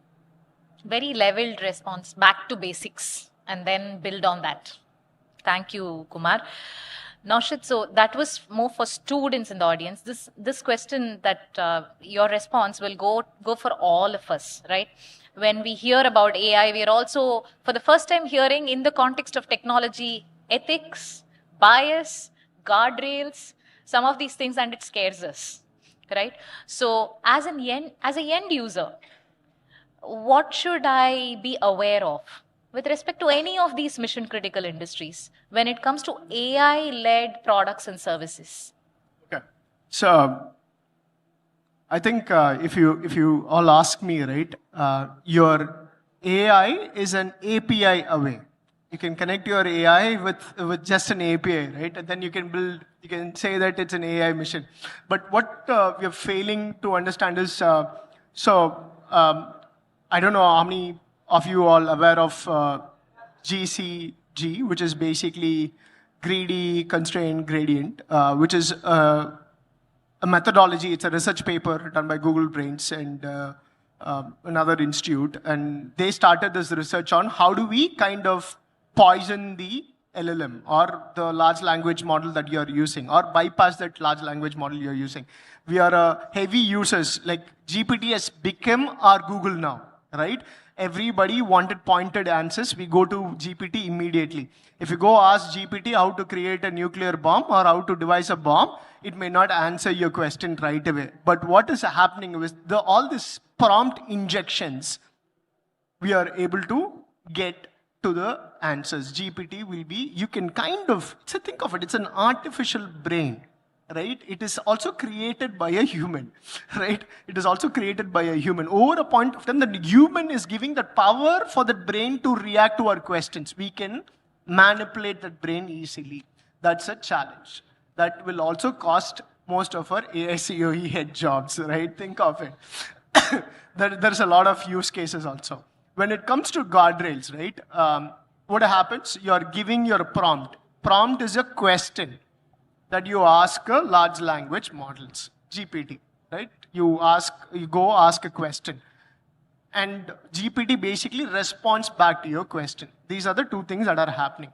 When it comes to guardrails, right? What are the guardrails that we wanted to do? Like, for example, in a corporate environment, in a company-based environment, if you're deploying a solution, think of it, it's a chatbot you're deploying for your company. The purpose of the chatbot is to basically the customers or anybody in the world should have a clear understanding of what your company is, etc. If it is a private limited company, should it kind of tell them or probably provide information about the financials? No, it shouldn't do that. So that's one critical information. And like, can my chatbot talk more like, for example, can it give more weightage to my competitors? No. These are some of the nuances that we need to configure. There is a concept called input guard and output guard.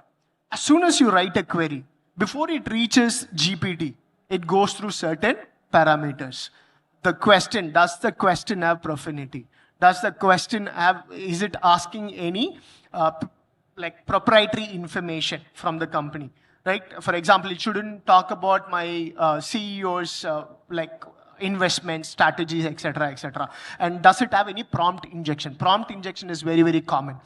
Okay, if it goes through all the guardrails, it clears these guardrails, and the final question goes to your large language model, right? Any, like every month there is one model, like every month there is a model getting released. You can use one of these models, and the model gives back this response. Now you need to validate. That's the output guard. Output guard basically kind of evaluates your responses in terms of, does it have NSFW, like not safe for work, right? That's a criteria. Is it giving any responses which is not safe for work environment? Those are the output guardrails. There are a lot more output guardrails that you can configure. So again, going back to the Stack Overflow, somebody built Stack Overflow at a wealth of knowledge, wealth of code. On top of it, large language models were developed and wiped off this stuff, right? I see one, I'll piggyback onto what Kumar has stated. I see these days when I do hiring all day, right?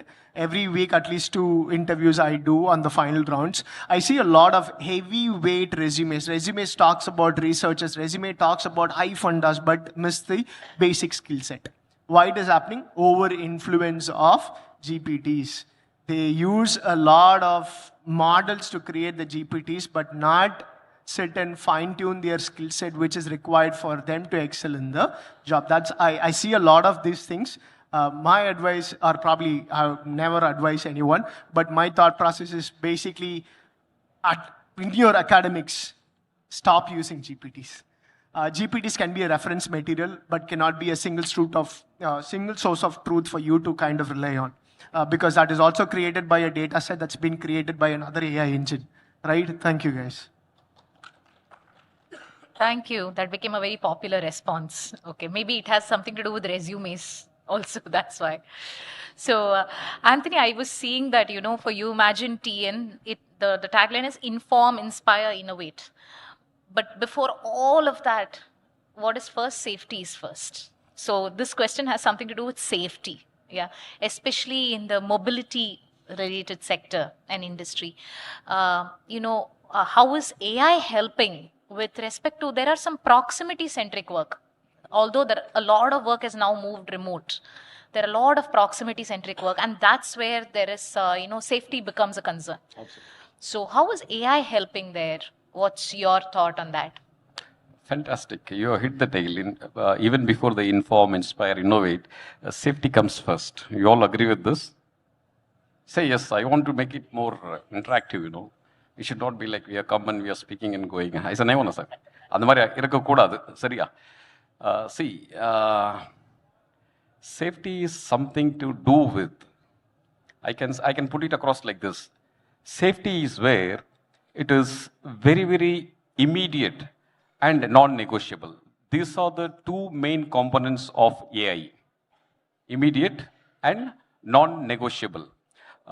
Specifically, I can say when it comes to the proximity-centric work environment, may it be the live rail tracks. We do a lot of metro projects across India. May it be the live tracks or even the metro rail depots, or even at the elevated corridors, Madhurya. Here, these are the areas that are prone to men-machine interference, and it's very, very dangerous areas. We deploy AI. What happens here is, in the coming days, I will come to your answer after some time. The AI works on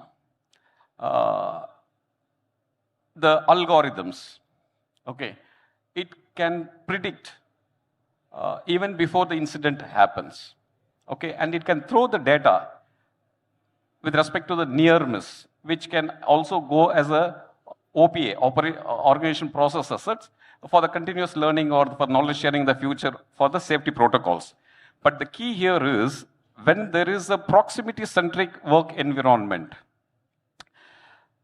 AI is being used for real data video analytics and sensor-based monitoring. What it does? This system collects the information live on the spots and it alerts immediately. Even if the alert has been neglected by the human workforce there, it immediately takes the corrective actions as per the protocols and ensures that it deploys the remedial actions or the mitigation plans. Thereby, it also saves the human lives and also saves the project at large from the catastrophic disasters. Okay? In the coming years, we can see AI will increasingly connect with a lot of knowledge areas such as the design, planning, execution, safety, and risks. It can flag off the risk well in advance, much more even before weeks before as well, by alerting us. So AI plays a very major role in safety, especially when it comes to the proximity-centric human-machine interface areas. Thank you. Thank you. Thanks a lot. That was very insightful. One last question, maybe. Do we have time for one last question? Yeah? So, and gentlemen, I'm going to request you to keep it really like a rapid fire or really quick. So, Kumar, this is about the teams that work behind the scene, right? In AI. What are some of the biggest challenges faced by teams working in AI and mission critical industries? Okay, so it's of course when it comes to AI, we discussed about it. Resume heavy skills, but actually when it comes to the actual implementation becomes too light in terms of the knowledge which are happening right now. So what happened is like when we also talked about the guardrails and the safety net which we need to build. So when you use the AI into most of the areas, especially in the critical areas, I generally talk about the critical in terms of two different parts. One, critical in terms of generally for the public or for the country or the world as a whole, and critical for the company. One is, I'll probably put the first critical for the company because it's a survival is very important. So when you put AI for the critical for that particular company, then you have to take almost all the precautions which are required. The tools, what tools which you are using. There are multiple tools which are available right now. Right tool needs to be used for that one. The right methodology which needs to be used. And the right LLM models which needs to be used. And of course, two LLMs always gives two different results sometimes. So the predictability of it, you need to be very, very advanced in terms of identifying. So the troubleshooting and also the method to create a standard operating procedure to troubleshoot that one, and also the risk mitigation which comes out of that one. So all these things have to be integrated well within the development overall development cycle by the team which are involved into that one. So it's critical for that particular company, which is true. But when it comes to the large, especially now, it's a lot of large projects, especially for the public good and for the government which are taking it. It's so important that the availability of data becoming very, very difficult, because you can build, but the current, of course, all the LLMs and the AIs needs to be trained, as he was talking about it. So which means that the large data which are required, but if the data sets which are available, or if the data sets are not clean, or if there is an amount of hallucination which are involved into that one, it becomes too difficult, risky to kind of adopt. And that's one of the reasons is like kind of still the AI is being used, but in the mission critical, of course, there is an element of checking which is required even before you deploy that one. So that's a word of caution. But in fact, I just wanted to touch this one. So he's been a avid researcher and published more than 16 papers. So he has much more insight into how it's going on in the world, overall world. So for the benefit of the people, he also involved in a mission critical project, which is Chandrayaan. So he was the one who was behind that one. So which means that like these are very, very, at some point of time, these kind of people, they not only build the AI, they also predict how the AI should be in the future. And that's where it is critical to kind of for the development team. Thank you. Thanks, Kumar. Small correction here, Kumar. I should actually give this credit to L&T. It was L&T behind Chandrayaan, not me. Anybody who worked, it's a honor, pride, and to be part of that one. So fantastic. So Naushad, in quick, rapid fire manner, if you can say what was the recent occasion where AI surprised you in a project, massively changing results? Vibe coding. I don't know if you guys use vibe coding. Vibe coding basically surprised me, and agentic AI. Agentic AI can think of it. Any process in your company, we can clear it off with agentic AI. All it needs is access to the applications. Back end or the front end, agentic AI can do it. because the power of reasoning, power of agentic AI like ecosystem is kind of massively developing. And with that being said, I will also cover the fluffs of AI. Can this or that or AI or human only like AI will take over human? No. It will be together. It will work together forever.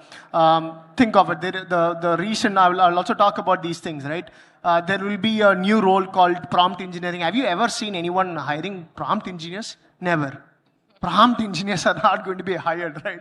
They will ask one of their business analysts to do the prompt engineering. Nobody is going to hire a prompt engineer by designation. Nobody is going to say like junior developers will go off. No, no way. But only thing that I'm seeing these days is junior developers are enabled with this GitHub Copilot, which is helping them to create that bad code, right? Which is going to be fixed by an SME. So SME is going to be overloaded with this for like maybe not good code, right? Good practices. So that being said, yes, I think AI and human is going to evolve over a period of time together, not one.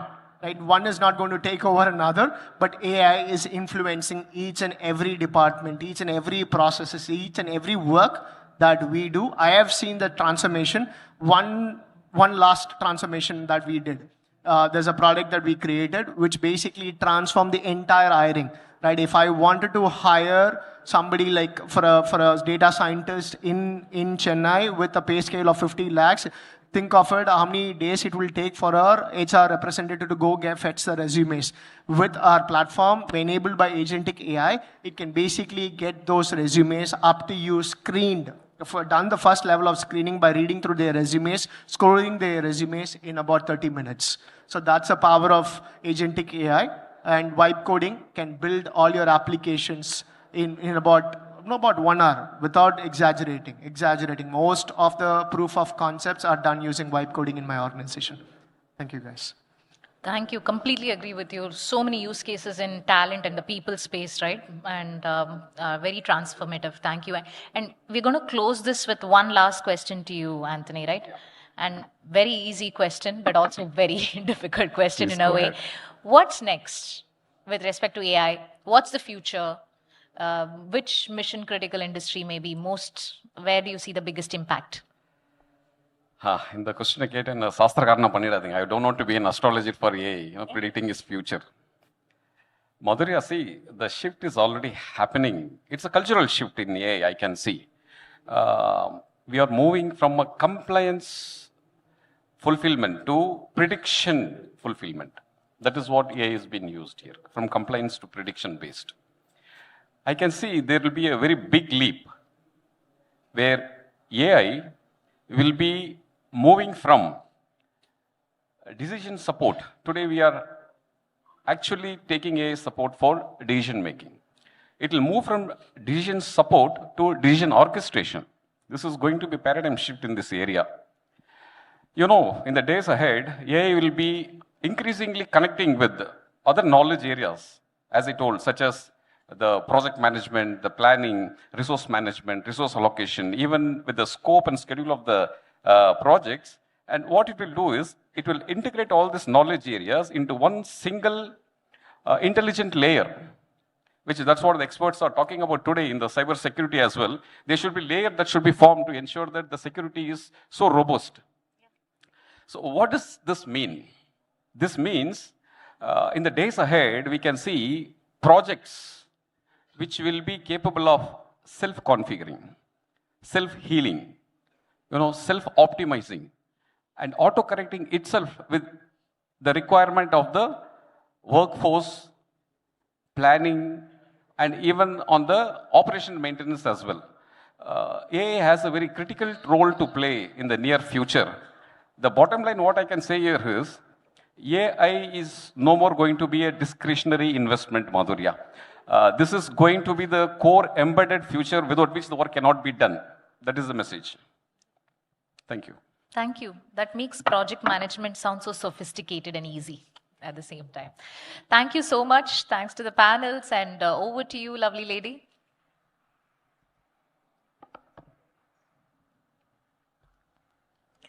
Thank you, ma'am. Thank you so much, speakers. Can we give a thunderous round of applause for our speakers, ladies and gentlemen?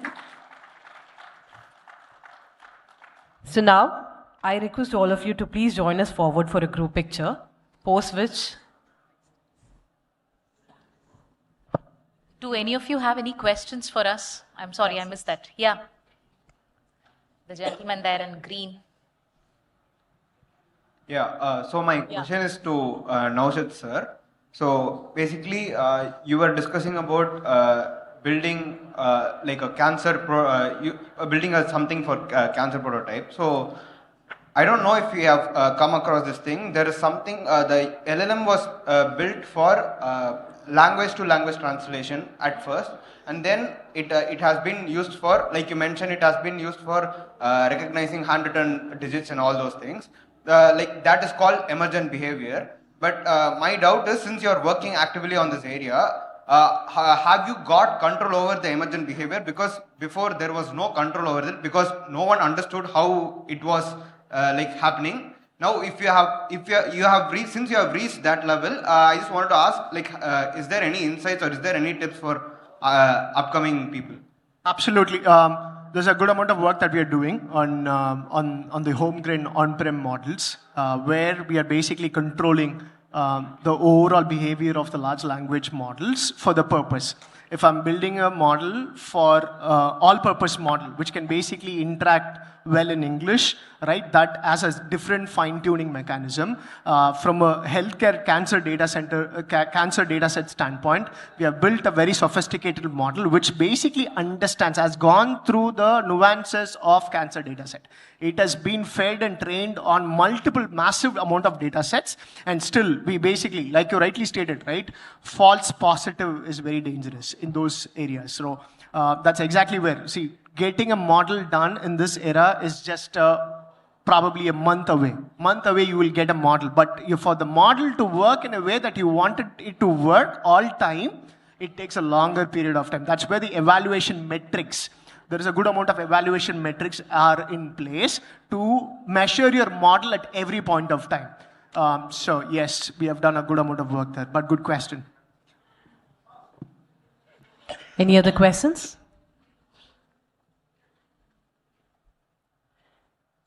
Yes, I think. We'll wrap it up. Yes, ma'am. Yeah.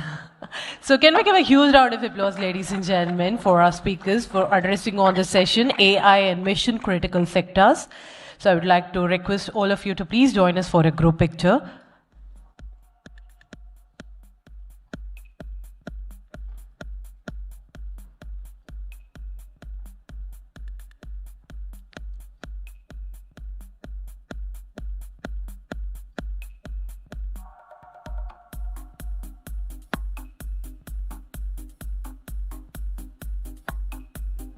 To our speakers, I request you to stay back for a minute.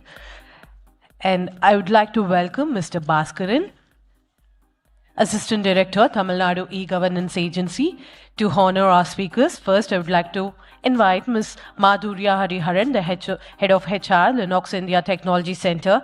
Thank you, ma'am. Thank you for moderating the panel discussion. Thank you for joining with us today.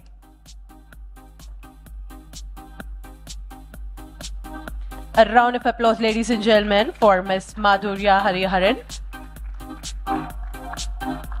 Up next, I would like to invite Mr. Kumar Rajgopalan, VP and India Head, Dexian. Thank you, Mr. Kumar Rajgopalan. Thank you for joining with us today. And next, I would like to invite Mr. Naushad Raja, AVP and Head of AI and ML COE, Sutherland. Thank you, gentlemen. Thank you for joining with us today. And next, I would like to invite Mr. Anthony, Delivery Head, LTTS. Thank you, sir. Thank you for joining with us today.